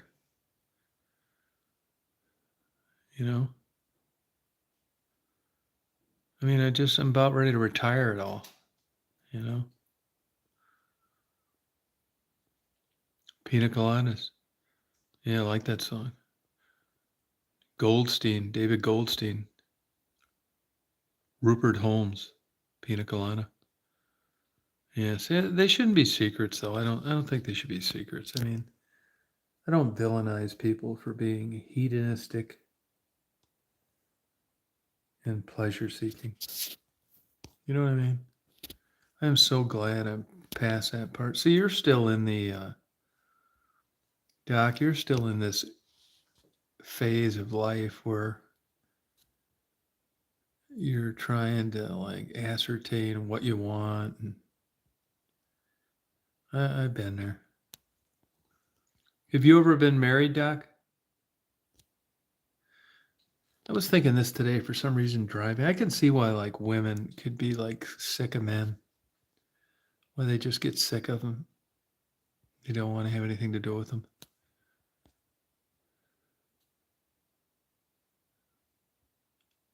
Oh, I like that song. I like his best song was actually Him, which wasn't as popular. Another smart Jew.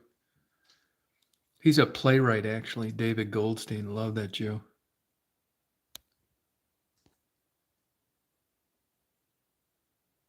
Oh yeah, I'm all fine with it. Yeah, it's no problem.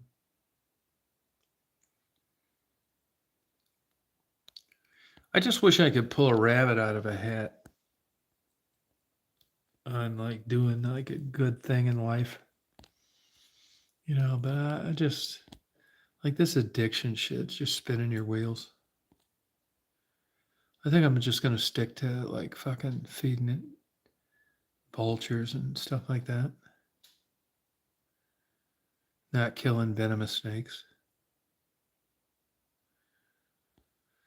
I thought about going back to school, but I don't need that bullshit anymore. I don't need to have be validated by jumping through these hoops at some fucking college. I could learn 10 times on my own what some PhD and some bullshit would give me that I'd have to pay for. They should be fucking paying me. I will know so much more outside of like an institution. I just drive a shuttle bus. Fuck it. No, yeah. Well, I know. Oh yeah, venomous snakes. They. Oh yeah, I don't know why I'm thinking of this now, but I will tell you this, Jay. Well, you'll know this. I'm really getting into poetry more now because I'm beginning to think that they're the smartest people, poets. I mean, this is a real level above writing well, and it goes back to like 8th century and stuff. And I hope I can like get better at this. Yeah, that's how it's gotten for me too, Jabo. But I think these are the smartest of the smart. That's a super gift. I don't think I had any aptitude for poetry.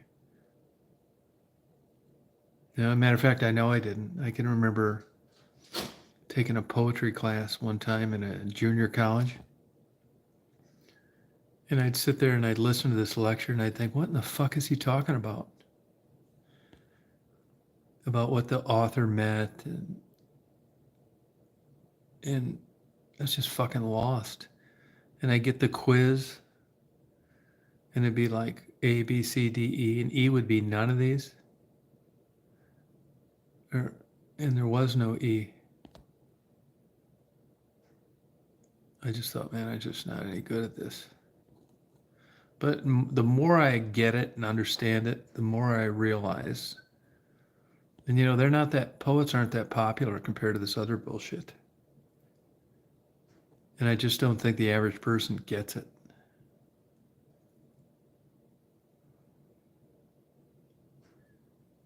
Yeah, I think I had a bad teacher. Yeah. Yeah, sorry about that, Doc. Yeah, I get it. Dayton. Yeah, I don't blame you. That's too bad at your age that you don't want to date. But you're probably smart. And that's different being smart and not dating and dumb and not dating. Oh, good. You like this stuff, huh, Doc? Oh, good for you.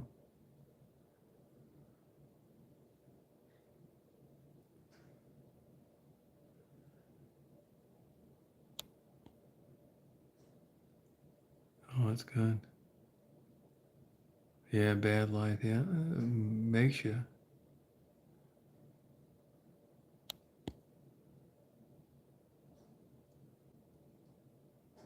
Wonder why this chat like timer starts over.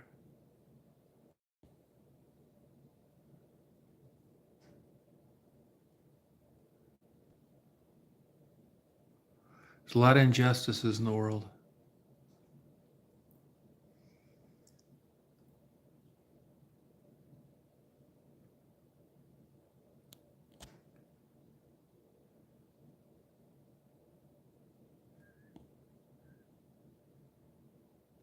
I want to know this. I want to know why I get so much joy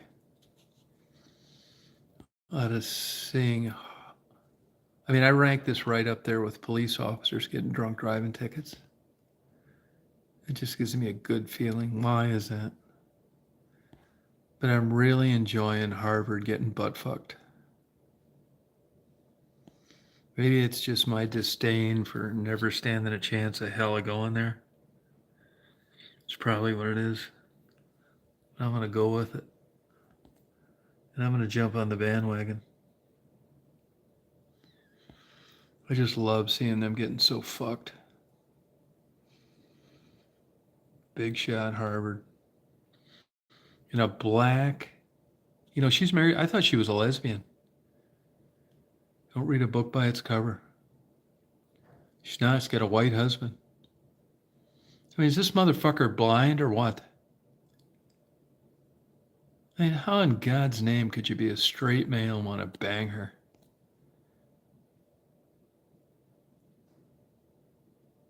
Yeah, she really did. Yeah, but it's a real hot potato. You're fucked at these liberal places, and you're juggling these balls of hate speech and genocide. It's a fucking tough one. I mean, I'm not feeling sorry for her. And she goes down as the shortest tenure of any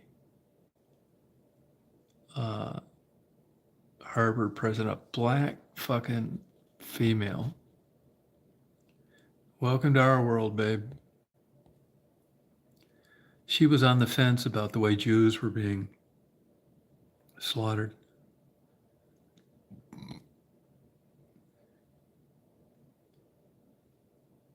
No, so great though.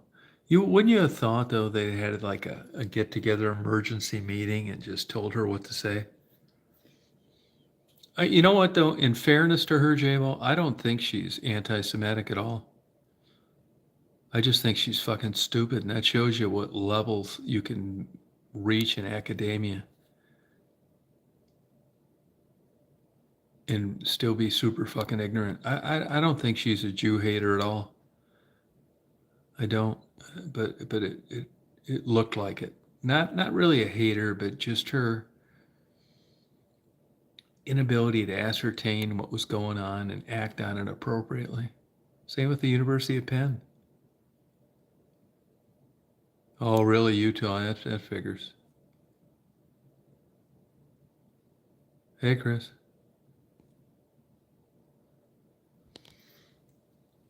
I can't help but wonder what will happen to her.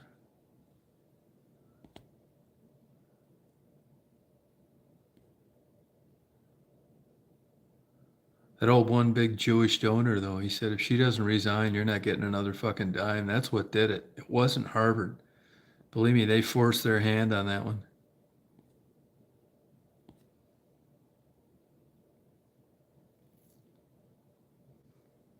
Prenup. That's why I'm going with the Taiwanese mail order bride.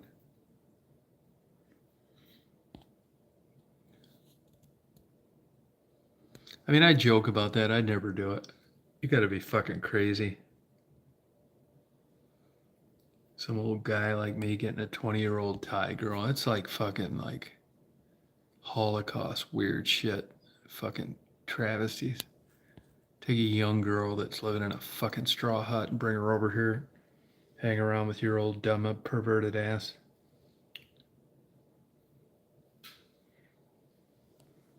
It's not right. It deprives these people of a normal existence in a country that knows better.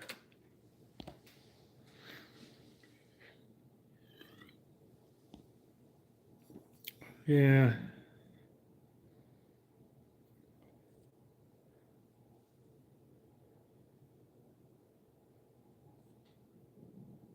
Cabbage.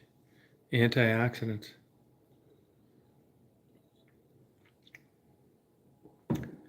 Cabbage and antioxidants.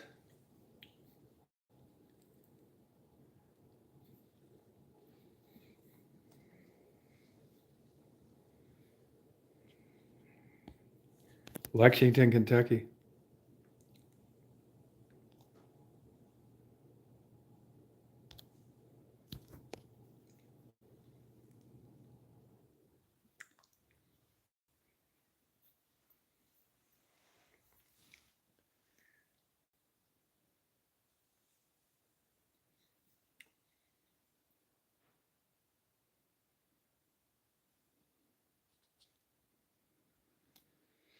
Yeah, but doesn't that dispel the whole idea of bonding and truthfulness and all that bullshit?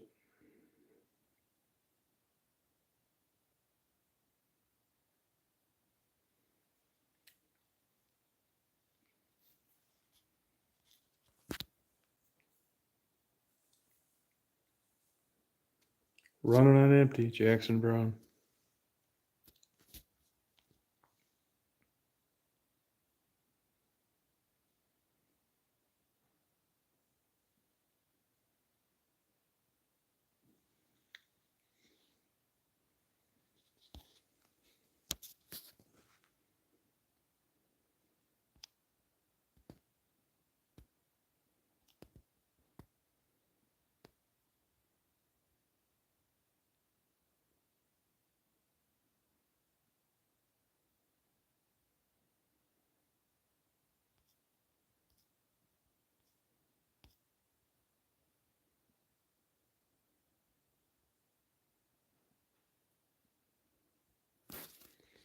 Yeah, well, it isn't that you don't trust, but things change. You know what I mean?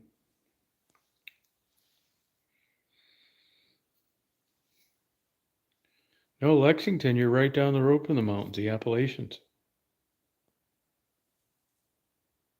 You're not that far from Louisville. uh, 5.5 hours from Atlanta. 1 hour from Cincinnati. Yeah, that's it, JMO.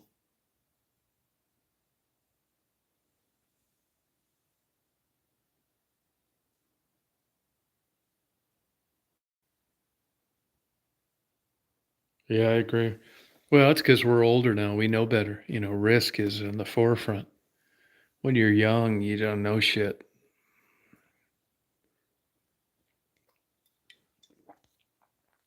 You can't believe when you're fucking 10 times a day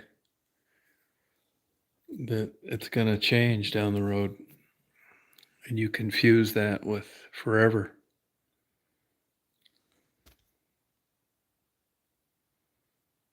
Yeah, it depends what part. I don't really care for mountain living. I don't want to live in the mountains. I don't mind visiting in them.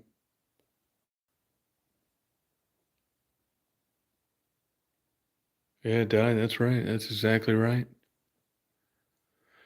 Honestly, Lexington in the spring is just so beautiful. That bluegrass and those young foals out walking around. And those horse farms are beautiful. And the good school and culture, and a symphony and bookstores. And it's got it all, I think.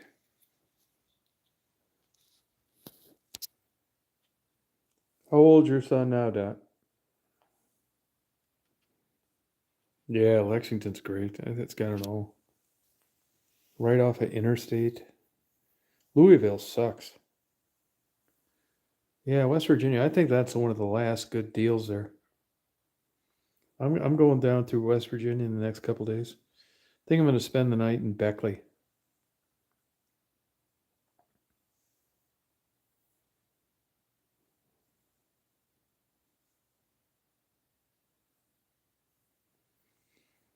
Yeah, no, I think you'd really like it there, Jabo. But you might not. I mean, you never know. You gotta, you gotta check it. But I'd skip that main bullshit, shoveling the roof. Fuck that. Be a goddamn quadriplegic. I'll be up visiting you, squeezing your breast, and you won't even be able to call the cops.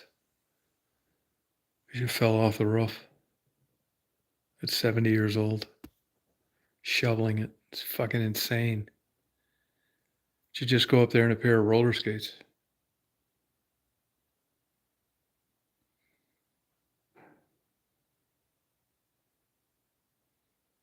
Yeah, they'd accept you, but you wouldn't wanna. You wouldn't want to. Only good news is you'd be making an appointment with a dentist and no one would be there.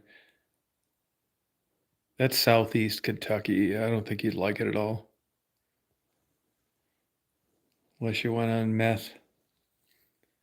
Southeast Kentucky sucks. So does the South End too.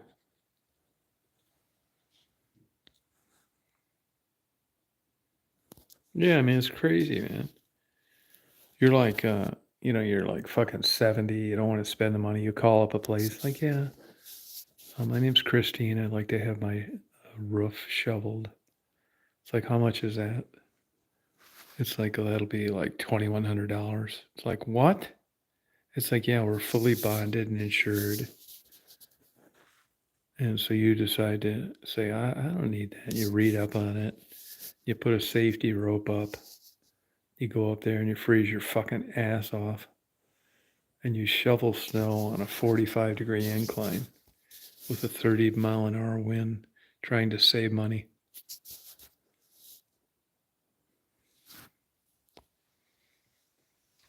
Oh, 10 years. Oh, okay.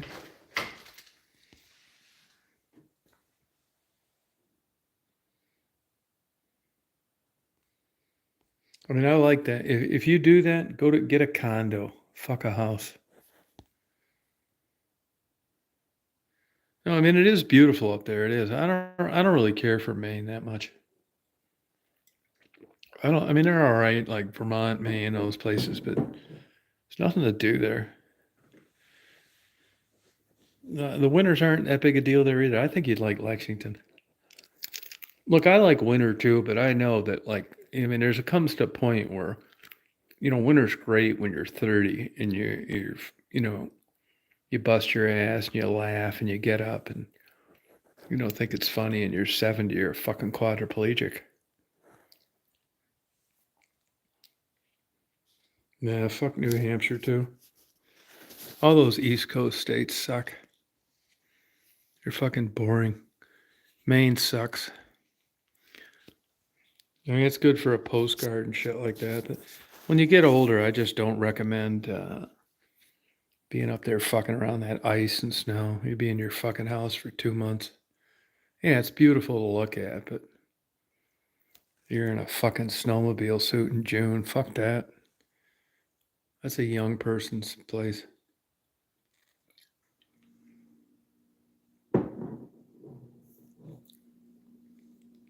Yeah, seriously, man. You need to be around like academics and culture and bookstores and lectures and symphony. Not a bunch of people with no teeth. Fucking goddamn polar bear hats.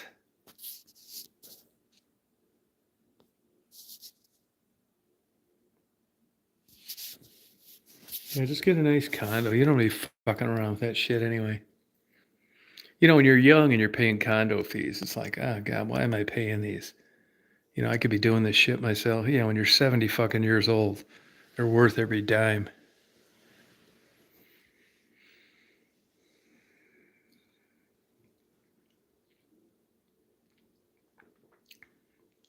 Yeah, Staley Hotel.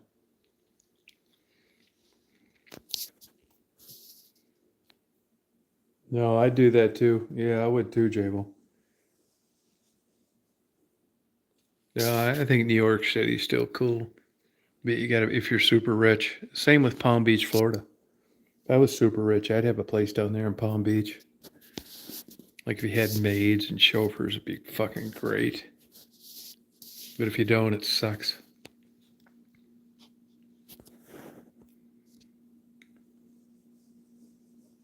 You're not in a bad place now.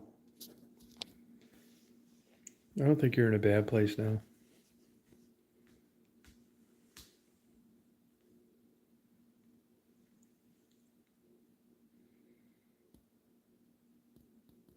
Yeah, it's still worth it though, man. There's a lot of maintenance on saltwater, man. It'll eat your fucking curtains right off the rod in 2 weeks if you leave the windows open. That heavy duty eats your cars from the roof down. That's why the homeowners association fees are so high around saltwater. And every month you need the windows cleaned. You won't be able to see out them.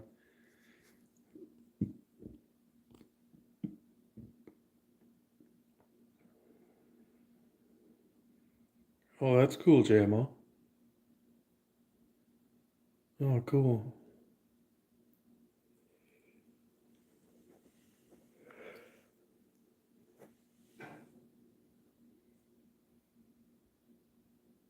Yeah, you do, JMO. It's true.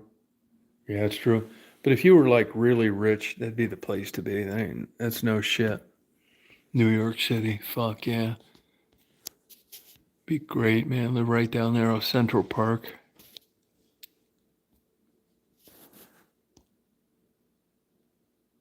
Yeah, you're right.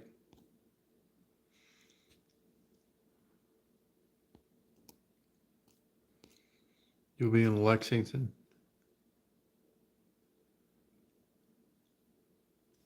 In Lexington, it's like a good location, like where you're at. Like, you can go anywhere, north, south, east, west. It's great.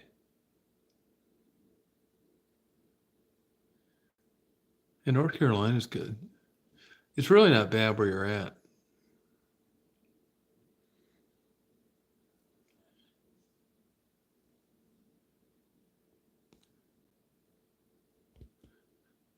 Yeah, Oregon Trail.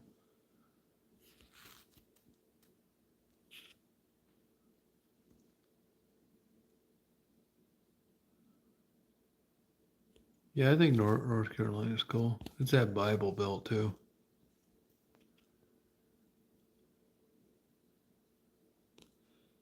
Just do something like totally that you didn't expect, Gabriel.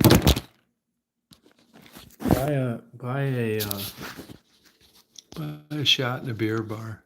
Yeah, I'm the same way. Yeah, bored to death. Buy a shot in a beer place and like. I don't know what happened there. Somebody's trying to call me. Yeah, Asheville, 5,000 feet tall.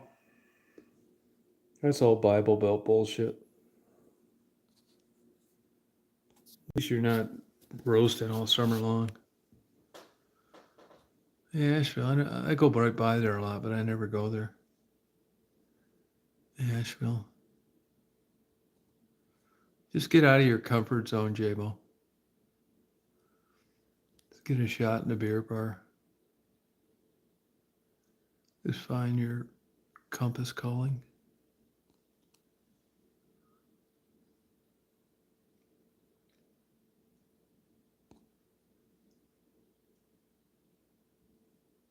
Oh, excuse me.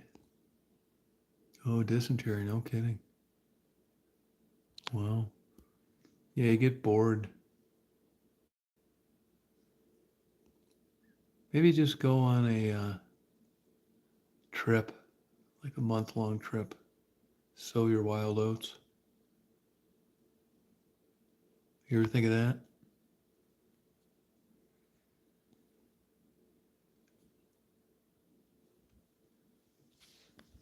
Why's this fucking thing holding all these views?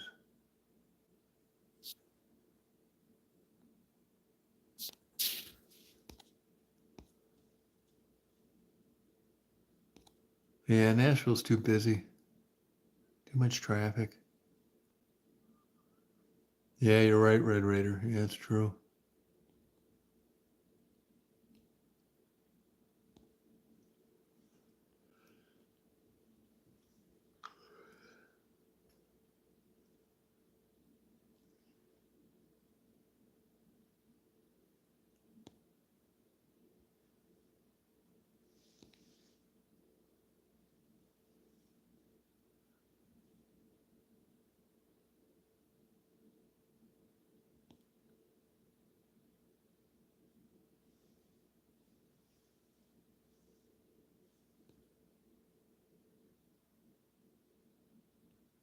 No, that's a good idea.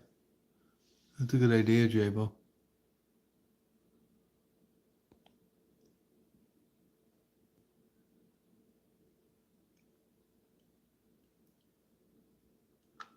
Yeah, I don't really care for Nashville that much. Although I should check it out better before I say that. Memphis, crazy crime.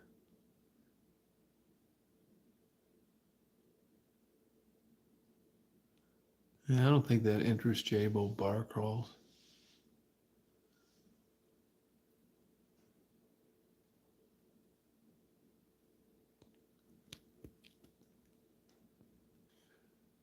Maybe the tennis shoes and the Kool-Aid.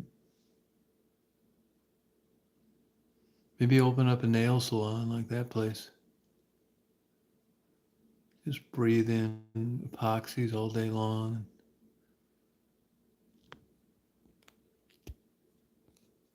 Listen to idiots just glue their nails on. Get high on epoxy.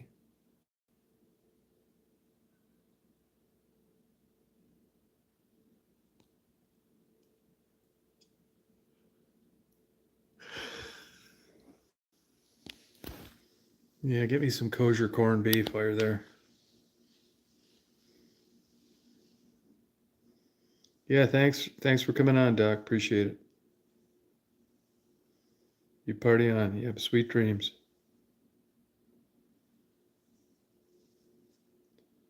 Yeah, snip and glue.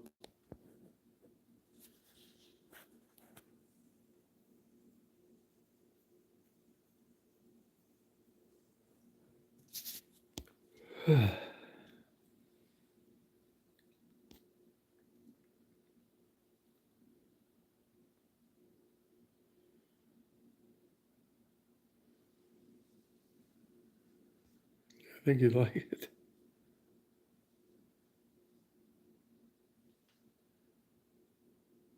Yeah, Florida sucks. Unless you're rich.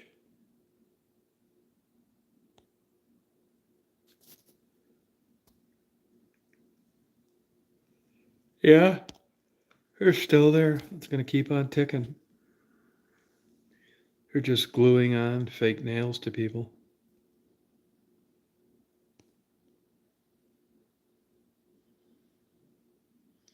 It's all the small talk while you're gluing them on. Oh my God. Enough to make you just have a stroke right there.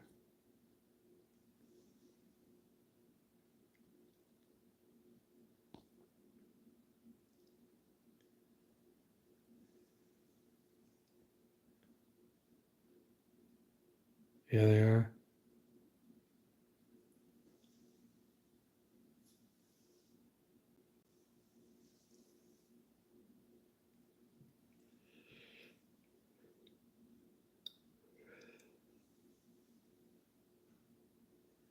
Yeah, it's true.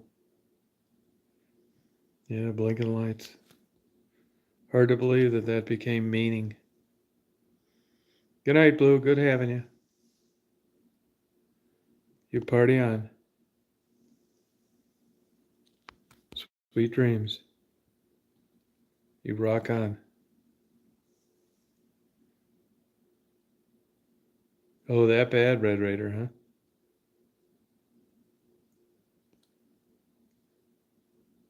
Thanks for coming on. Get a good look at the globe right there and the blinking light. Because this is it. All good things must come to an end.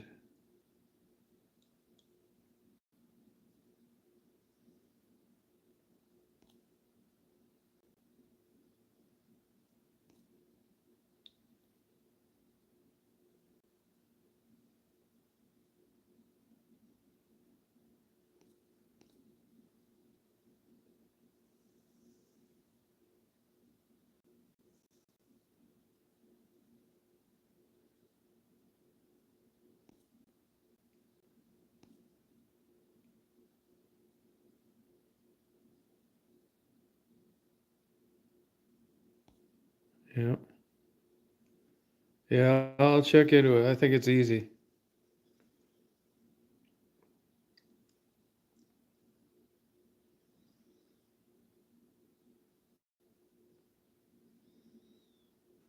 That's right.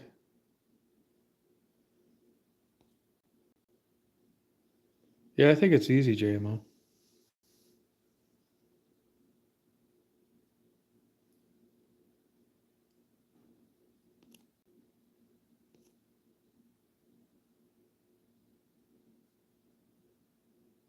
Wow.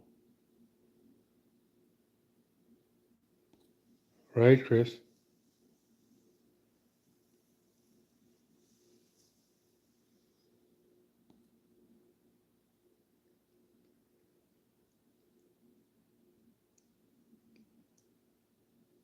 Yep. We didn't appreciate the blinking light in the globe till it came to an end, like everything. Like all things. No, I don't really think I have one. I don't think it. I don't think there's one.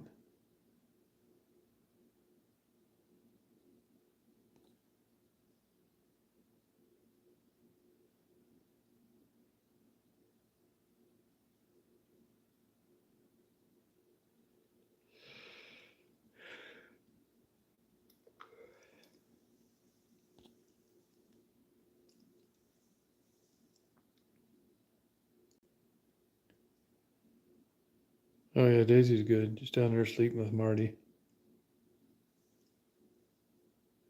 I mean, I think we get on, have like nice chats and stuff, but I mean, it was the same kind of way that this YouTube thing started out. I didn't have any plans, it was just like really interested me, and I did it. I never thought I'd have people watching, and then I kind of switched to the chat, and really like it was the same thing. If it wasn't with interviews with prostitutes, it would have never done anything. And if it wasn't for the people in the chat, it would have never done anything. So, I mean, other than just starting a channel and getting lucky, it's the people and the people that I interviewed with or interacted with that made the channel, not anything I did. I mean, you could say, yeah, well, you started and that kind of thing, but that was just shit luck. Yeah, chairs. No, actually, chairs. I ended up getting Corian countertops.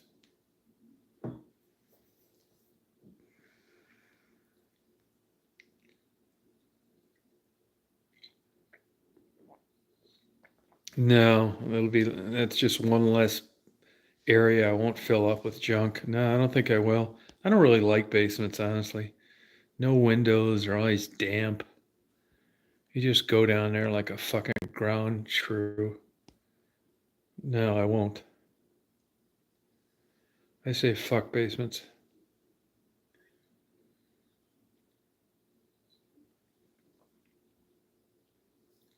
I'd rather live in an attic.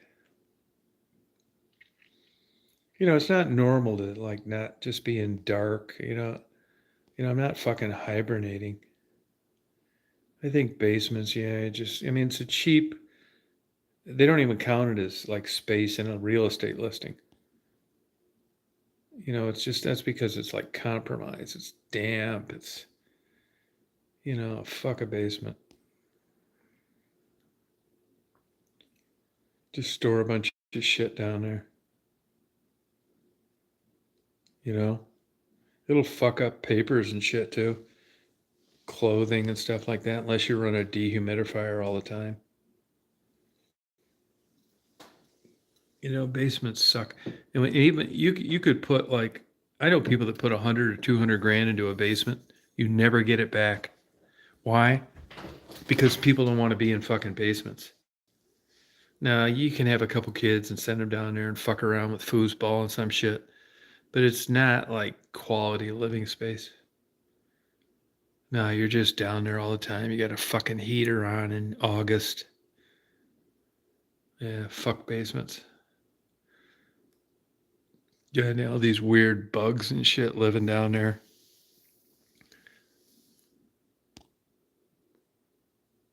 Fucking cobwebs. Yeah, you think you like that. You think you want. All you do is fill it up with a bunch of shit. It slowly disintegrates anything of value. Clothes. Yeah, these fucking centipedes and shit eating everything. Sub pump. Fuck a basement. Yeah, you're lucky. I mean, it seems cool when you don't have one because you're gonna get shit under your bed and your closets are full. But when you after you have one a while, you realize it's damp, dark, fucking fire hazard. Fuck a basement. Yeah, spiders, garbage. Fucking paint the floor. It takes a fucking year for it to dry.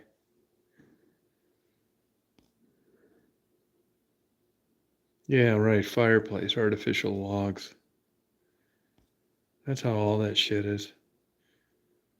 And when you got a basement, because you don't have windows, you're just doing a bunch of stupid shit to it. You know, because you're trying to make it like fucking tolerable. You know, you're always chilly down there. You know, I just say fuck basements.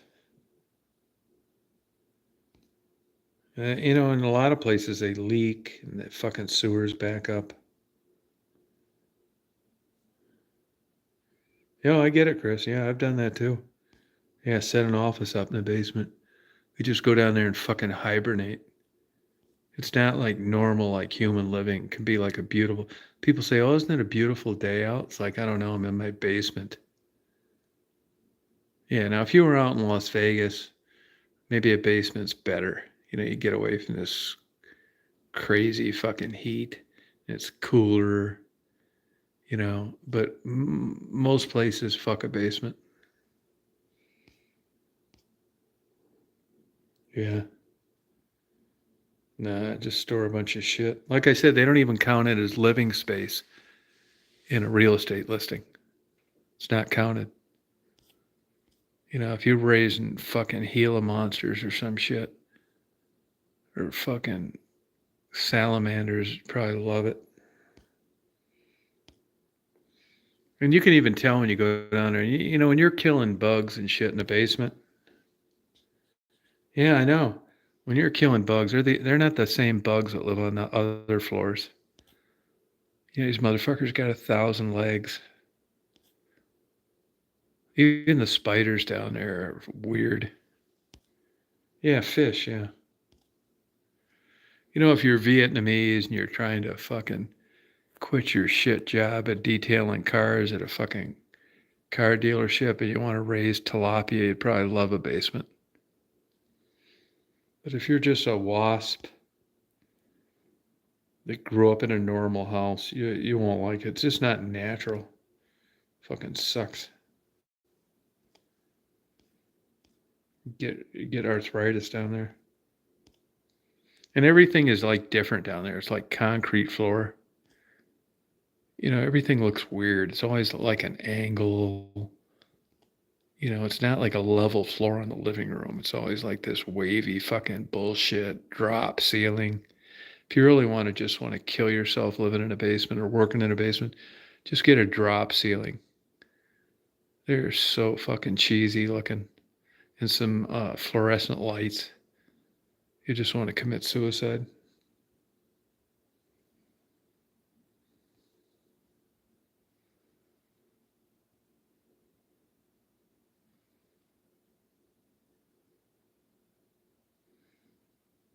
Yeah, no, I believe that. Yeah. Yeah, you're looking at fuse boxes and shit. You got your washer and dryer down there. It just sucks. Everything sucks about it. And it seems like, what do you mean it sucks? It's a lot of extra space. You can put all this bullshit down there. Yeah, I know. That all sounds great. That's why people build basements. But the reality of being in one of them, like being down there, like a office or like bedrooms and shit, forget it.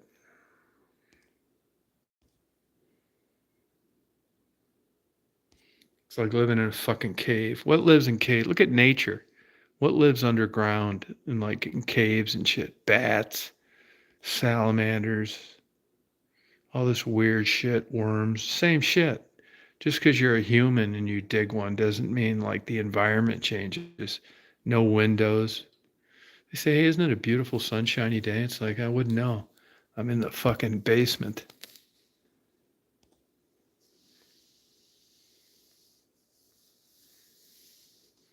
Yeah, fuck a basement. You don't know that until you had a couple of them. No.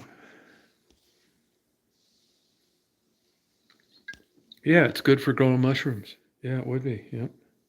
Yeah, COVID.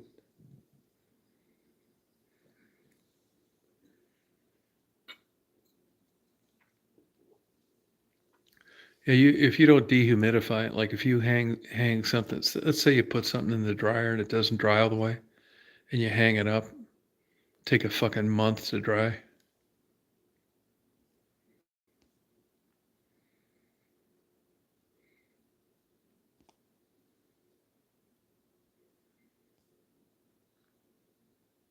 Yep.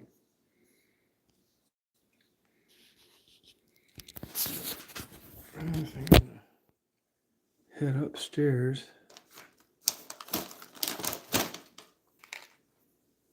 Follow my cord. I'll tell you what does depress me. I mean, it doesn't take too much to depress me. This goddamn mild winter. Yeah, fuck. It's really done except for these Corian countertops. Some other bullshit. I don't really give a fuck that much. Because I like where I'm living. And, I'm lazy. It's good. It's really done. Pretty, like, it's 95% done. I sold all my barrister bookcases to this guy I knew. Got shit laying all over. Gonna dismantle my bed.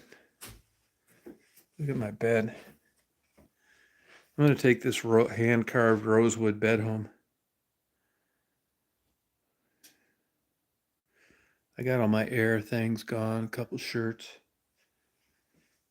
Yeah, fuck yeah.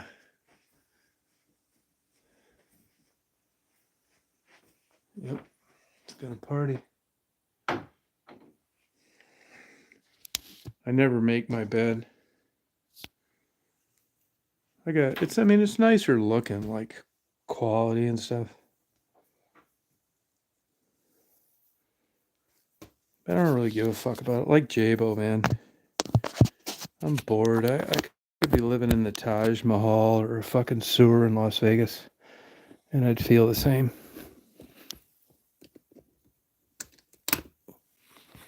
You know what I mean? I'm really into that shit. I've lived in enough houses and stuff to realize it. When I was young and stupid and didn't know anything, I'd move into them and I think, oh, this is it, man. This is going to be where I live the rest of my life. I got it just how I like it, and then it just slowly you get sick of it. I was looking tonight, like in these corners. If it wasn't for light, there's some really great art built on corners.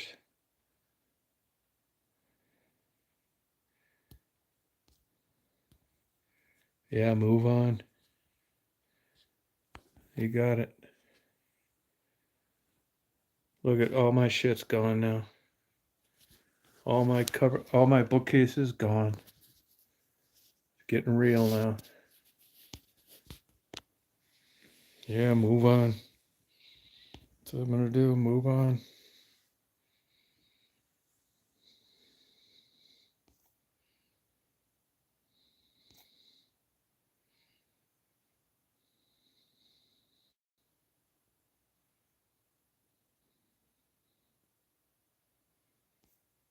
I mean, if you gave me keys to like a $50 million house, I wouldn't feel any different.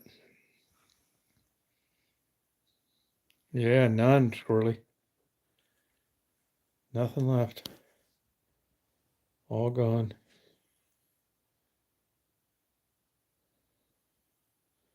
Yeah, it's different.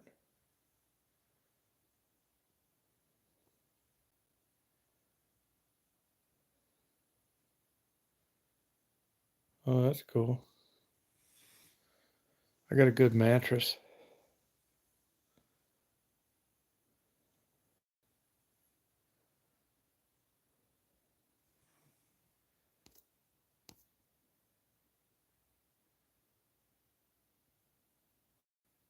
Yeah, I do that. Yeah, I get that, JMO. My house, JMO, cleaning crew? Or are you talking about the new place? Cleaning crew.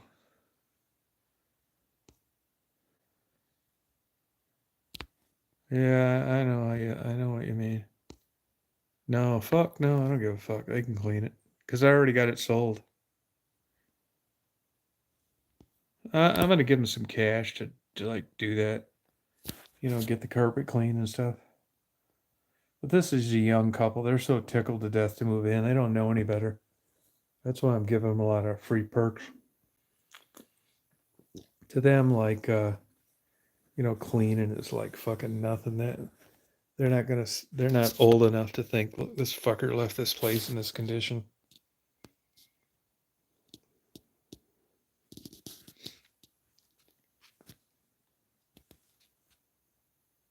Yeah. Yeah, it's a young couple. Yeah, they're a nice couple. I talk to them all the time. They come over and visit. They're living with her parents. What a fucking drag. They're living with her parents. They must have like the quietest fucking sex life in the world. You gotta wait till the like parents are gone to really slam your wife good. Yeah, I had some t-shirts. Yeah, I get it, JMO.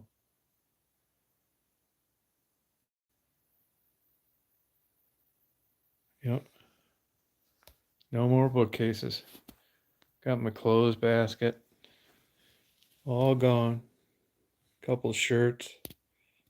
Lampshades. Fire thing.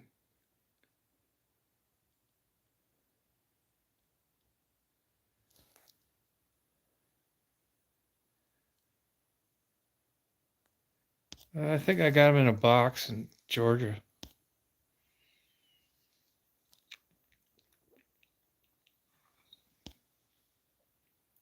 Yeah, I know it sucks, but it will be get better.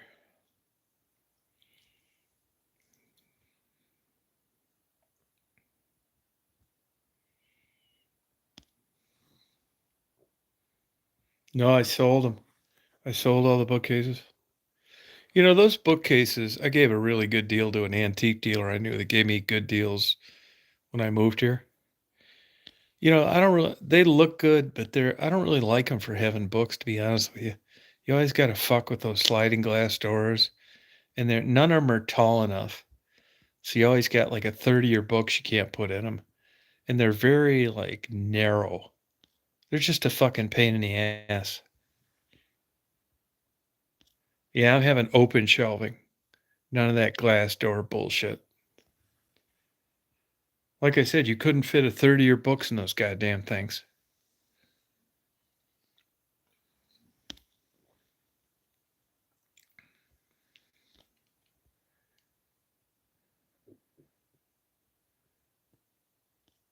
Right, Jabo. Yeah, you get ripped off. Oh, thank you, Jamie. Yeah, I'll do it. I'm gonna do it. I even left it in the picture hangers. Looks like a caterpillar, but it's not.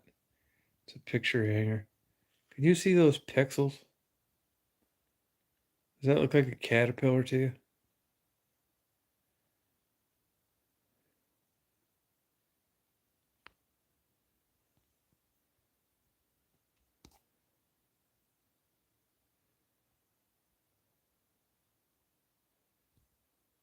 Landscaper.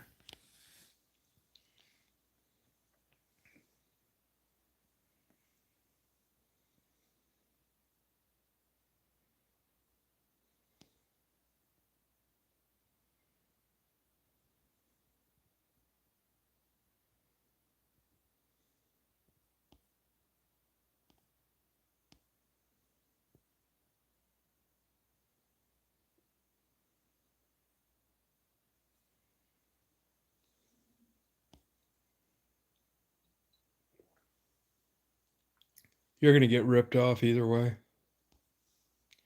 Try and talk intelligently about it.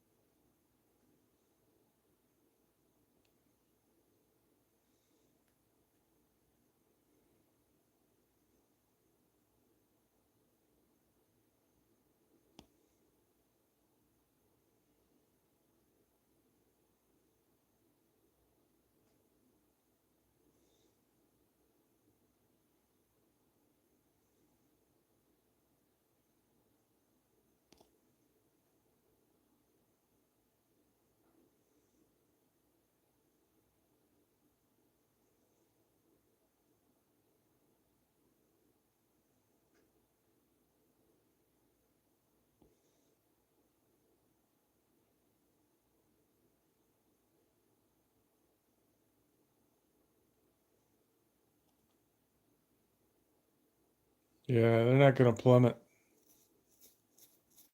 They've been saying that for 3 years.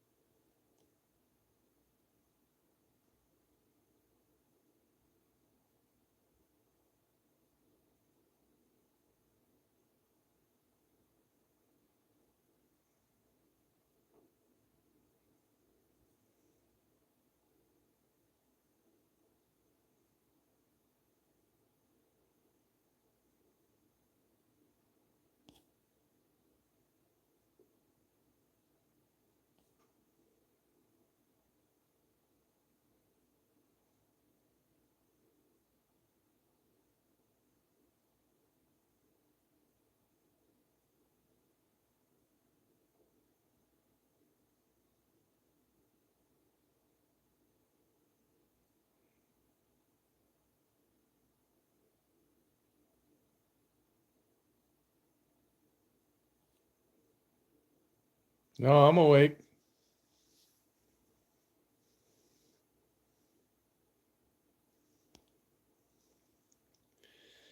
But I do think I'm going to go to bed by you guys. So appreciate you coming on tonight. I got to pack a bunch of shit tomorrow. So appreciate you coming on. Thank you. Yeah, French drains were good. The Jabo, JMO, Michelle, Triples, Chris.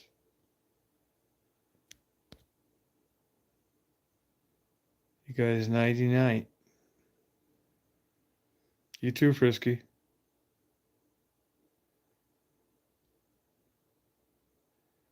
Yeah, good talking to you, Chris. Good night, JMO.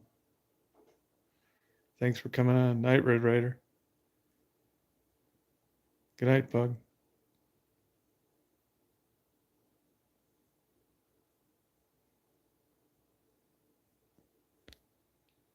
Guys, party on. Yeah, she gets along really good with Marty, though. Good night, Sharon. All right, I'll talk to you guys later. You party.